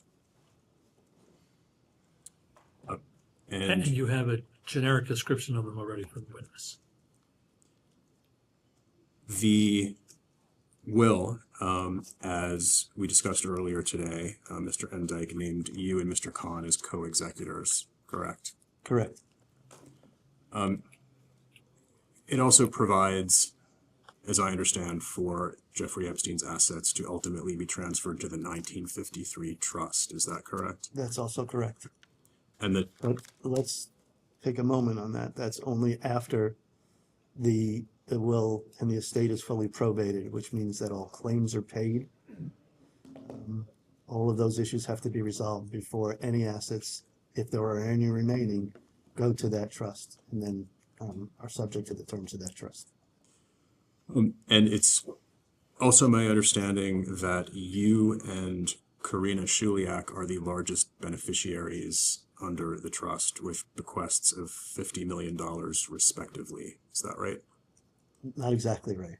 I believe that Karina has several bequests under that will, including the properties, including an annuity, and including another disposition. The total amount of the dollar amounts, I believe, are like $100 million to her, plus all of the properties were to go to her. But obviously that didn't happen. But I am correct that the trust includes a bequest to you of $50 million. Trust includes a bequest to me for $50 million. Yes, but that, again, that only comes to play if any money is distributed to that trust, and as it stands right now, certainly that amount's not coming to the trust, if anything. Did you discuss with Jeffrey Epstein the subject of his making you a beneficiary of the trust? Just briefly, other than that he was doing it, and I should give direction to the attorney that was working on it to make the changes. Do you have an understanding as to why he named you as a beneficiary? No, I can't tell you what was in his mind. Did it surprise you? No, I was a beneficiary in previous iterations. But I, like many people, and many of the both professionals, assistants, colleagues, many people were in the document. Well, I think to come at it another way, the question I'm sure you can understand arises, given, as you've testified earlier, that your relationship with Mr. Epstein was professional rather than social, why would he include you as a beneficiary in his estate to the tune of $50 million? I can only speculate, and I don't want to speculate too far into it. A couple of things. Epstein had a brother, didn't have a lot of friends that he communicated with regularly, which is why the assets in his estate, it seemed to me, were distributed to people that were associated with him on a professional level. I think, I think that the bequests to me, as well as to Mr. Khan, were large bequests because there was a lot of work to be done in this estate, very complex estate, a lot of work, and the estate planning documents didn't provide for payment to us. And I think the idea was for the bequest to be payment. And for estates of this size, typically the more direct route for this is paying the administrators a percentage of the assets. In this case, well over $600 million were the assets in this estate, and paid over time. In addition, it's anticipated in many instances that both the executors will also be doing other services, sometimes accounting work and legal work and things like that. So I believe that part of this was an understanding that Mr. Khan and I would be providing substantial services for a very, very complex document, a very complex estate. And services, again, it's a lot of, I don't mean to imply that's not a lot of money, but other folks who would have gotten paid for managing an estate of this size would have gotten, given the complexity of the estate and given the amount, we've been working on this for 7 years. 7 years, and it's probably another 3 to go, maybe more, by the time all the claims are resolved. You know, I think given the complexity and the size, the compensation is a lot, but in that context, you have a different view of it. I think we will end our hour there. We can go off the record.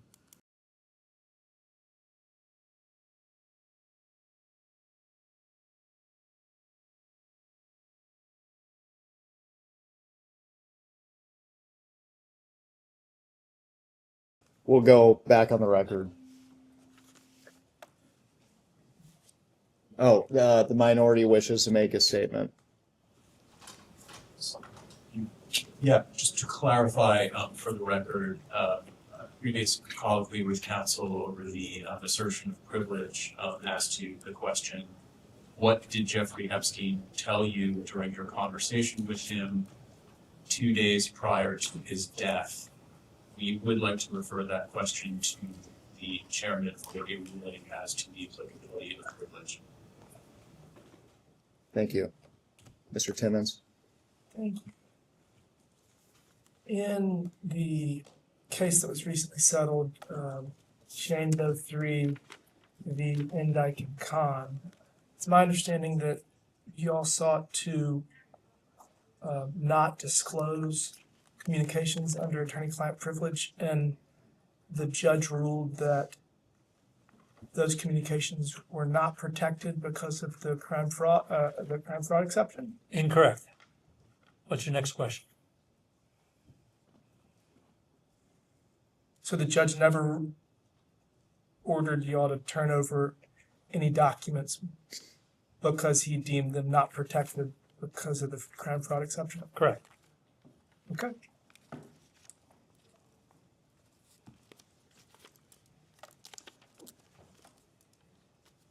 Mr. Indyke, I would like to briefly return to the loans that Mr. Epstein extended to yourself and other employees. Is it fair to say that it was customary that he would provide these loans to employees? He was generous to many of his employees.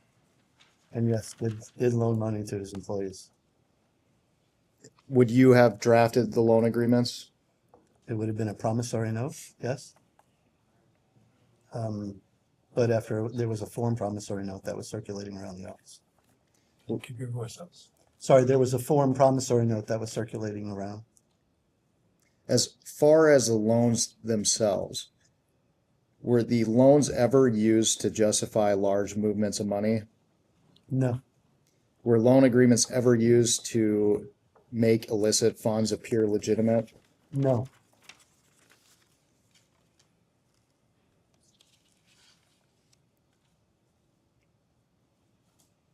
Mr. Indyke, have you ever advised clients to destroy documents?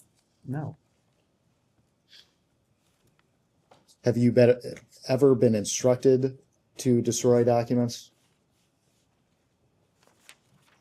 No. I've never been instructed to destroy documents. There are, in the context of corporate law, there are document retention programs. After a certain number of years, you can feel comfortable destroying documents, but no, never instructed and never received instructions to destroy them.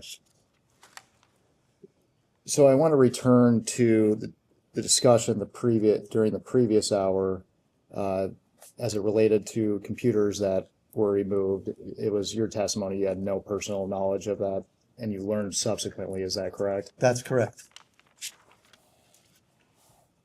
And during our first hour, I asked you if you had any knowledge that anyone would have tipped off Mr. Epstein to the October 20th search warrant in Palm Beach? I believe that you testified no. Is that right? That's correct.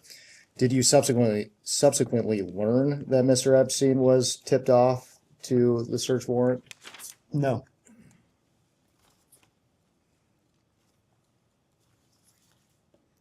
Were you aware that Mr. Epstein had storage units?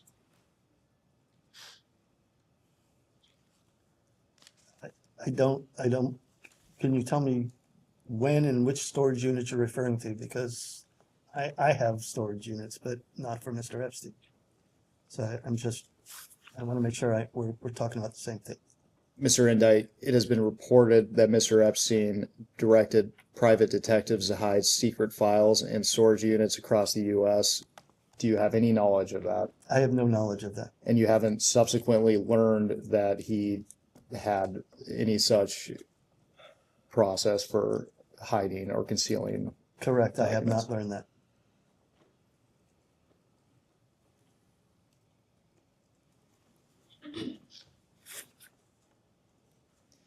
Earlier, you testified that Mr. Epstein maintained a safe room. Can you elaborate on what the safe room was? I was not in the safe room. I actually never went inside it, but it was pointed out to me that it was a safe room. And by safe room, what that means is as I understand it, what that means is that if somebody is coming into your house to do you harm, you go into this room and they can't get in the room, and you are there locked in and protected in the safe room. That's what I meant by safe room. And as I understand it, it is fairly typical on the outside of the safe room to have a camera pointing down so that you can see if people are trying to get into the safe room.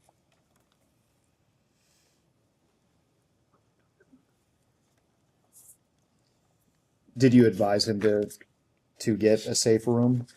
No, I had no idea he had a safe room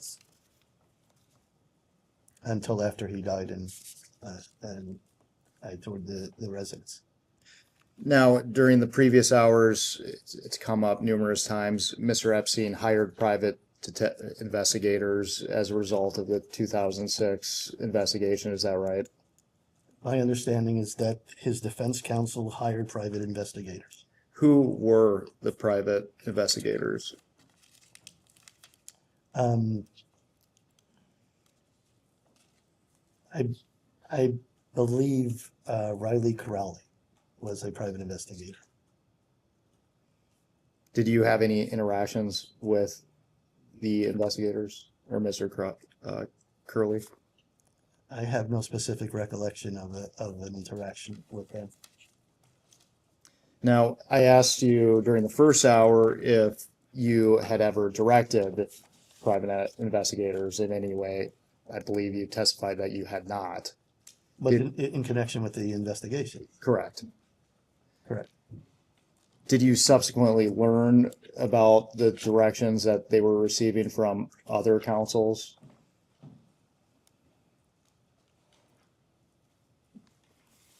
Not in any real substantive manner.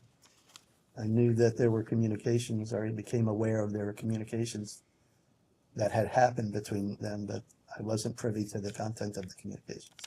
It's been alleged that the private investigators were acting in such a way that was intimidating towards those that they were following. You didn't know anything about that? I remember seeing that allegation, and I don't recall where I saw that allegation, and that was, I think that happened.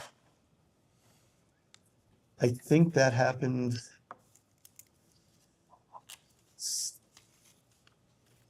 during the investigation by the U.S. Attorney's Office, if I'm not mistaken.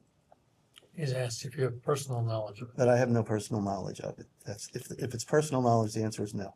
Sorry, thank you.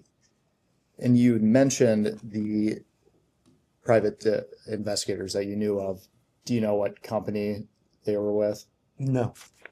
Does Roadruck Investigation sound familiar to you? That name sounds familiar to me. It does sound familiar to me, yes. I don't know that it's because of that, but the name sounds familiar to me.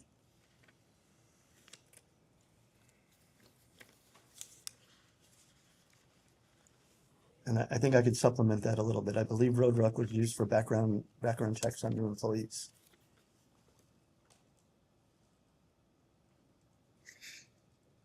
Are there any storage units that were at any time in possession of the trust after Jeffrey Epstein's death? Can you repeat the question, please? Following Mr. Epstein's death, were there any storage units in possession of the trust? Estate as a committee. Estate. Oh, the estate. So after Mr. Epstein's death, there were storage units, but the storage units happened after we inventoried the assets and then moved them out of the houses into storage. They were relationships created after his death, based upon, furniture and whatever, clothing and all the stuff that's in each of the houses.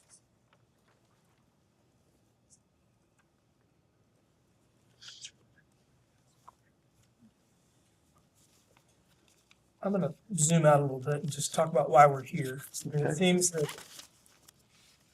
almost 300 victims have been documented, and there's possibly up to another 100 out there. And pre-2008, 200 have been documented, of which 70% of those, these are all approximate, were underage. Post-2008, there have been 70 documented. My understanding is that 0% were underage.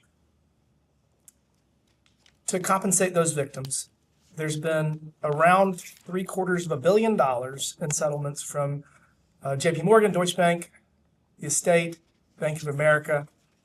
And I think the purpose of this entire exercise is additional accountability. The American people are pissed. And I think appropriately so. A very wealthy man has taken advantage and ruined a lot of lives. And so I kind of view the whole purpose of this as being five different things we're doing. Number one, it seems there's allegations that pre-2008 underage women were engaging in sex with rich old dudes. And we want a list of those names, and we're trying to figure that out. Second, there's possible undue influence associated with the guilty plea and the fact that he never really went to jail for stuff that put him on the sex offender registry. I was a prosecutor for 5 years. I know people that did less than him that got a very long time in jail, and it seems that he was given a sweetheart deal. Number three, we want accountability for the people that conspired to continue the same scheme that he had pre-2008. And honestly, I'll get back to that in a minute, but that's the number one reason you're here. Number four, whether a foreign government or federal agency was involved in any of this, why he was doing the things that he was doing, it didn't make sense. And then last, but certainly not least, deterrence to future perpetrators. Make sure this doesn't happen again. Back to number three. The American people want accountability for people that conspired with Jeffrey Epstein to destroy these lives. And you have been his attorney for decades, and you were instrumental to his operations, his estate's operations, and you've received millions and millions of dollars for that. So you're here answering questions. We appreciate that. I'm going to walk you through the scheme that occurred post-2008, and it's really hard for me to believe that you were not complicit, you were not an instrumental part of his human trafficking operation. So for purposes of words, the only assistant he had was Leslie Groff. Everyone else is a survivor or a victim, whichever one you want to use. He may have called them assistants, but he had a scheme. His scheme was to get them into the United States somehow. Some of them, it was promise of education. Some of it was promise of modeling careers or jobs, whatever it was. And once he got them in, he used a pretty complicated scheme to trap them. And you actually were a part of every single one of those things. Immigration was one. I want to talk to you about that because you said that while you have had interactions with Arda Bascardes, there was just a lot of really shady things that were going on. And so you communicate with him about the 2 marriages, for the assistants to each other. And it's your testimony here today under oath that you did not realize those were sham marriages. Just to be clear, because that was a long statement. This I know there's a question at the end. I had to have all You of that don't in want there him because just I'm to going be to set the table. okay. Well, but that's not fair to set a table, not give him a chance to react, but then say. So after that, I have a very simple question. So just to be clear, before you just want him to answer the simple question. We'll back up. We'll back up. Remove my question.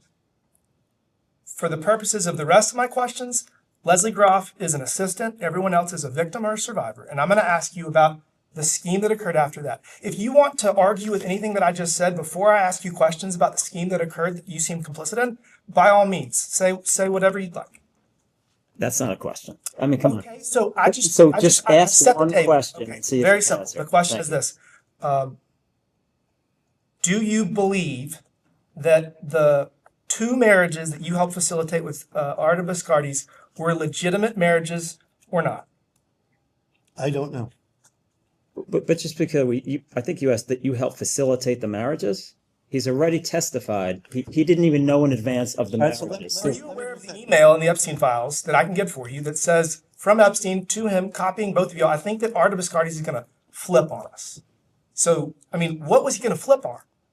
What information did he have that would have caused him to flip on you? Okay, I have no recollection of that email. And let me be clear, I have no belief at the time that I did anything for these marriages that they were sham marriages. I didn't believe them. It wasn't just the marriages. I didn't though. believe, let me finish, please, sir.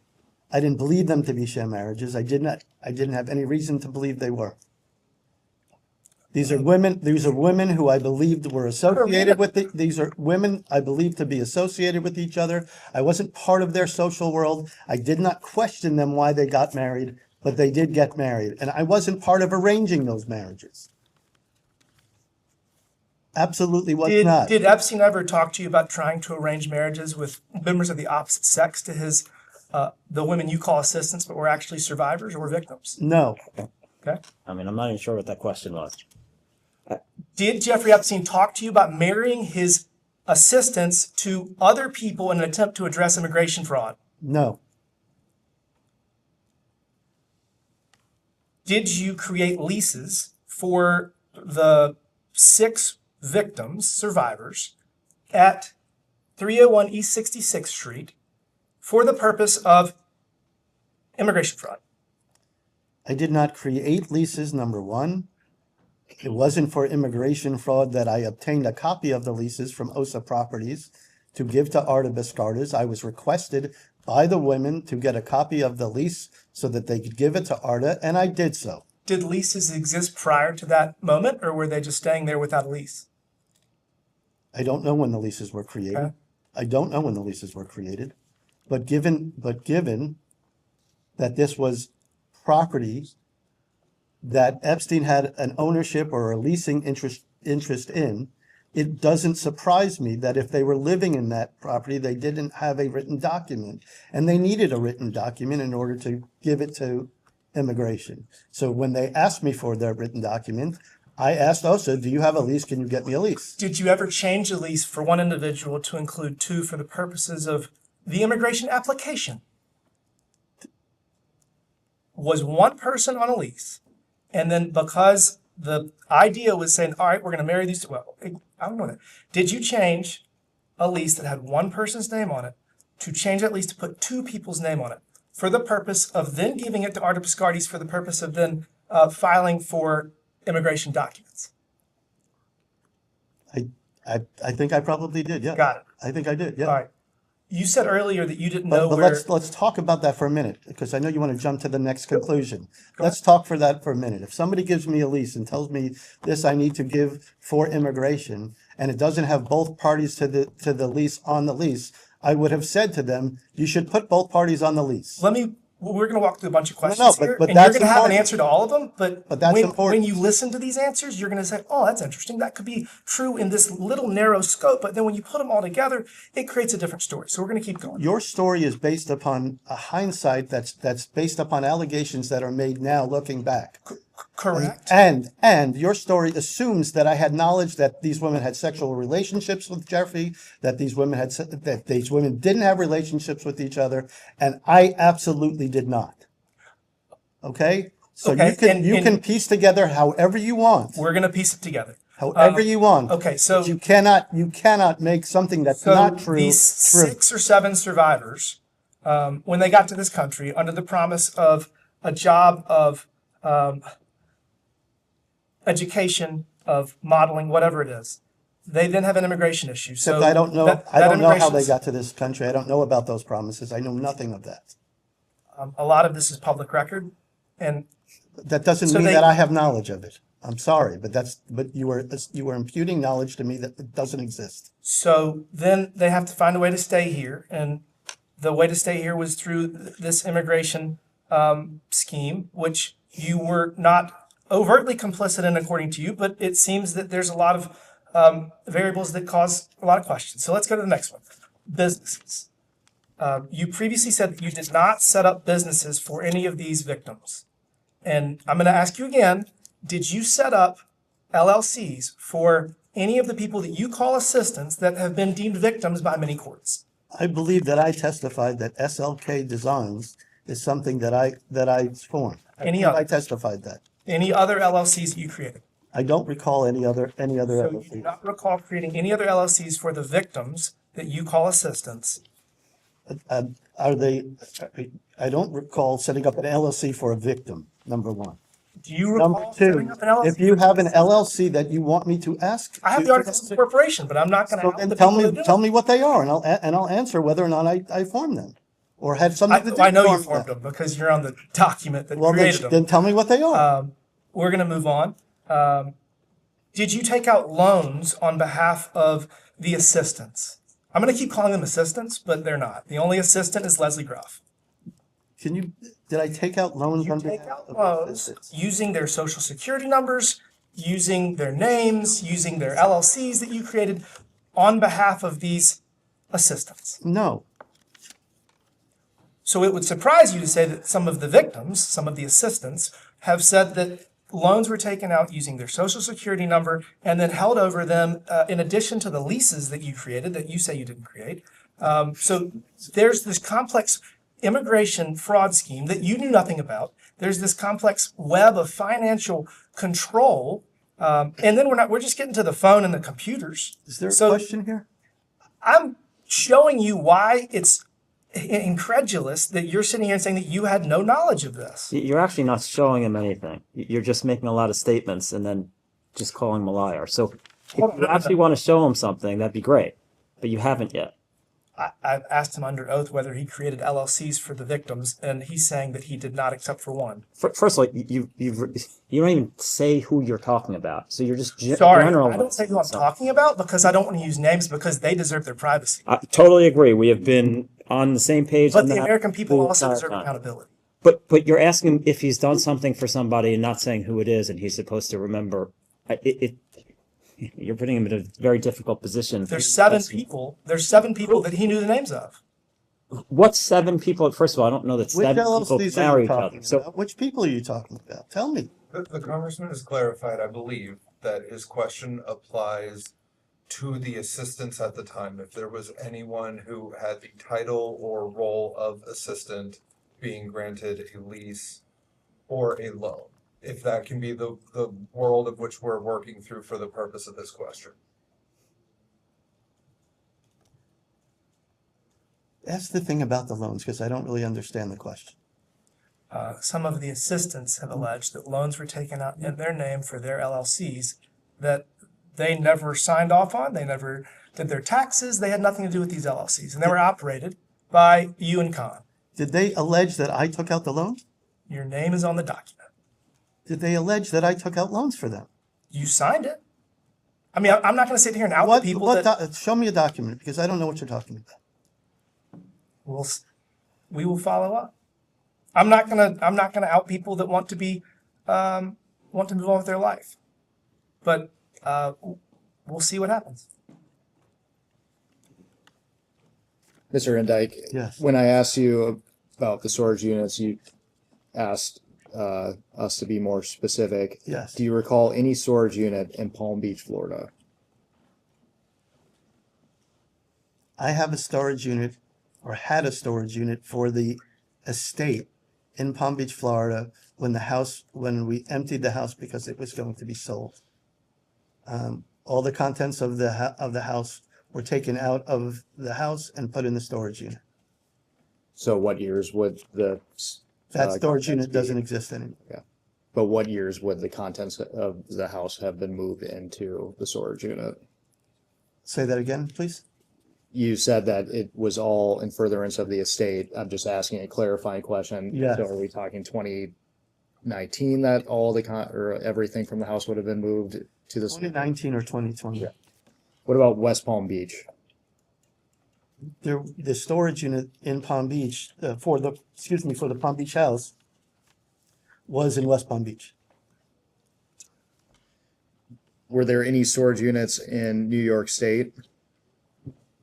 When the house was being prepared for sale in New York, a moving company also packed the belongings from that house and put them in a storage unit. I don't, sitting here, know where the storage unit was located, whether it was in New York, it may have been on Long Island City, it may have been, across the river in New Jersey, I don't know. I'm going to save us time and just ask, are you aware of any storage units that were used prior to storage units for the estate? No.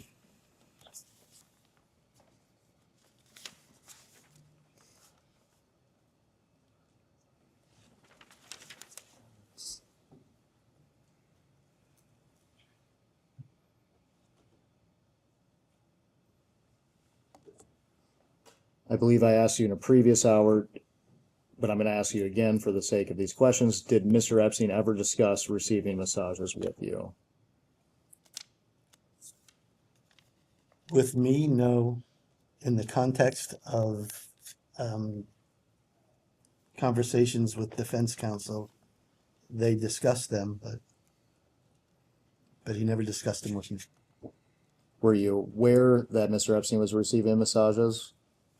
My understanding, based upon what I learned from defense counsel and the statements that were in the police report, was that there were massages, that some of them ended in sexual conduct, and that some of them involved underage people, that Epstein claimed he didn't know that they were underage, was adamant about it. There was a lie detector test in substance that said that. And again, the statement suggested there was no, or indicated there was no force, no coercion. After Mr. Epstein's incarceration, are you aware of whether he continued to receive massages? No, I'm not aware. At this time, I'd like to introduce, will be marked as Majority Exhibit 5.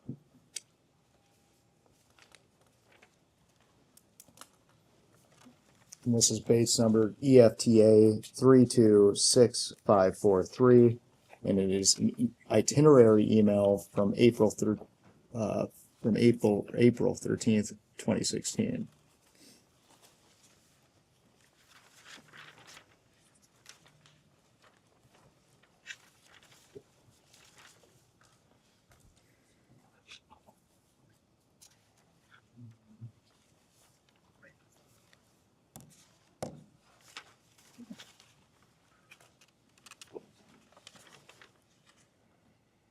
Okay.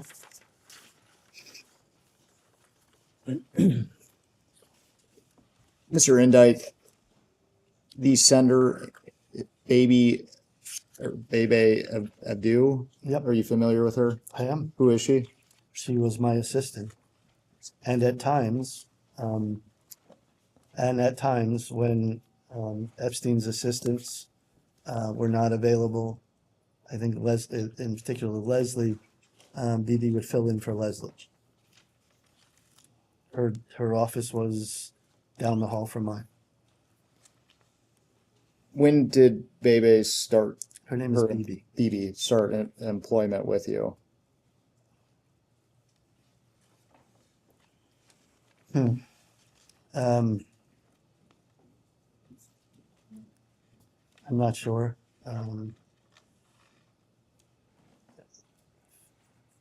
Somewhere around the mid 2000, mid 2010s, maybe 2014, 15, around there. And you mentioned that you would fill in for the She would fill in. assistance for Mr. Epstein. Did Mr. Epstein direct you to hire her? No. I interviewed her, got her name from, I think, Indeed, or one of those job search places. She had previously worked for a law firm. Now, I want to direct your attention just to the April 15th, 2016, and it references a Thai massage course.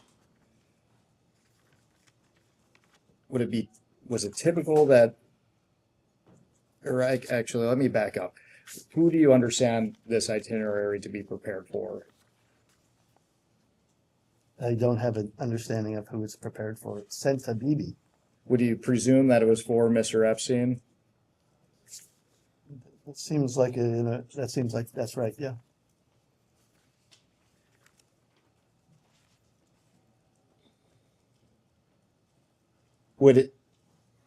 It appears that your legal assistant had a role in scheduling massage courses. Would you disagree with that characterization? It would surprise me if that were true. This looks to me to be simply acknowledging as a reminder to him that this was scheduled. But it's not something I ever received, and it doesn't indicate that she prepared it for him. This is in 2016, after Mr. Epstein's incarceration, which was based on inappropriate conduct that was a result of massages. Would this strike you as unusual or concerning? Inappropriate conduct with underage women, right? Yeah, knowing what I know now, yes, of course, this is disconcerting. Who else worked at DKI? As I said, Leslie Groff worked for me for some time when Epstein was in jail.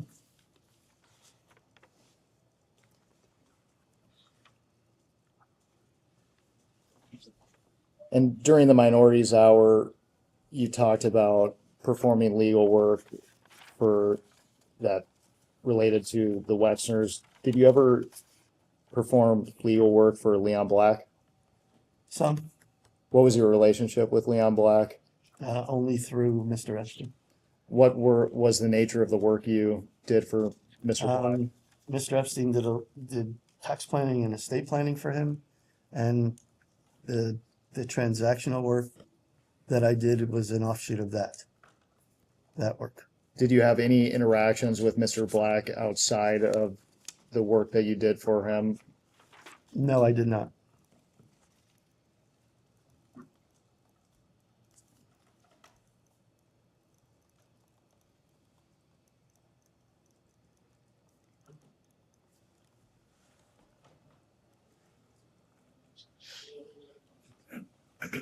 We discussed BB previously, but was she on an employer-sponsored visa? Who? BB? No. BB was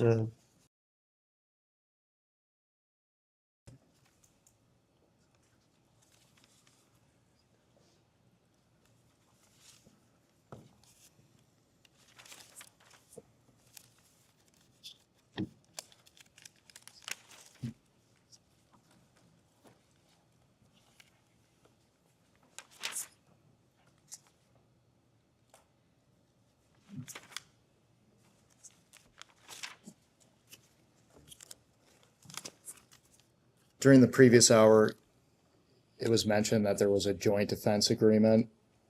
Can you elaborate on what that is? I believe that was referring to the agreement among all of the defense counsel in connection with the investigation and negotiation of Mr. Epstein's issues in Florida.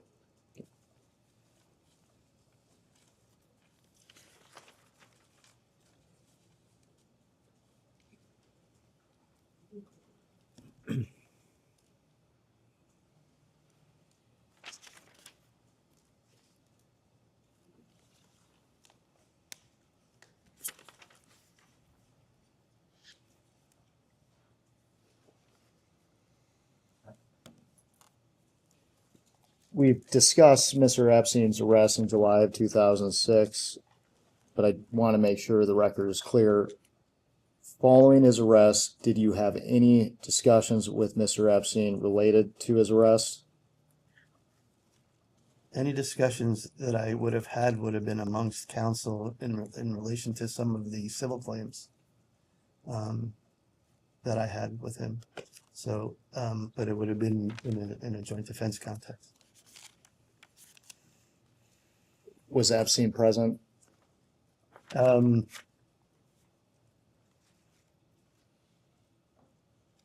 There were a number of those conversations.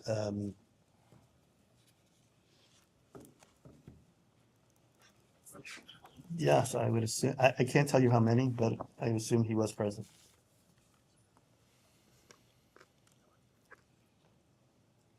Did Mr. Epstein ever discuss the allegations with you?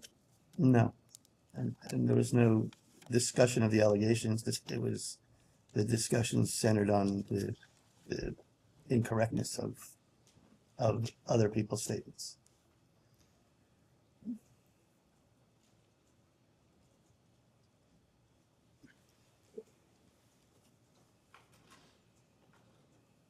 Mr. Indyke, with the benefit of hindsight, were there things you witnessed or observed about Mr. Epstein that could have suggested he was trafficking and sexually abusing young women and girls? I mean, at what period of time? During the entirety of your relationship? No.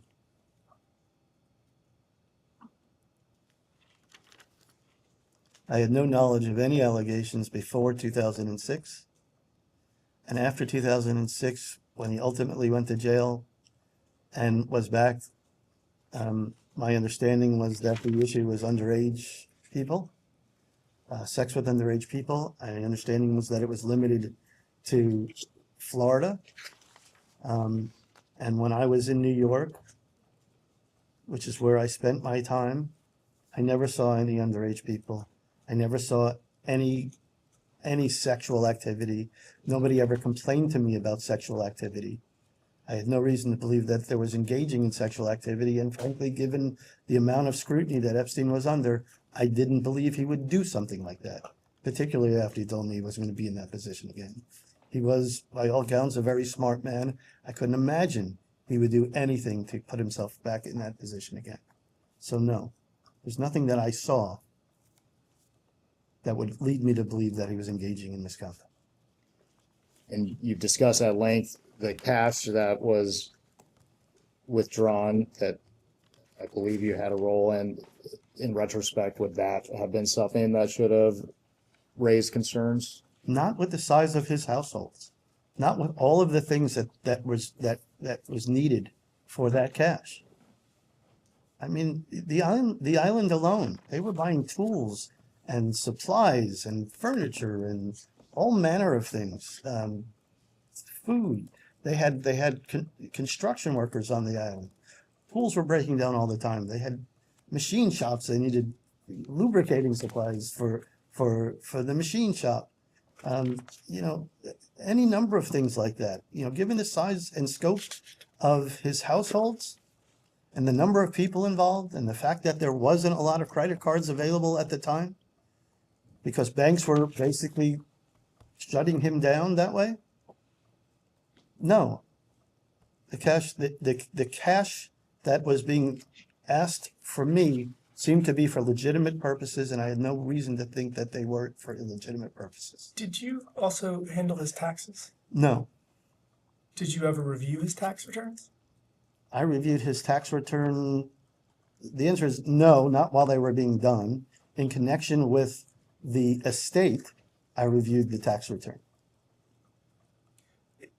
hundreds of thousands of dollars were given every year out in cash. I mean, technically, you have to file a 1099 if you exceed $600 in a year for services. So, I mean, that's not. Are you aware that 1099s were not filed? We'll look into that and get back to you. Okay. But that's not my role. That wasn't what I did.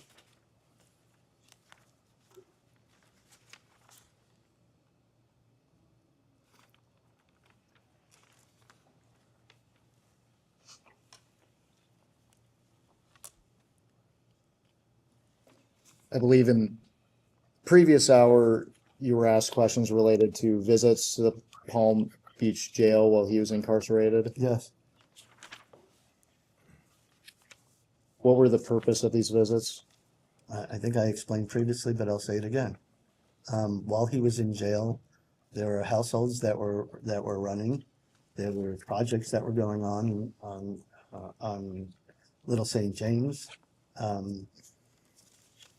I was handling lots of those kind of projects and lots of those kind of transactions. And I would go to him and report to him on the status. He would give me requests to take care of those types of projects, and I would implement those requests and report back to him. Did you provide Epstein with cash during these visits? In jail? Correct. No.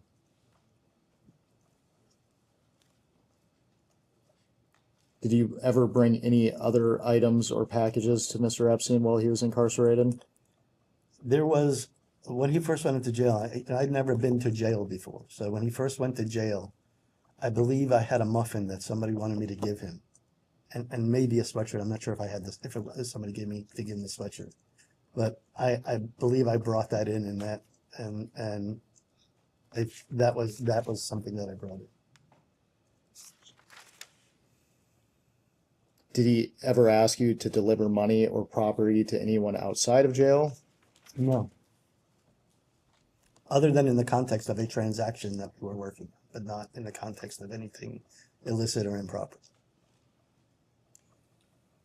During the committee's investigation, we've been interested in the circumstances surrounding the non-prosecution agreement in 2008 and spoke with Alexander Acosta this past summer. Mm-hmm. Did you have any role in the 2008 non-prosecution agreement? Very, very minimal role. I looked at it once and I looked at some of the language and made a suggestion about some of the language. I don't remember exactly which language.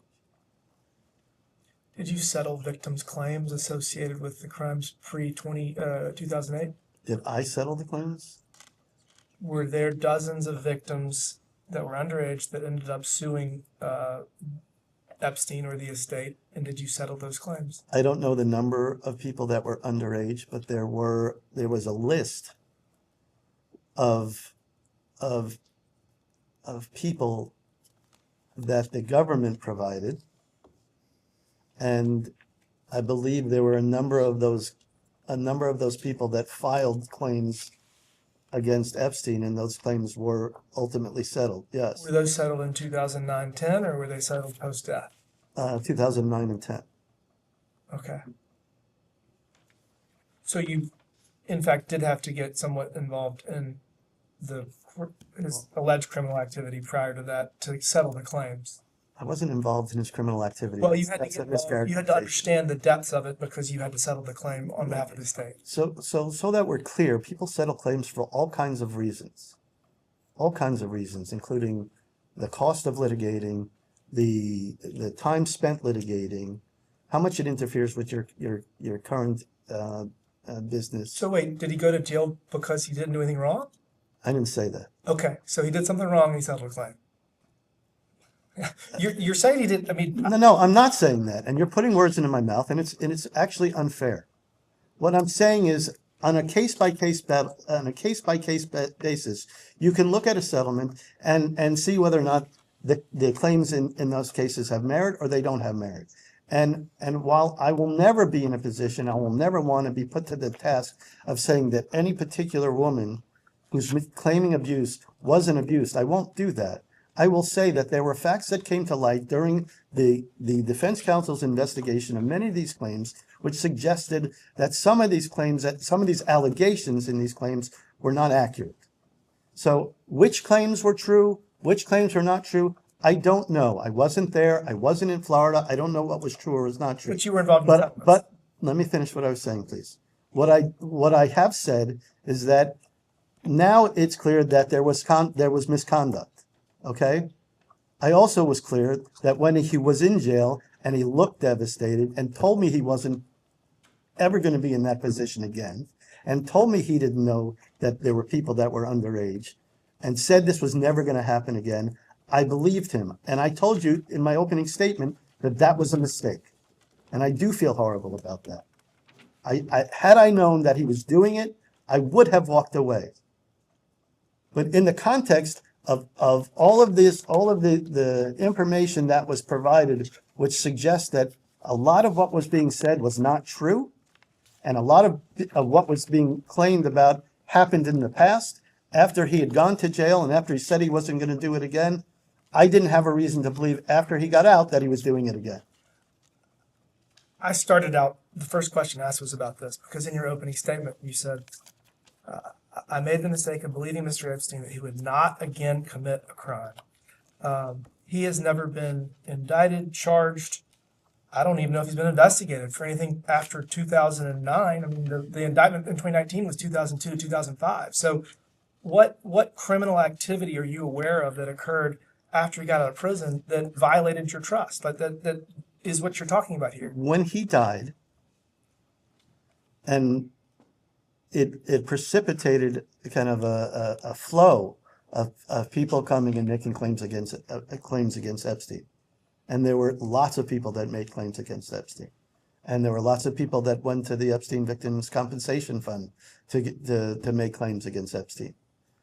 With that benefit, and as you said, how could I possibly say that nothing happened with that number of claims out there? And given that, that's what I was talking about. So I don't know what's true, what's not true, but I know there's stuff there. What are the crimes that have been alleged are sex assault, are sex trafficking, human trafficking? What else is on the list? I don't know if the crimes are sex trafficking or human trafficking. What I know is that people claimed that he abused them, he sexually abused them. There were claims, I believe, in some of the complaints that were filed after he died about rape. Those are the claims that I did not know about. How many of the victims that have made claims and have recovered from the different funds post 2008 did you interact with on a regular basis in your capacity as his lawyer? A very small minority of them. Dozen? The only people that I would have interacted with were people who were ostensibly assistants. Ostensibly assistants.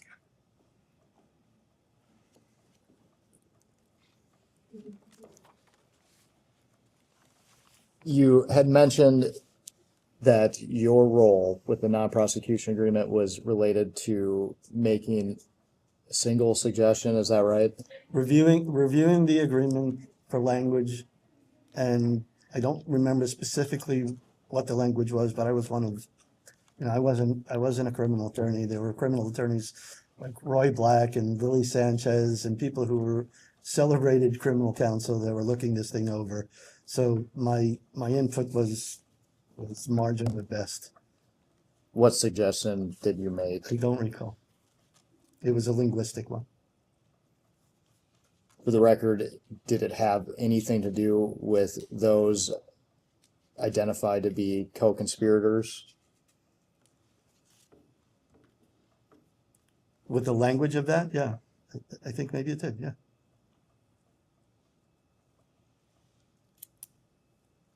Did it have, in relation to the co-conspirators, did it have to do with creating a list of individuals who would be protected as co-conspirators? No.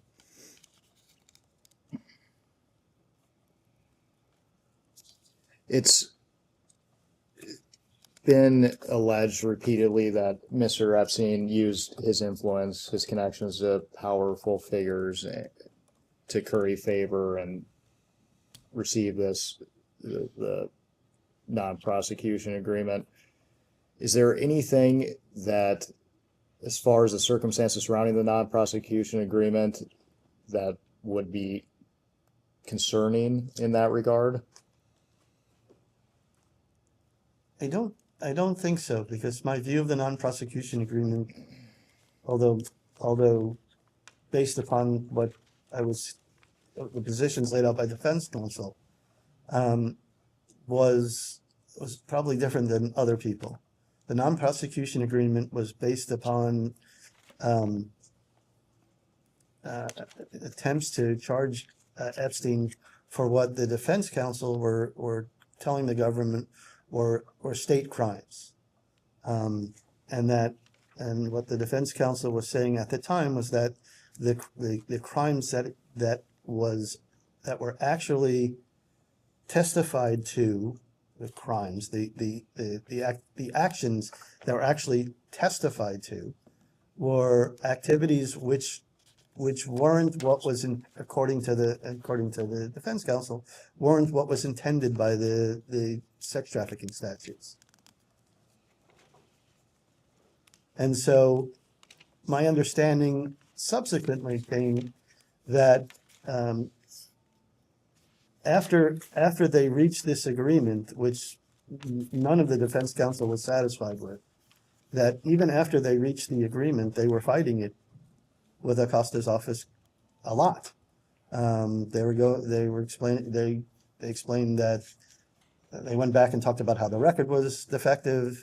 They went back and talked about how the petite policy should make it so that the federal government doesn't get involved in this case.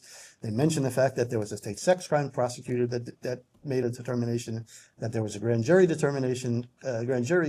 convened that had a determination, and that the federal government shouldn't be involved in this.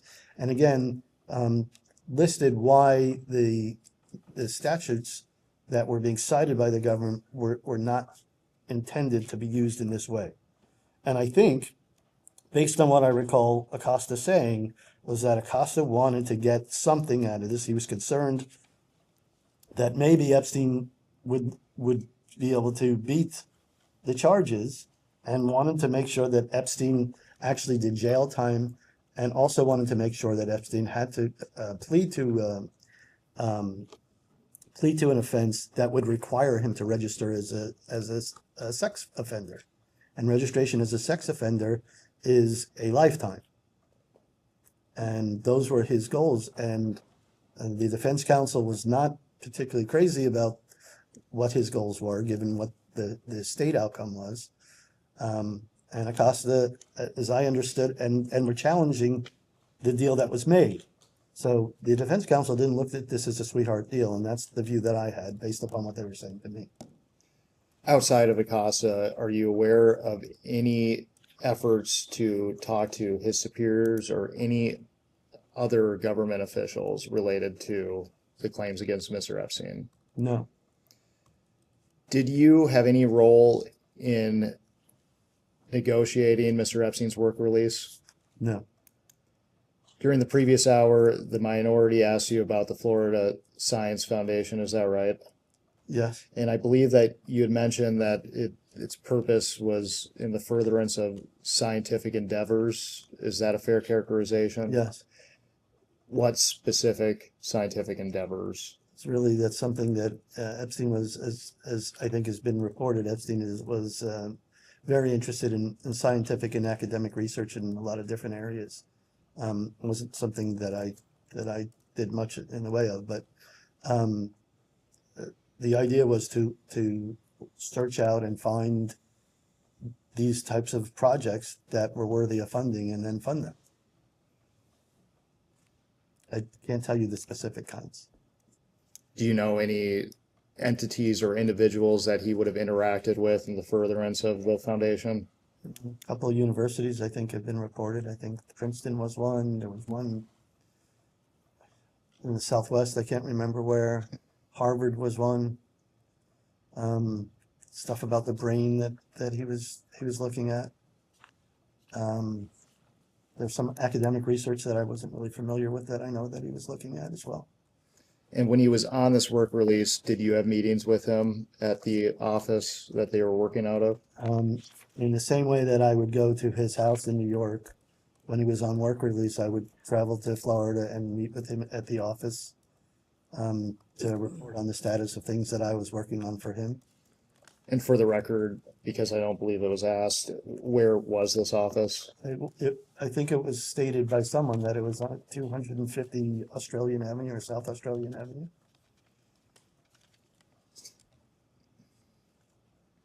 Did you ever, when you visited him at this office, did you ever see young women or girls? I saw people that I understood to be his assistants at the office. Did you have to deal with any issues associated with him registering as a sex offender relative to his different properties? In South Carolina, you can't live in like most places. So did he have any issues with that? Ask me again, please.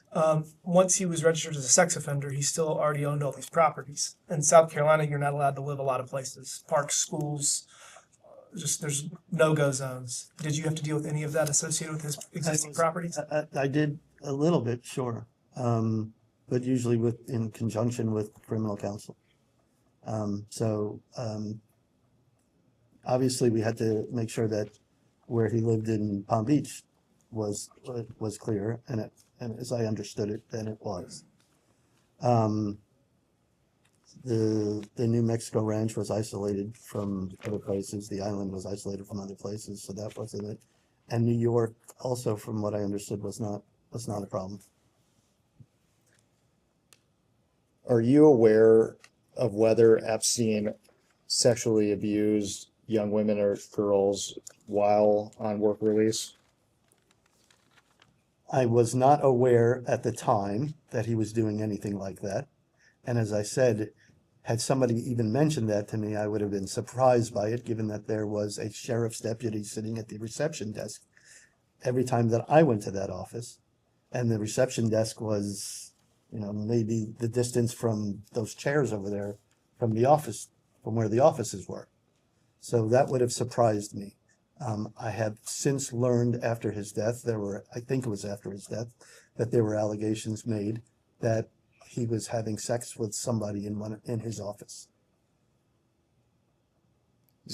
To be clear, Mr. Epstein did have privacy at this office. The office had a door. It did.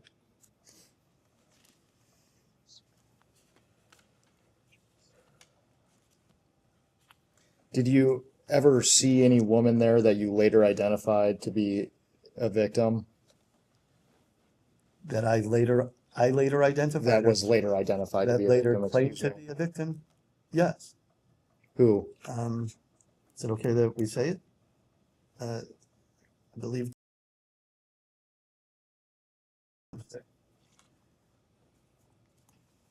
How many times did you see her there? I don't recall.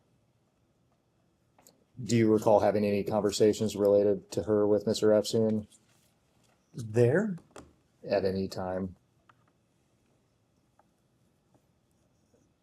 Nothing remarkable. No. Did Bruce Reinhardt have an office at the Florida Science Foundation? Bruce Reinhardt did not have an office at the Florida Science Foundation. He did, however, have an office in the building. He was an attorney at a firm called, I think, Atterbury Goldberger. I think was the name of the firm. Did he do any work for Mr. Epstein? I don't recall if he did any work for Mr. Epstein, but there were, I believe he did some representation of people who were associated with Mr. Epstein, relating to claims that were made against Mr. Epstein, I think. Did you ever have conversations with Mr. Epstein about his requirement to register as a sex offender? Yes. What were the nature of those conversations? Where he had to register, or where he was going, any number of different things. I was. Where did he have to register? What state? He registered in New York. He registered in the U.S. Virgin Islands. He registered in Florida. Went to the registry in New Mexico, but was told for some reason that registration wasn't required, based upon something with the statute, I think. I'm not familiar with it. I would assume it was primary place of residence, but that's not the case. It's if you stay somewhere for longer than a certain period of time. It does convert it to a primary. He never stayed in Mexico very long. And in New York, he wasn't there long enough, apparently. There was a specific statement made by whoever was handling the registry that he wasn't required to register that as a primary residence. Are you aware that Leslie Groff and Bella Klein facilitated cell phones, computers for the survivors, victims that you have referred to as assistants? The word facilitated. Are you aware that they gave them cell phones and computers? For assistance, you mean? We now know they weren't assistants, but Well, yes. I knew them as assistants. Okay. Okay. Are you aware that Jeffrey Epstein would use that to monitor their actions? No. Would it surprise you to know that he monitored their cell phone communications to control them? Now, after what we know now, no, that would not surprise me. Are we about done? I guess I just have one question. It seems like working for him was a huge pain in the ass. I mean, at some point were you like, maybe I should do something else? I was compensated very well, and I worked very hard to do the things I did for him. And those things I did were all business transactional work experiences that I wouldn't get necessarily anywhere else. I was working with people who were billionaires on transactions that were, really interesting transactions. So, yeah. Do you think this is gonna be over? Let me just finish what I was saying. Sir, are you a lawyer? Yes, sir. Okay, so you know that when you become a lawyer, you're destined to work long hours for demanding people doing difficult things. I'm in Congress, it's even worse. So I'm sure that's true. So given that was the case, for me, why not? I was there. And I know, you have your own views on that, and I know you want to try to hold me accountable, but I think we all have roles to play. I understand that. Following the evidence. I understand that. Well, you're following your spin on the evidence, not really the evidence. Not my spin. It is your spin on the evidence, because the evidence makes it pretty clear that nobody said anything to me, that I never saw anything. Nobody alleged that I saw anything. Time will tell. All right, I'm glad you guys are having a conversation now, but I don't think there's questions pending. We will go off the record.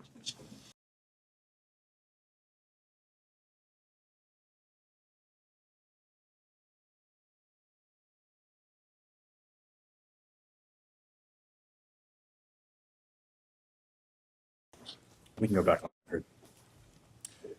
Mr. Indyke, I wanted to return, if I could, to the topic of the conversation you had with Jeffrey Epstein 2 days before his death. And for the moment, I'm not going to ask you to tell me about the substance of that conversation, but I would like to understand some of the details surrounding that communication. To begin with, where did it happen? Was this over the phone or in person? No, it was at the jail. It's at the prison. And how long did the conversation last? I don't remember how long I was there. There was other attorneys and a paralegal there at the time. So this conversation involved more than just you and Mr. Epstein. There were other people present? Yes. Okay, other attorneys? Yes. And anyone else? No, just attorneys. Sorry, I said a paralegal too. I believe there was One paralegal. I believe there was a paralegal there too. Who were the other attorneys?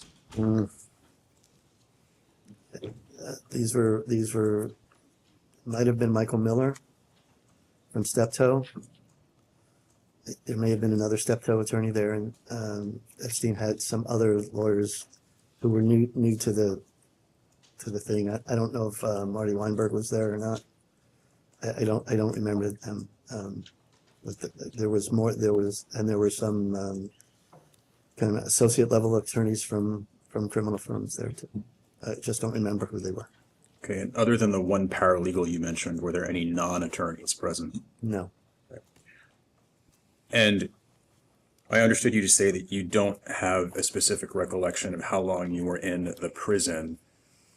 Different question, do you have a recollection of how long the conversation with Mr. Epstein lasted? They were just continuing conversations about items that were of relevance at the time. So there was not like a specific conversation. It was talk. So we're talking about a meeting. Yeah. And not to belabor the point, but the duration of the meeting, an hour, more or less? Maybe an hour, maybe two. Okay. Possibly. And again, without getting into the substance of the communications, what were the topics that were discussed? Bail. Requirements. So this is not my thing. So some requirements, procedural requirements with respect to what needed to happen there. I'm not exactly sure what the procedural requirements were, but they were related procedural requirements. There was when you say procedural requirements, were those legal in nature? Yes, in connection with the criminal case. Trying to think what else. I believe roles of the different attorneys.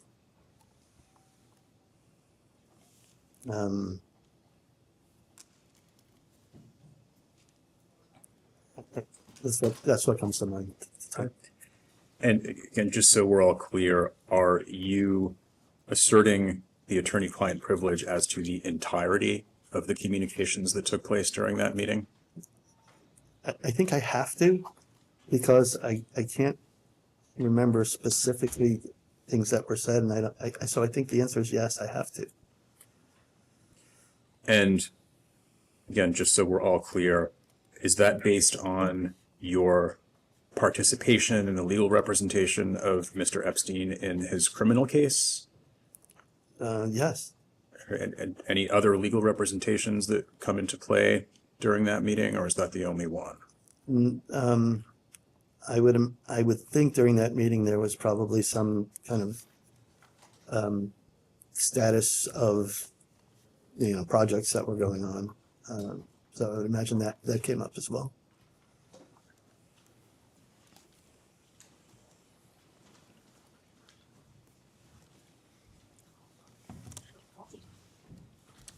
I appreciate that, Mr. Indyke. I'm going to shift back to yet another topic that we discussed earlier. Okay. And that is the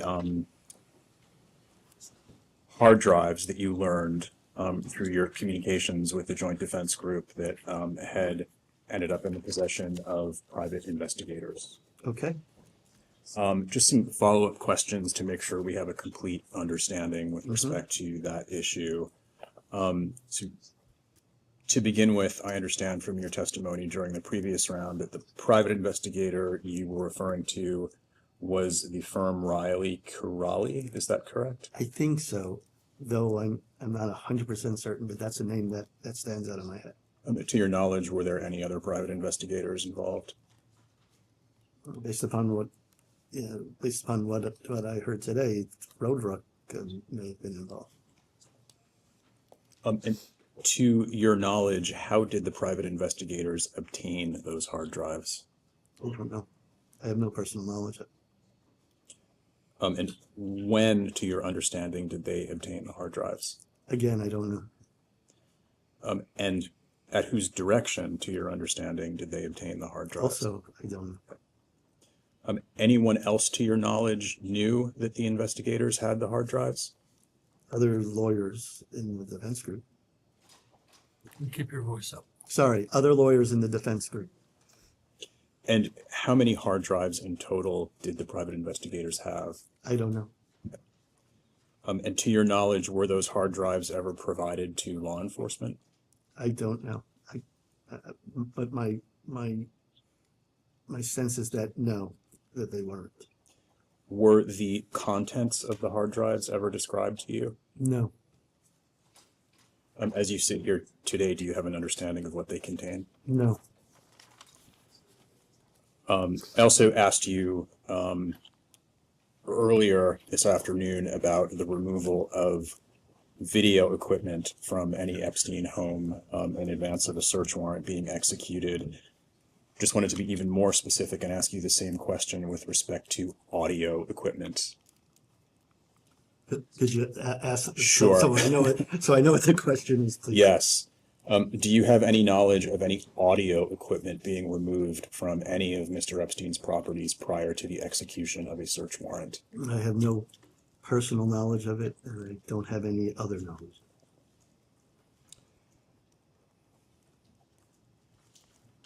Do you have any personal knowledge or other kind of knowledge of any other type of electronic equipment being removed from any residence of Jeffrey Epstein prior to the execution of a search warrant? Electronic equipment?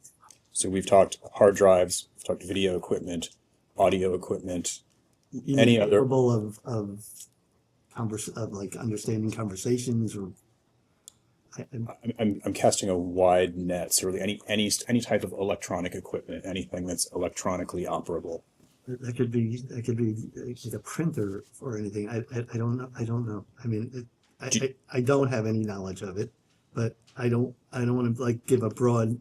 I don't know, because maybe that somebody took out a washing machine or something. I don't know, but I don't like answering questions for stuff that I don't know what the universe is that we're talking about.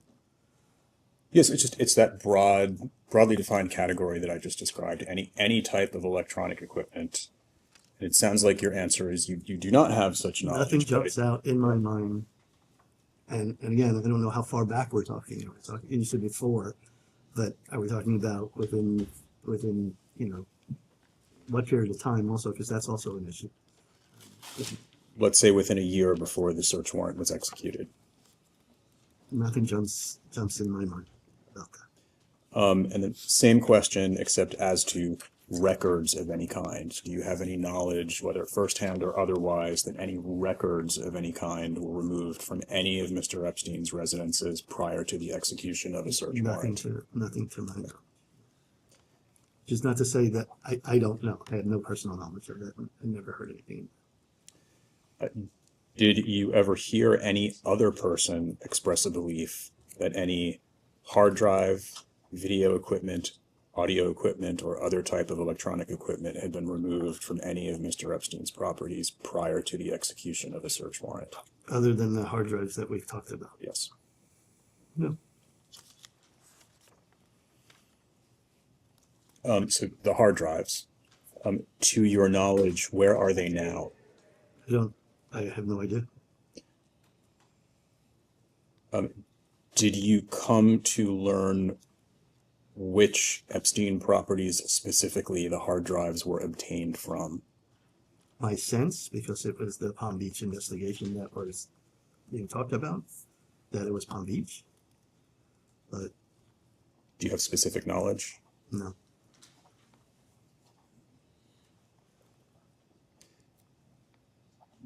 Did you ever become aware, or did you ever hear that the hard drives were withheld from law enforcement?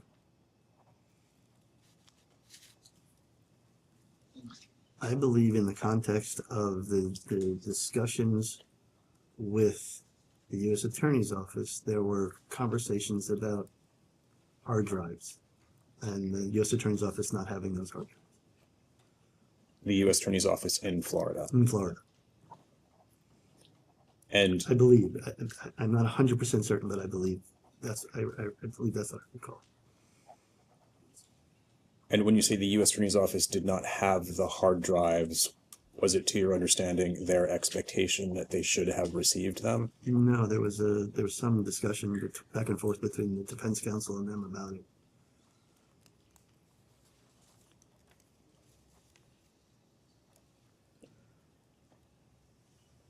Just shifting again to the topic of Epstein survivors and the allegations that they have made against Jeffrey Epstein and his estate. Since Mr. Epstein's death, have you had any contact with any women who have made allegations against Jeffrey Epstein? Personal contact, no.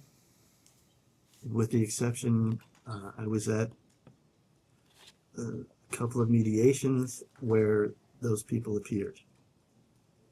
But beyond that, no. Have you instructed or engaged anyone else to contact any women who have made allegations concerning Jeffrey Epstein? No. Have you engaged any private investigators in connection with allegations of sexual abuse by Jeffrey Epstein? I have not personally done that.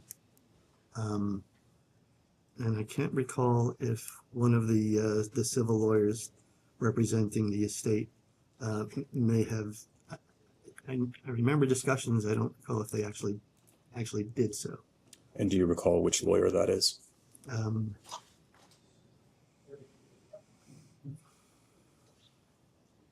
Maybe Bennett Moskowitz's team in Troutman. Moskowitz's team and Bennett Moskowitz's team at Troutman. thank you. I think. We have multiple attorneys, so and there's a lot of claims obviously going around. To your knowledge, have any private investigators working on behalf of Jeffrey Epstein or his estate themselves contacted any survivors? I don't think so, no. And can we go back to the previous question? You talked about private investigators. This after he died, right? At any time. I believe that, just to amend this a little bit, I believe that prior to his death, or maybe just as he died, there was a private investigator that, in connection with the civil case, to find out about the plaintiff that was retained. And I believe I may have had, I think I did have communications with the private investigator about it. And I think I got communications with the private investigator about it to do some background research. Who was that private investigator? I don't remember the name. Okay, and you said the engagement was to provide background research? Yeah. What do you know about this person? In many instances, we don't know about it. We the co-executive and I, in most instances, we don't know these people. When you say these people, are you talking about the plaintiffs? The plaintiffs, yes. Okay. And how did this private investigator go about conducting this background research? I don't know. I got a report. I think they got a report at some point. And what did the report say? I think it's privilege, number one, but I don't recall off the top of my head. Did the report contain any indication that this investigator had contacted any Epstein survivors or plaintiffs? No, I don't think that they would have done that. Okay. To your knowledge, has either this private investigator or any other private investigator conducted surveillance of Epstein survivors or plaintiffs? I'm trying to remember if the one that I'm talking about did.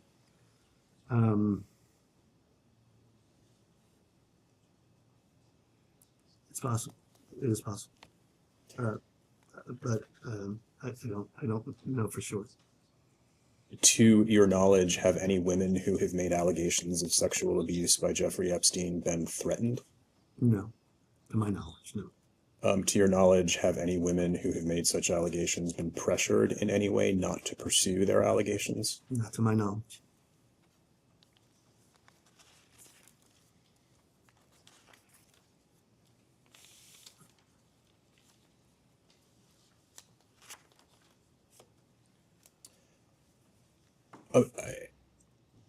If I could return to the topic of an individual you were asked about several rounds ago, and that's Howard Lutnick. The question I believe was whether you ever became aware of a relationship between Jeffrey Epstein and Howard Lutnick. And as I understand, your answer was you did not know of such a relationship. Is that right? Up until recently, I had no knowledge other than that Lutnick was a neighbor. I'm just going to quickly ask the court reporter to mark as exhibits D as in dog. D. An email dated May 28th, 2018.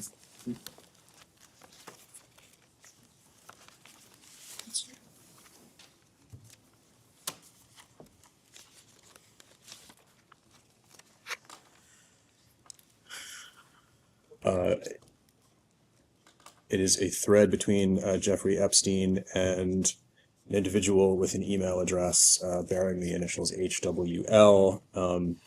Given that it appears to originate from Cantor Fitzgerald, we believe that to be Howard Lutnick. Okay. The message down below from Mr. Epstein reads, "Tell your lawyer that Darren, my lawyer, will contact him." And then the response up above from HWL, "Meeting is tomorrow morning." You are not on this email, but do you have any recollection of meeting with Howard Lutnick's attorney? No, I have no recollection of meeting with Lutnick's attorney at all. And I don't have a recollection of any instruction to contact a Lutnick lawyer. So if he had said this, I don't recall him ever saying it to me. Thank you. Thank you.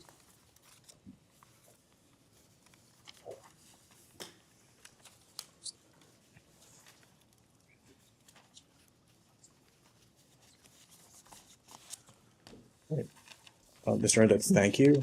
Just before we go off the record, I'm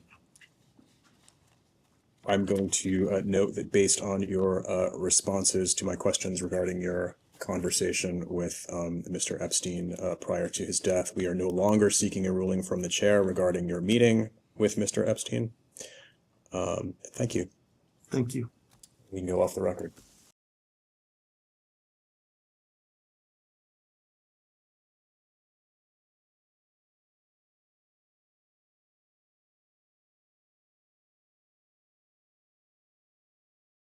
We'll go back on the record.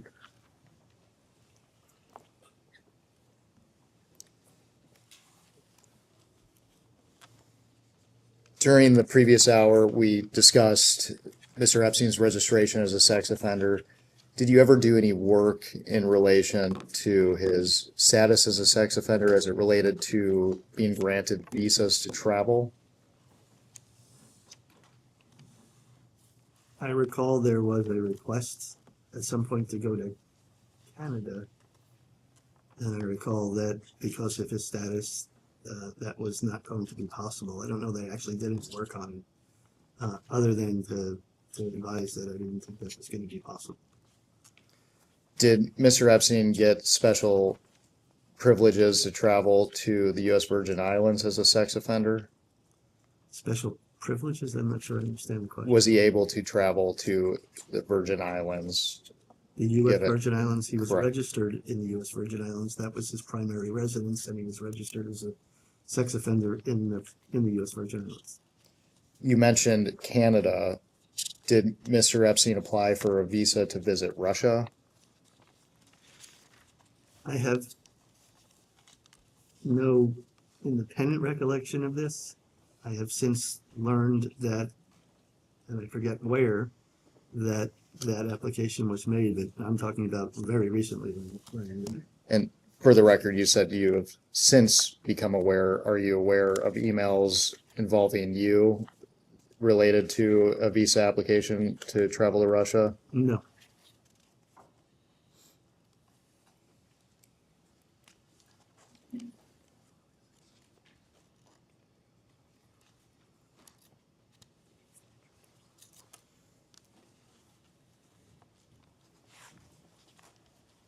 Did Epstein ever discuss any business that he had in Russia with you? Generally, I knew there were though I don't know the names, but there were people that he did business with that had Russian relationships. Generally, there were people that I understood that he did business with that had some Russia connection. Were they affiliated with the Russian government? I don't think so, but I don't know, but I don't think so. My sense was that they were businessmen. Over the course of your representation of Mr. Epstein, did you have signatory authority over his personal and business accounts? Yes. Did anyone else within Epstein's orbit have signatory authority?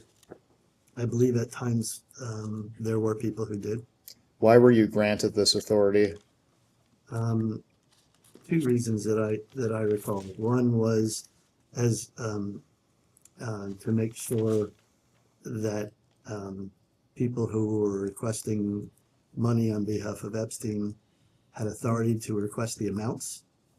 So, and I guess they didn't want the people who were doing the accounting to be the same people writing the checks. So I had a series of, my understanding was there were these conditions. This person, and I don't remember who, but this person could have had $5,000. This household manager could have $3,000. And so if the request was made, they'd have to be within that threshold, or there had to be some kind of an email from Epstein saying, pay this or something like that. And so part of my job is to make sure that checks that were going out within these conditions. Did you ever sign off on payments to women or young girls for services? I recall, I think I discussed this earlier, Svetlana Pozadaeva had some kind of a marketing relationship with one of the foundations. And I remember the foundation was writing checks to her on a monthly basis. And I believe I signed those checks. For what reason were checks being sent? She was a marketing rep for the foundation. Did you ever authorize wires to girls in Eastern Europe?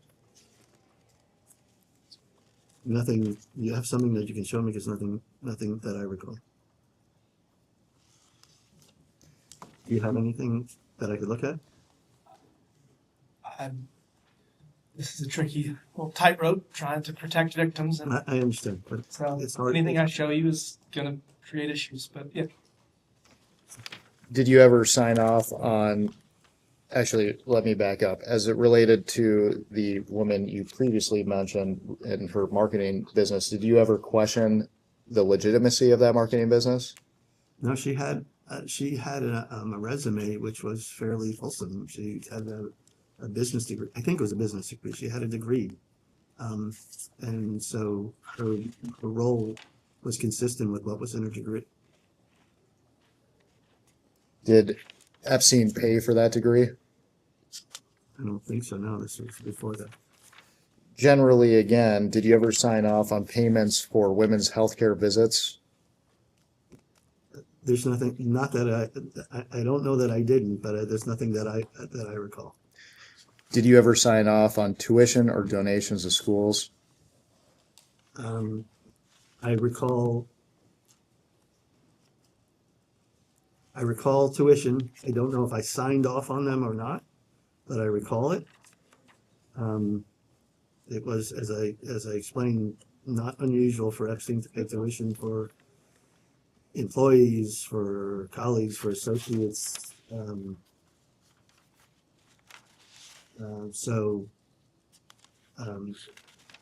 It certainly is possible. How many bank accounts did you manage for Epstein and Epstein-related entities? I didn't manage bank accounts. I wouldn't say I managed any bank accounts. That was an accounting function, not my function. I was a signatory on many accounts. I don't know how many. Does 140 sound about right? I honestly, I don't know. And if you're talking about at one time, that doesn't sound right. If you're talking about over the years when banking arrangements were lost and then gained and then lost, and then new ones were created, I think that could be possible. Did Mr. Epstein maintain any accounts in foreign countries? I believe there was in Paris a bank account, maybe more than one. Did you have signatory authority over those accounts? I don't recall if I did or if I didn't.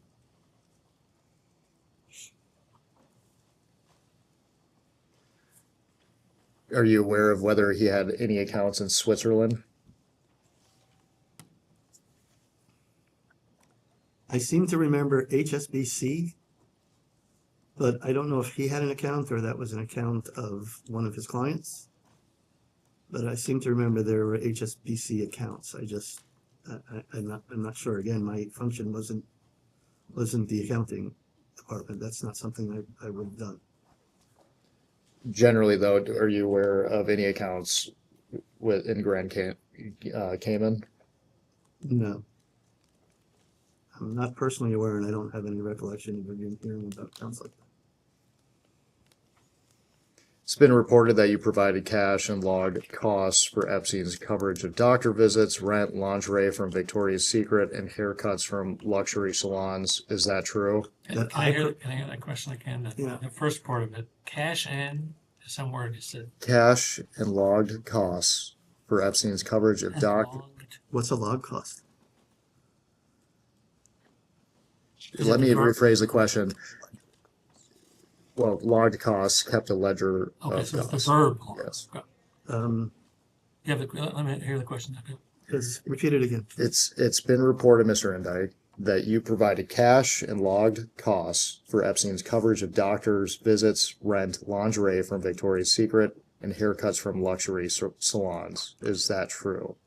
So it's been reported that I did that? Correct. That's not true.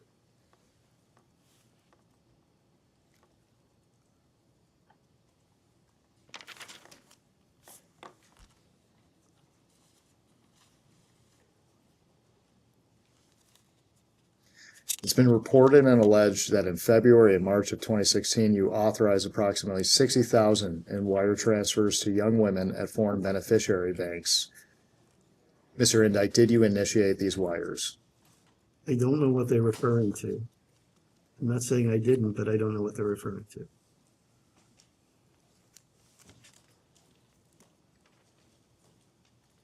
Did you ever initiate wires to foreign beneficiary banks for young women?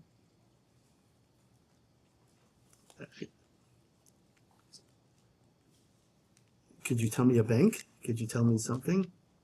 Are there young women? And can you tell, when you say young women, you mean women? Are there women that today you can identify that were recipients of wires that you transferred to foreign banks? I don't recall anything in particular. If you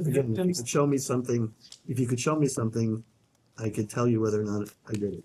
The victims that you refer to as assistants, most of them came from Eastern Europe. They were financially incentivized to come here, and they got wire transfers between 2010 and 2013. So you're not aware of those wire transfers to Eastern European banks to facilitate the travel of the people you now call assistants, which are victims? Okay, so there's a lot in that question, and I don't.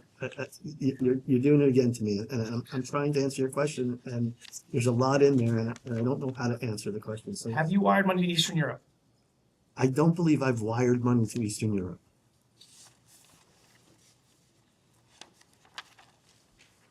Have you wired money to Russia? I don't believe so.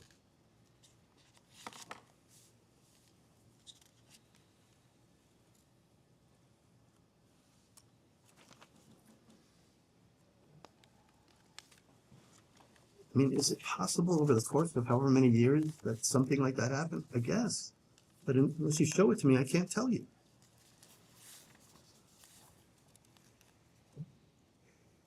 Have you subsequently learned that money that was wired was used or intended to compensate women for sexual services? So I've not learned anything like that. I've heard allegations here and after he died that happened, but I don't know that that's true. I have no idea.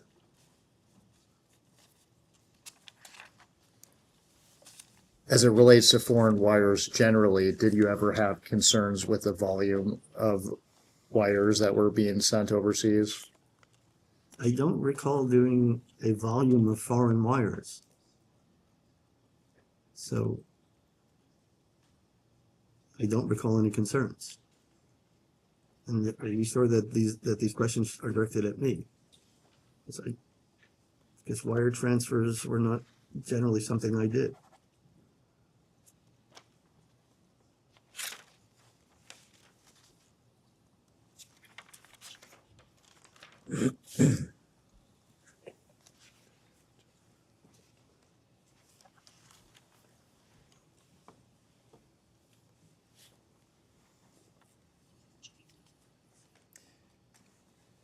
Has any bank ever requested explanations from you for suspicious payments?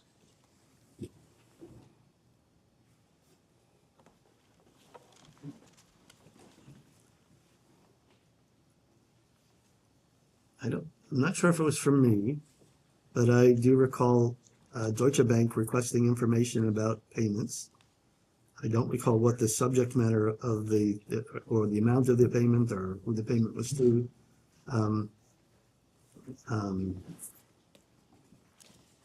I believe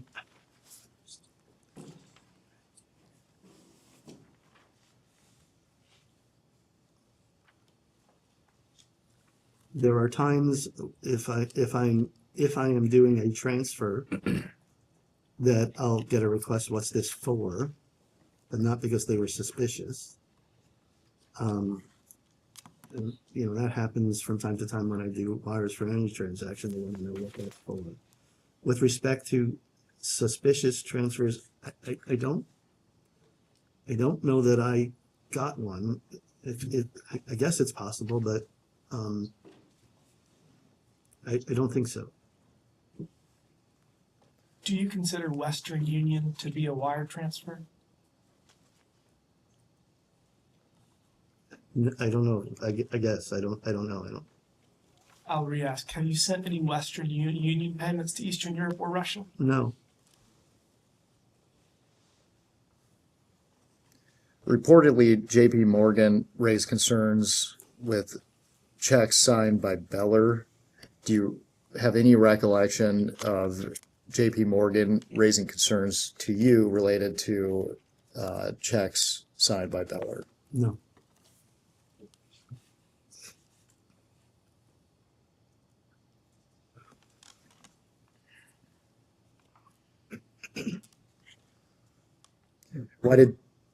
No, I'm sorry.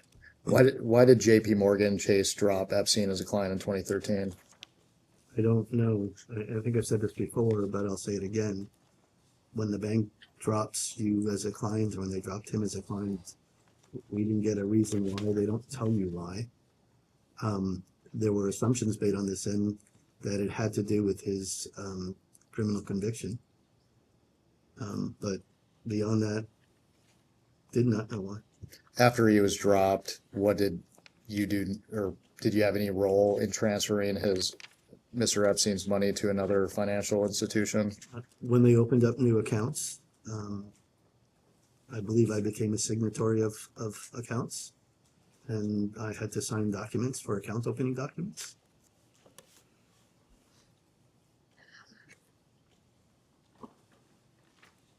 But the actual transfer of funds was not done by me. Mr. Epstein maintained accounts at Deutsche Bank thereafter, is that right? I believe that was what had happened after yes, sorry, yes.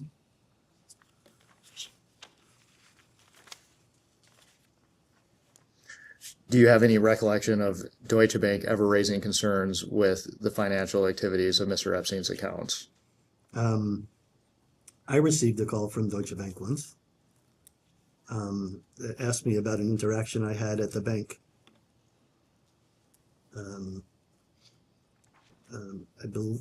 I believe the interaction was relating to the fact that I had gone in on one day with one of these $7,500 checks and told the bank when I was there that I thought I would be coming in within a day or two to withdraw money from my own firm's account. cash for the petty cash of that firm, and specifically to be transparent, told them that if they needed to somehow aggregate this because the total would be more than 10,000, I wanted to tell them now because I did not want it to be considered something wrong. And then I got a call from one of the client relationship managers, I don't remember who it was, asking me about what happened. I explained that very thing, and the client relationship manager was satisfied, and then I didn't hear about it again. But for the record, what you were inquiring, why did you make this inquiry? We had gotten fired from the bank, right? I wanted to make sure that I did not do anything that would get us fired from another bank. So I wanted to be transparent. And if there was something that had to be done, I didn't want people to think that I was doing something I wasn't supposed to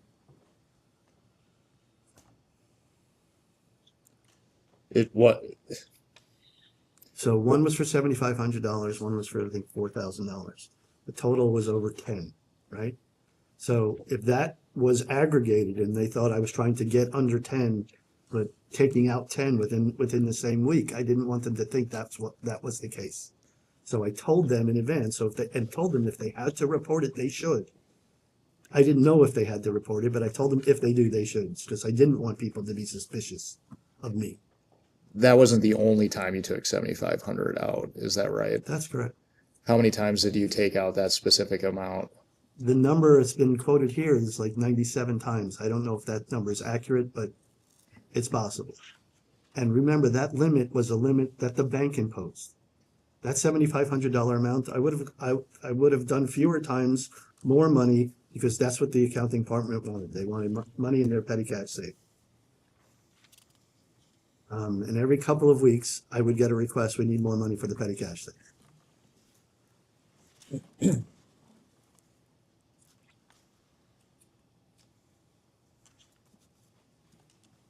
By doing so, were you actively trying to avoid complying with the Bank Secrecy Act? Absolutely not. That's just not possible. The limits were imposed by the bank itself, not by me.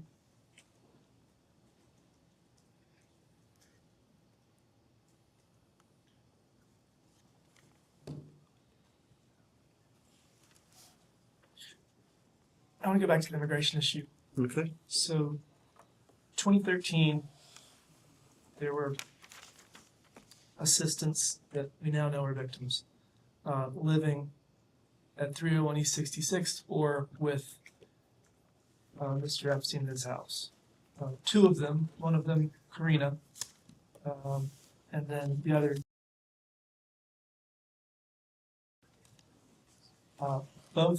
both of them lived at 301 East 66th Street, to your knowledge? To my knowledge, yes. And to your knowledge, yes. now you said that one of them lived at his house, but So I understand Karina lived at his I don't his believe house. that's true. I don't believe that's So you true. think they both lived at Yeah. 301? Yes, I do. And was a U.S. citizen? My understanding was that she was a U.S. citizen, yeah. And Karina's Belarusian? I think that's right, yes. And Mr. Epstein asked you to, well, those people got married, Correct.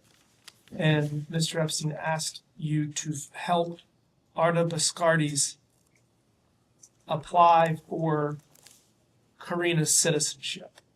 That's not true at all. He didn't ask me to ask Arda Biscardi. Sorry, did Keep your voice up. Sorry, that's not true. Did Mr. Epstein ask for you to provide documents to the immigration attorney that was facilitating Karina's citizenship application? I believe either Karina asked me to provide documents. What documents did you provide at their request? I believe it was a lease. Any other, all that you remember is a lease? That's what I remember. Did you ever communicate with Mr. Epstein regarding the application for citizenship for Karina? I believe I did, yeah. But not at his request. You just updated him on it, or what was the nature of that? he was concerned that his employees, ostensible employees, were, you, I believe, this is some time ago. Okay. 13 years. I got you. And then I don't remember I want to be helpful, but I don't remember, that's fine. So then 4 years later, did you file for their divorce? I didn't file for their divorce, no. Did you did you connect them with people that helped them get divorced? 4 years later, as I understand it,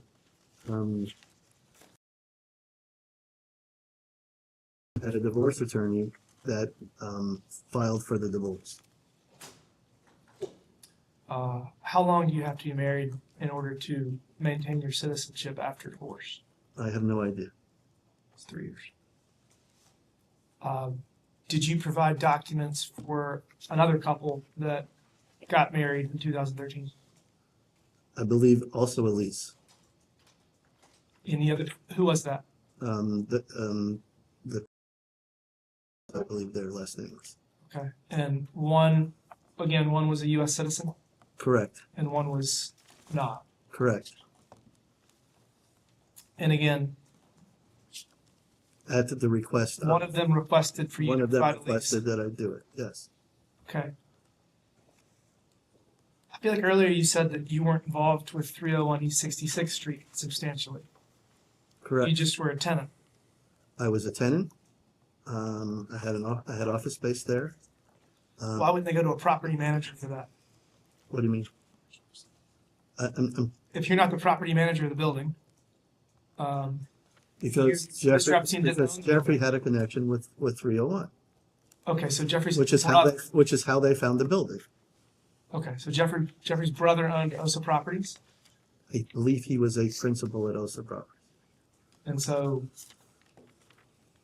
And I believe Epstein leased space. I just don't know if the space that he leased was those apartments or not. this is very convoluted. All right, so you were a tenant in 301. I was a tenant in 301. You were not the property manager. Not the property manager. Did you control any units other than your own? No. So what role did you have in providing a lease for a company that your employer didn't own? There was a relationship between Jeffrey and 301. Did you sign the lease or did somebody else sign the lease? 301 signed the lease, I think.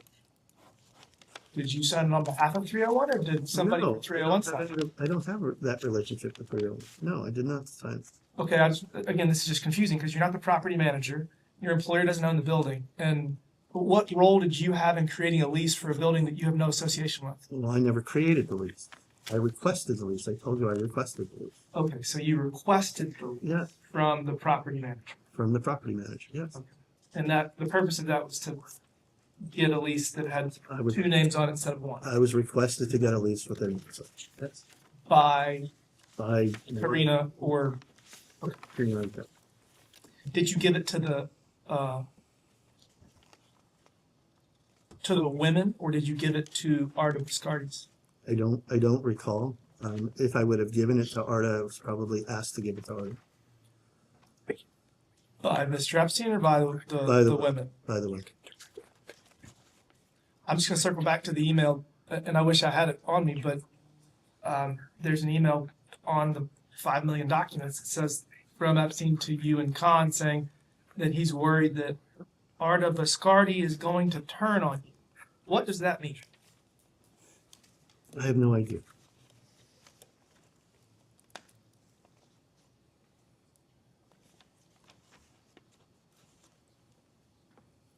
Did Mr. Epstein ask you to apply for visas for him or any of his people that you refer to as assistants? No, I don't think he asked me to apply for any visas. Not to Japan? I don't think so.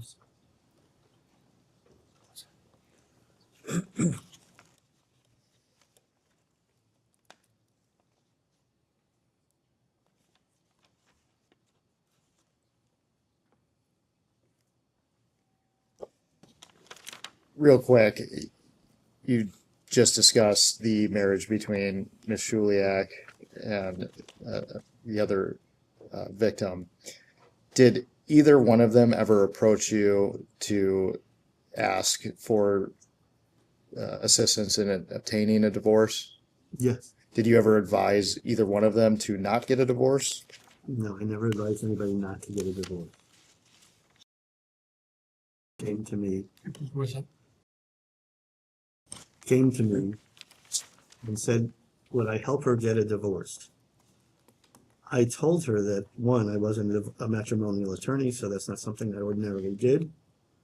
And I also expressed concern to her based upon my understanding that she had just filed some kind of an application for Karina Shuliak, that what I knew about divorce in New York was that you are either filing for something called irreconcilable differences or abandonment or something like that. And that seemed to me that would be inconsistent with statements that she likely made to the government in the application. And I expressed concern about doing that and cautioned her about it. Yes, that's what I said to her.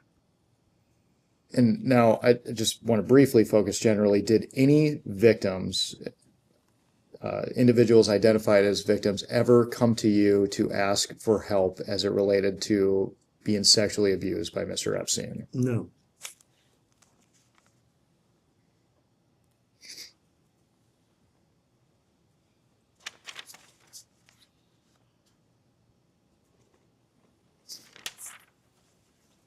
On July 6th of 2019, Mr. Epstein was arrested on federal sex trafficking charges.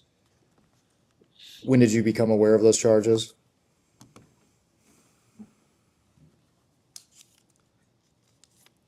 At some point, so Epstein was seized at the airport. I'm not sure if it was Newark or Teterboro, but he was seized at the airport. And at some point after that, I forget who told me, but I was told that he was arrested. And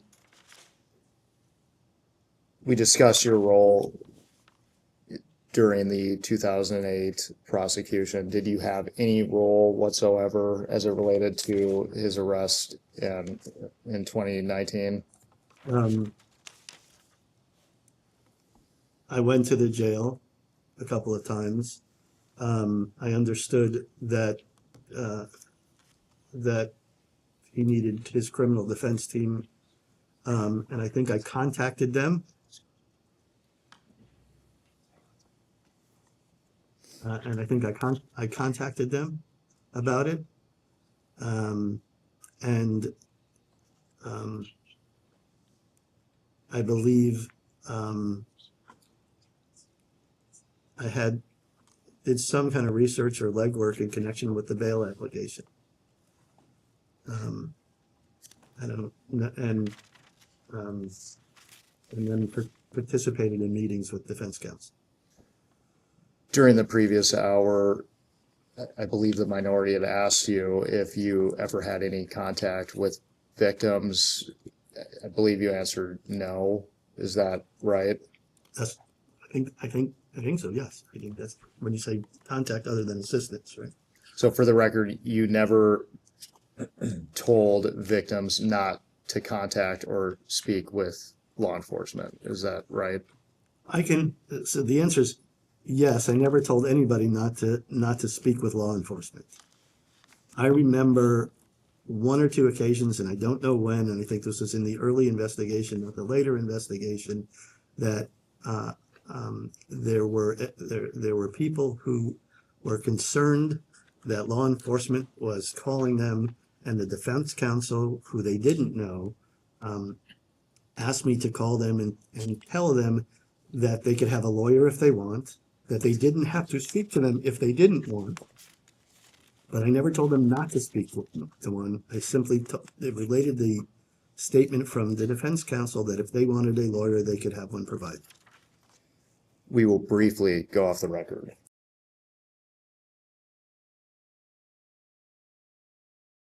We'll go back on the record. So I just want to finish that answer. So And it's been a long time now, but I believe I would have said and did say something to the effect that you don't have to speak to them without a lawyer present, and if you want, counsel will be provided for you. And the reason that I was asked to do that is that people were expressing fear about having to talk to law enforcement. They didn't know, they'd never done it before, and it scared them, and they wanted to know. Quick question. Do you know the name Ramsey Elk-Holy? No, I don't think There's allegations that Epstein paid him to recruit women. But if you don't know the name? I don't know that. Mr. Indyke, do you believe that Jeffrey Epstein killed himself? It's a tough question to answer. On the one hand, the answer is I don't know, really. At the end of the day, I just don't know. I could see reason yes, and I could see reason no. Do you have concerns that he didn't kill himself? I really don't know. Did he appear suicidal when you met with him? No. Did he ever say he was depressed? No. It's not something he would have said to me anyway.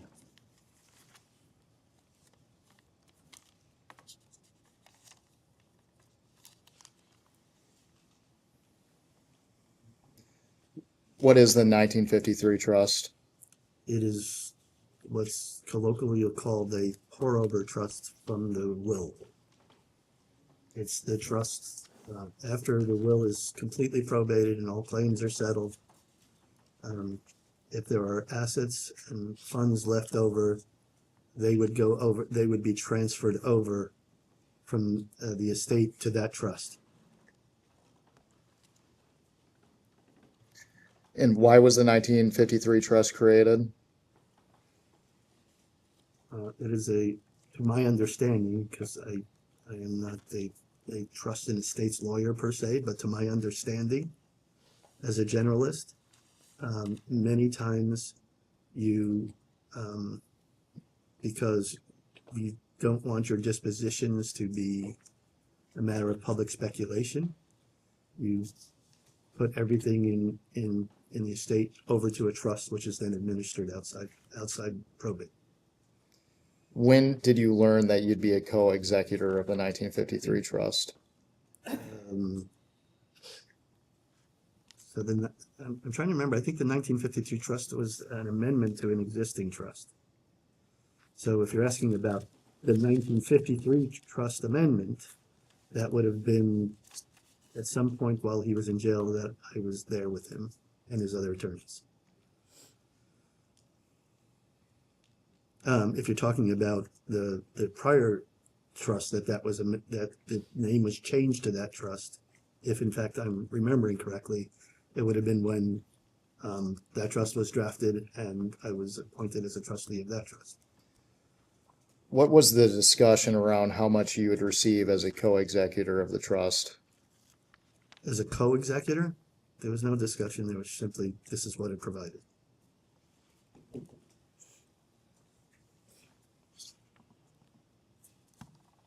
So you have no understanding of how $50 million was decided?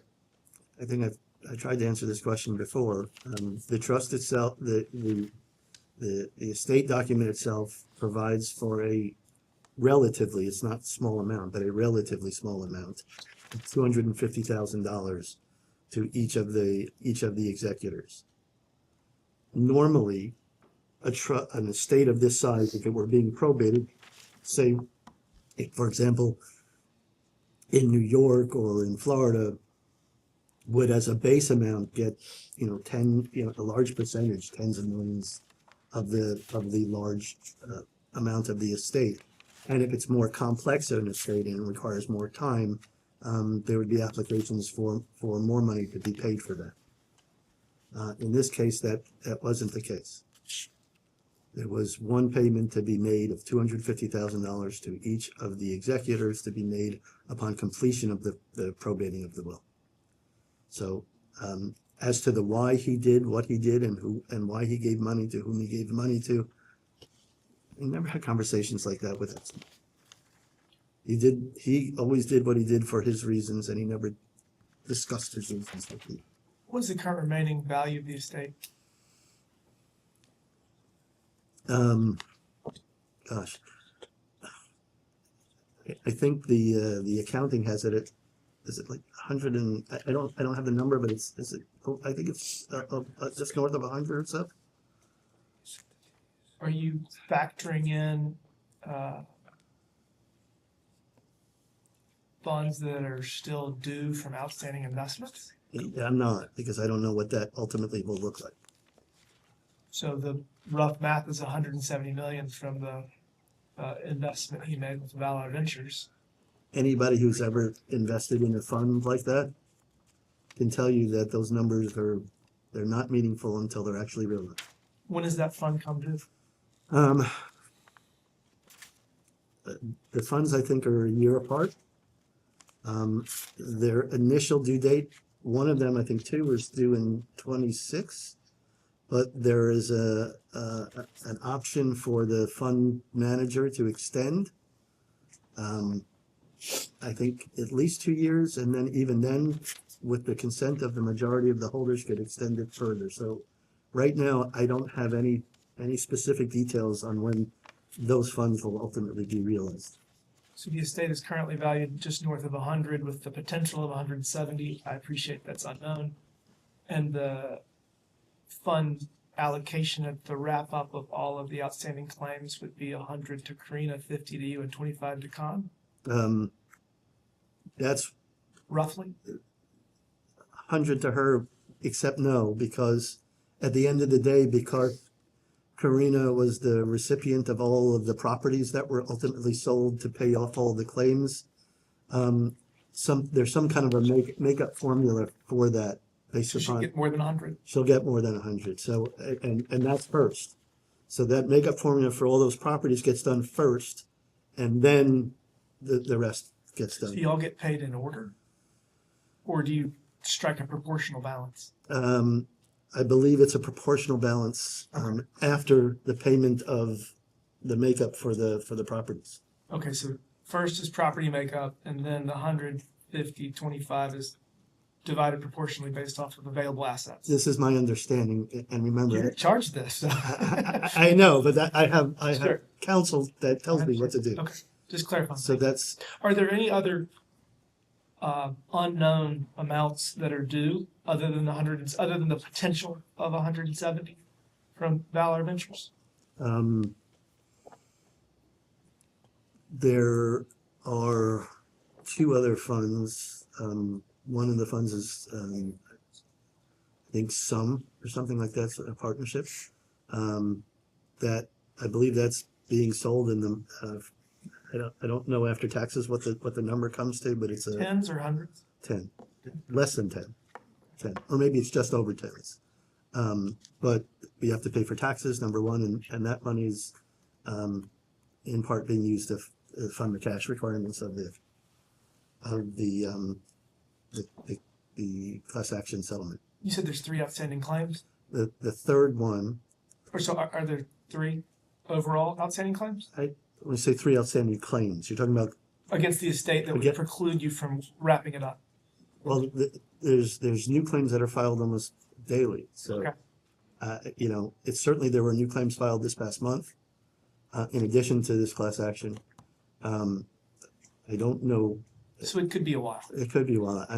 Look, And the most you can get paid, you've got paid $250,000 for the entire thing? I haven't gotten paid 200. That doesn't get paid until after the estate is probated. How are you paying for attorney's fees associated with all this? So the attorney's fees are paid from the estate because this is all expenses. Not for the estate. yours.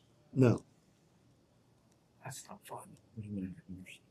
Well, I think you're saying that I'm not. Are you getting paid hourly for services associated? You're talking about my attorney's fee? Correct. Oh, I'm not getting paid from the estate. For 7 years, this has taken up Well, thousands of hours of your life, exactly. and you have not gotten paid $1. Not from the estate, no. I pay, I had a legal practice that I'm trying to work up. I have a real estate business that I'm trying to get off the ground. No, can we consult on one of, it's an earlier question. I just want to make Sure. sure we get the record straight on the value of the estate. Can we consult for 1 minute? Yeah. Mr. Indyke? We can go off the record.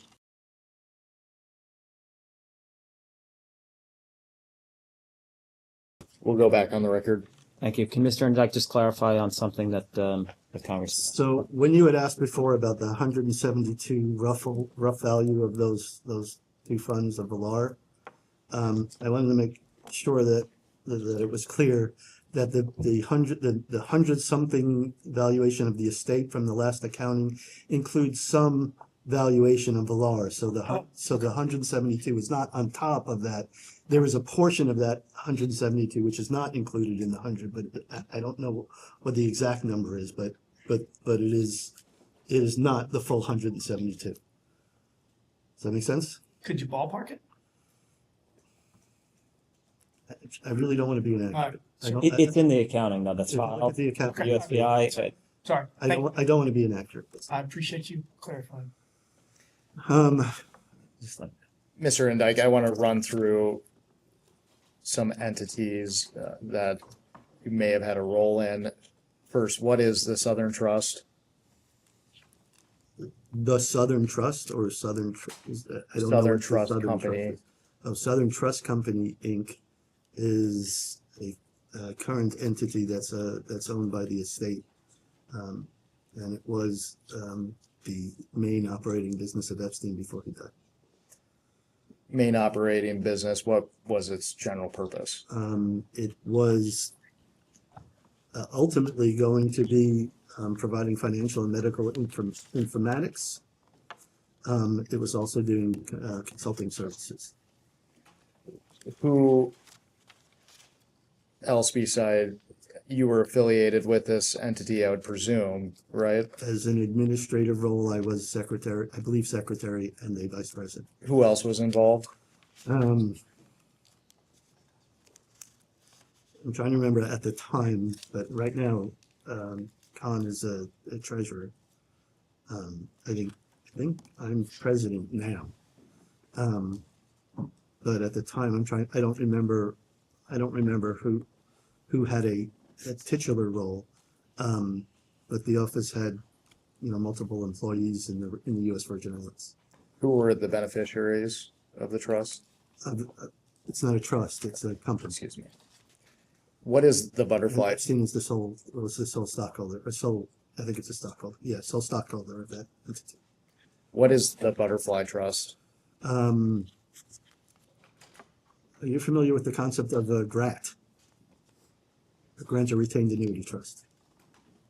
Can you briefly elaborate for the record? Again, this is not my specialty, but as a generalist, a grant or retained annuity trust is a trust that you put in an asset that you believe has appreciating value. And you put in that value, and then you take annuities from the trust over some period of time. Sometimes it's 2 years, sometimes it's 3 years, sometimes it's 5 years. But the idea that you're taking annuities out every year at a certain percentage results in the gift being the gift to the trust being zero, and because you're getting it back a percentage every year, and while it's in that trust and assuming it appreciates over the term of that trust, the appreciation, although there's an income tax on the appreciation, the gift of that appreciation to a pour-over trust, which is the butterfly trust. So the gift of the appreciation of the property that's appreciated. If I put in $100 worth of property and it turns into $400 at the end of the term of this trust, somehow that appreciation that's left after you pay the annuities back, that appreciation goes into a trust, which is called a pour-over trust, and that goes estate tax-free.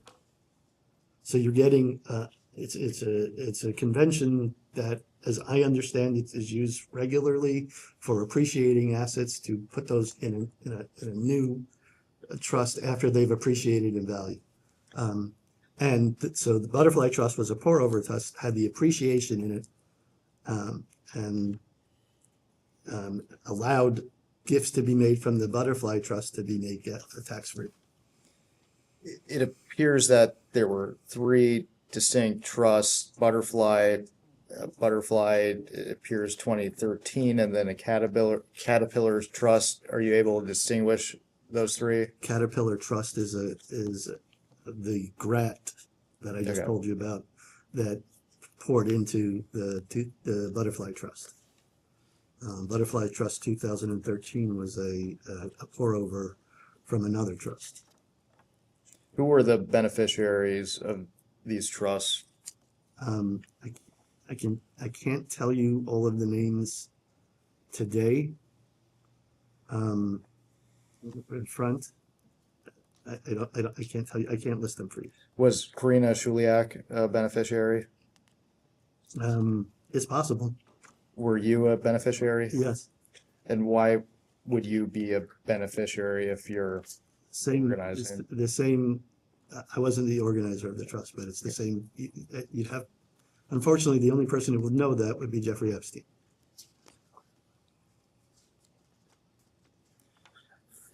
And I may have got ahead of myself. Uh-huh. You had mentioned that you couldn't tell the committee who these individuals were. Is it because you cannot recall all of their names? And it was like, for example, the Butterfly Trust, the pour over trust is allowed to be amended. And from time to time, there were amendments to that trust. I just don't know what the final iteration looks like. And I don't remember at this point who was initially, who's not initially, etc. Did these trusts make payment to women identified to be victims? I believe the trust made payments to women.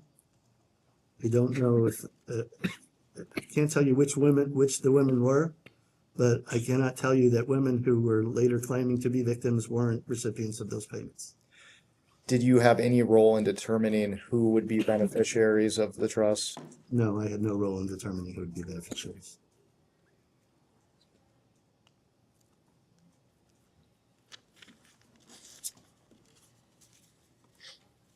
How much did you receive as from being a beneficiary? In total? Pick it anytime. In total. Trying to remember.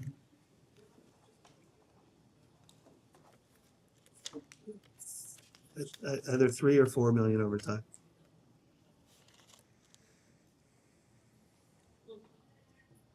Have you ever facilitated a charitable contribution from an Epstein account or entity to a Leon Black owned account or entity? I don't understand what that word facilitated means. Could you kind of? Did you ever have any role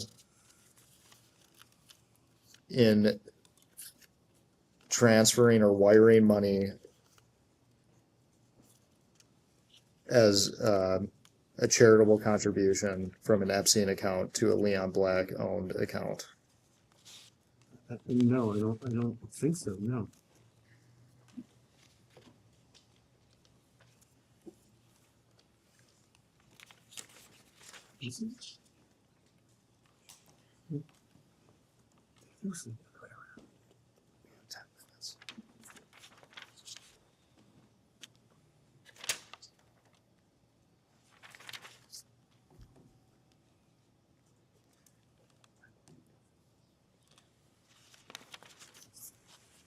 What is JEGE Inc.?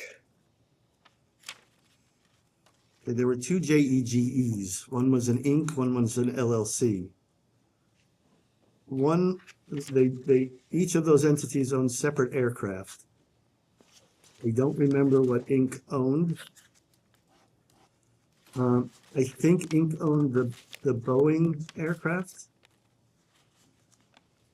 And I think JEGE LLC owned either a G4 or a G5 aircraft. Did you have any role in the employment of staff for the plane? Did I have a role in the employment of staff? Could maybe ask. Did you draft employment agreements for staff of the plane? No, I didn't draft employment agreements for the staff of the plane. The planes were, so there was one pilot who was the chief pilot. And then there were other, some of the planes required two pilots at a time because they were so large. But they were kind of part of the staff. And to the extent a second pilot was employed, I wasn't the one doing the employment.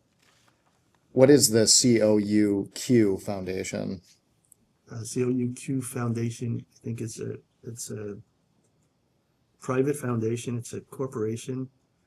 I don't remember if it's Delaware or not, but I think it might be a Delaware corporation, but it's a private foundation.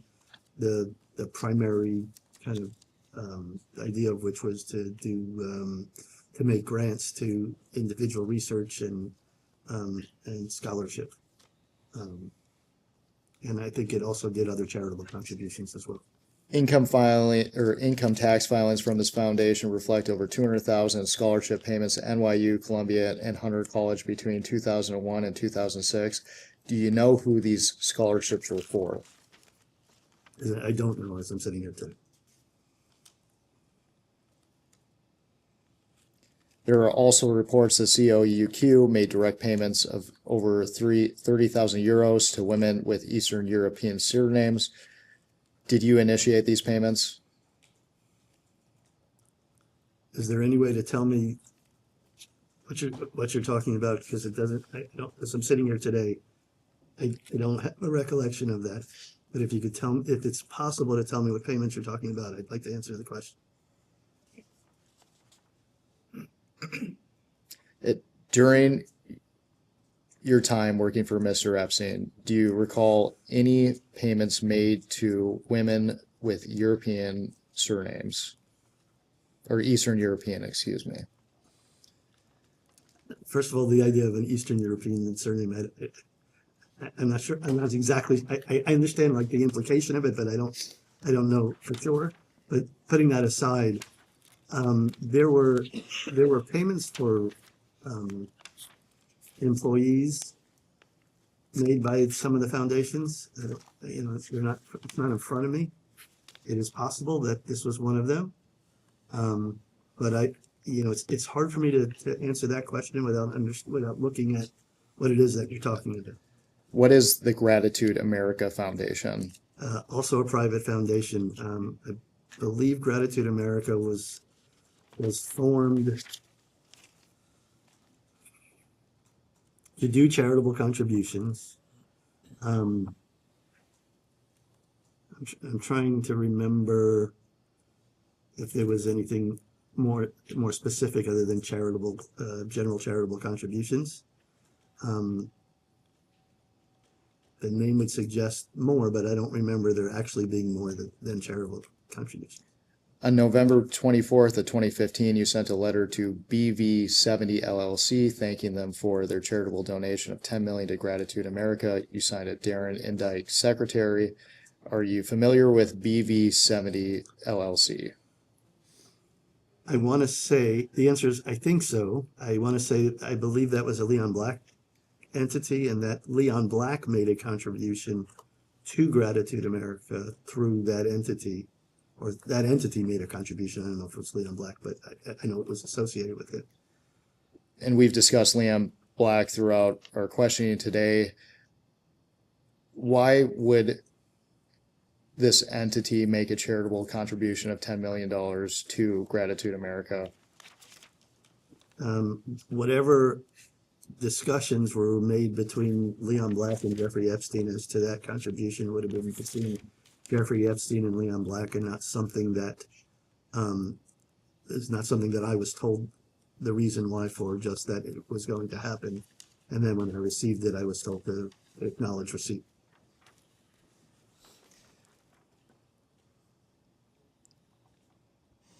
What is the Max Foundation? I don't specifically remember. It's not when earlier it was mentioned the Max Foundation. It did kind of jar a memory of there being a foundation for Darren Maxwell. I don't, other than that being the case, I don't know much more about it. My understanding was that it was a charitable foundation. Were you a trustee of the Max Foundation? Long time ago, but I think I was, yes.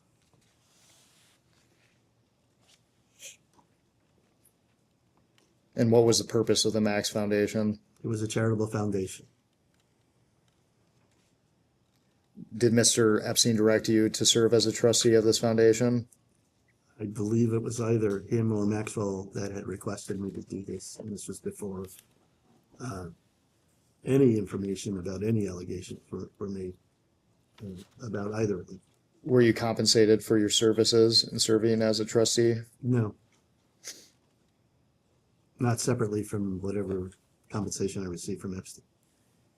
Did your relationship with Miss Maxwell end at some point? The relationship, such that it was a kind of a professional relationship. When she no longer worked with Epstein, it kind of discontinued. When was the last time you talked or communicated with Miss Maxwell? I don't remember specifically, but as I think I said, it was a couple of years before he died. What is the year or two? I'm not exactly sure. What is the LSJE LLC?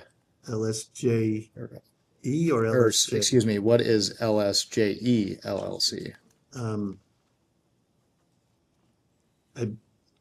My understanding is that LSJE LLC was the operating entity. Ultimately became the operating entity for Little St. James, the island in the U.S. Virgin Islands owned by Mr. Epstein. Did LSJE make payments to women identified as victims?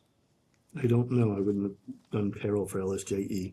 LSJE was actually called LSJE stands for Little St. James Employee or Employment LLC. So that so to the extent it was making payments, it was, at least to my understanding, was making payments to people who were employed doing work on Little St. James.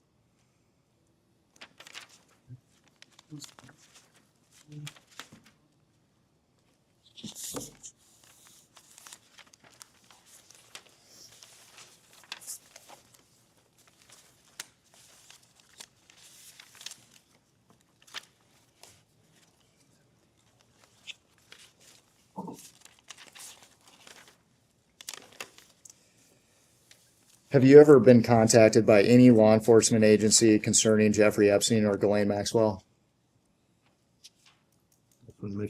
Just tap my memory to make sure when I tell you the answer is no. I don't think I will. For the record, is it your testimony? Have you ever been interviewed by any law enforcement agency concerning Jeffrey Epstein or Ghislaine Maxwell? The answer is no. I don't believe I have. No. Have you proactively ever provided any information to any law enforcement agency concerning Jeffrey Epstein or Ghislaine Maxwell? Personally, no. I know that over the last several months, the estate has provided information to the Justice Department. And why did they contact the estate recently? I don't remember how long ago it was, but I remember in the early days, they had contacted us for information, the estate. When I say us, I mean the estate for information. The contact was through lawyers and handled by lawyers, not by me. We are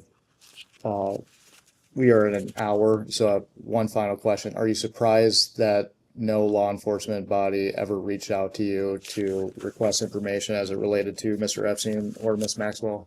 Given my role in my role as a transactional attorney for Mr. Epstein, no.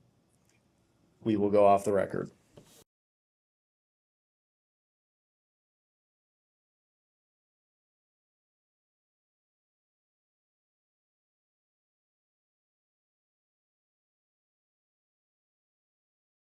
Go back on the record. Just one follow-up question from us. I think we thought we heard an exchange at the end of the previous round that suggested that the estate has provided DOJ with some kind of documents or materials somewhat recently, as in within the last few months. Did we hear that correctly? No, and if I did say that, that's, my recollection is towards the beginning of what, I think it was after Epstein died, the DOJ, and this may have been in connection with Maxwell's investigation. Got it. This, what you were describing would be all the way back Was to the back- time of Miss Maxwell's Or maybe, criminal. or before even. Got it. But it did not, as far as you can recall, post-date Miss Maxwell's conviction, and certainly was not within the last few months or a year, let's say. I want to tell you with a moderate degree of certainty that that's correct. I'm not 1,000% sure. As far as you can recall, has DOJ either seized or requested any materials from the estate within the last year? Not to my recollection, no. Okay. Do you have any indirect knowledge or any reason to be unsure about the I'm not question? being evasive. I don't think so. I just don't recall. Okay. But I didn't think so. All right. We can go off record.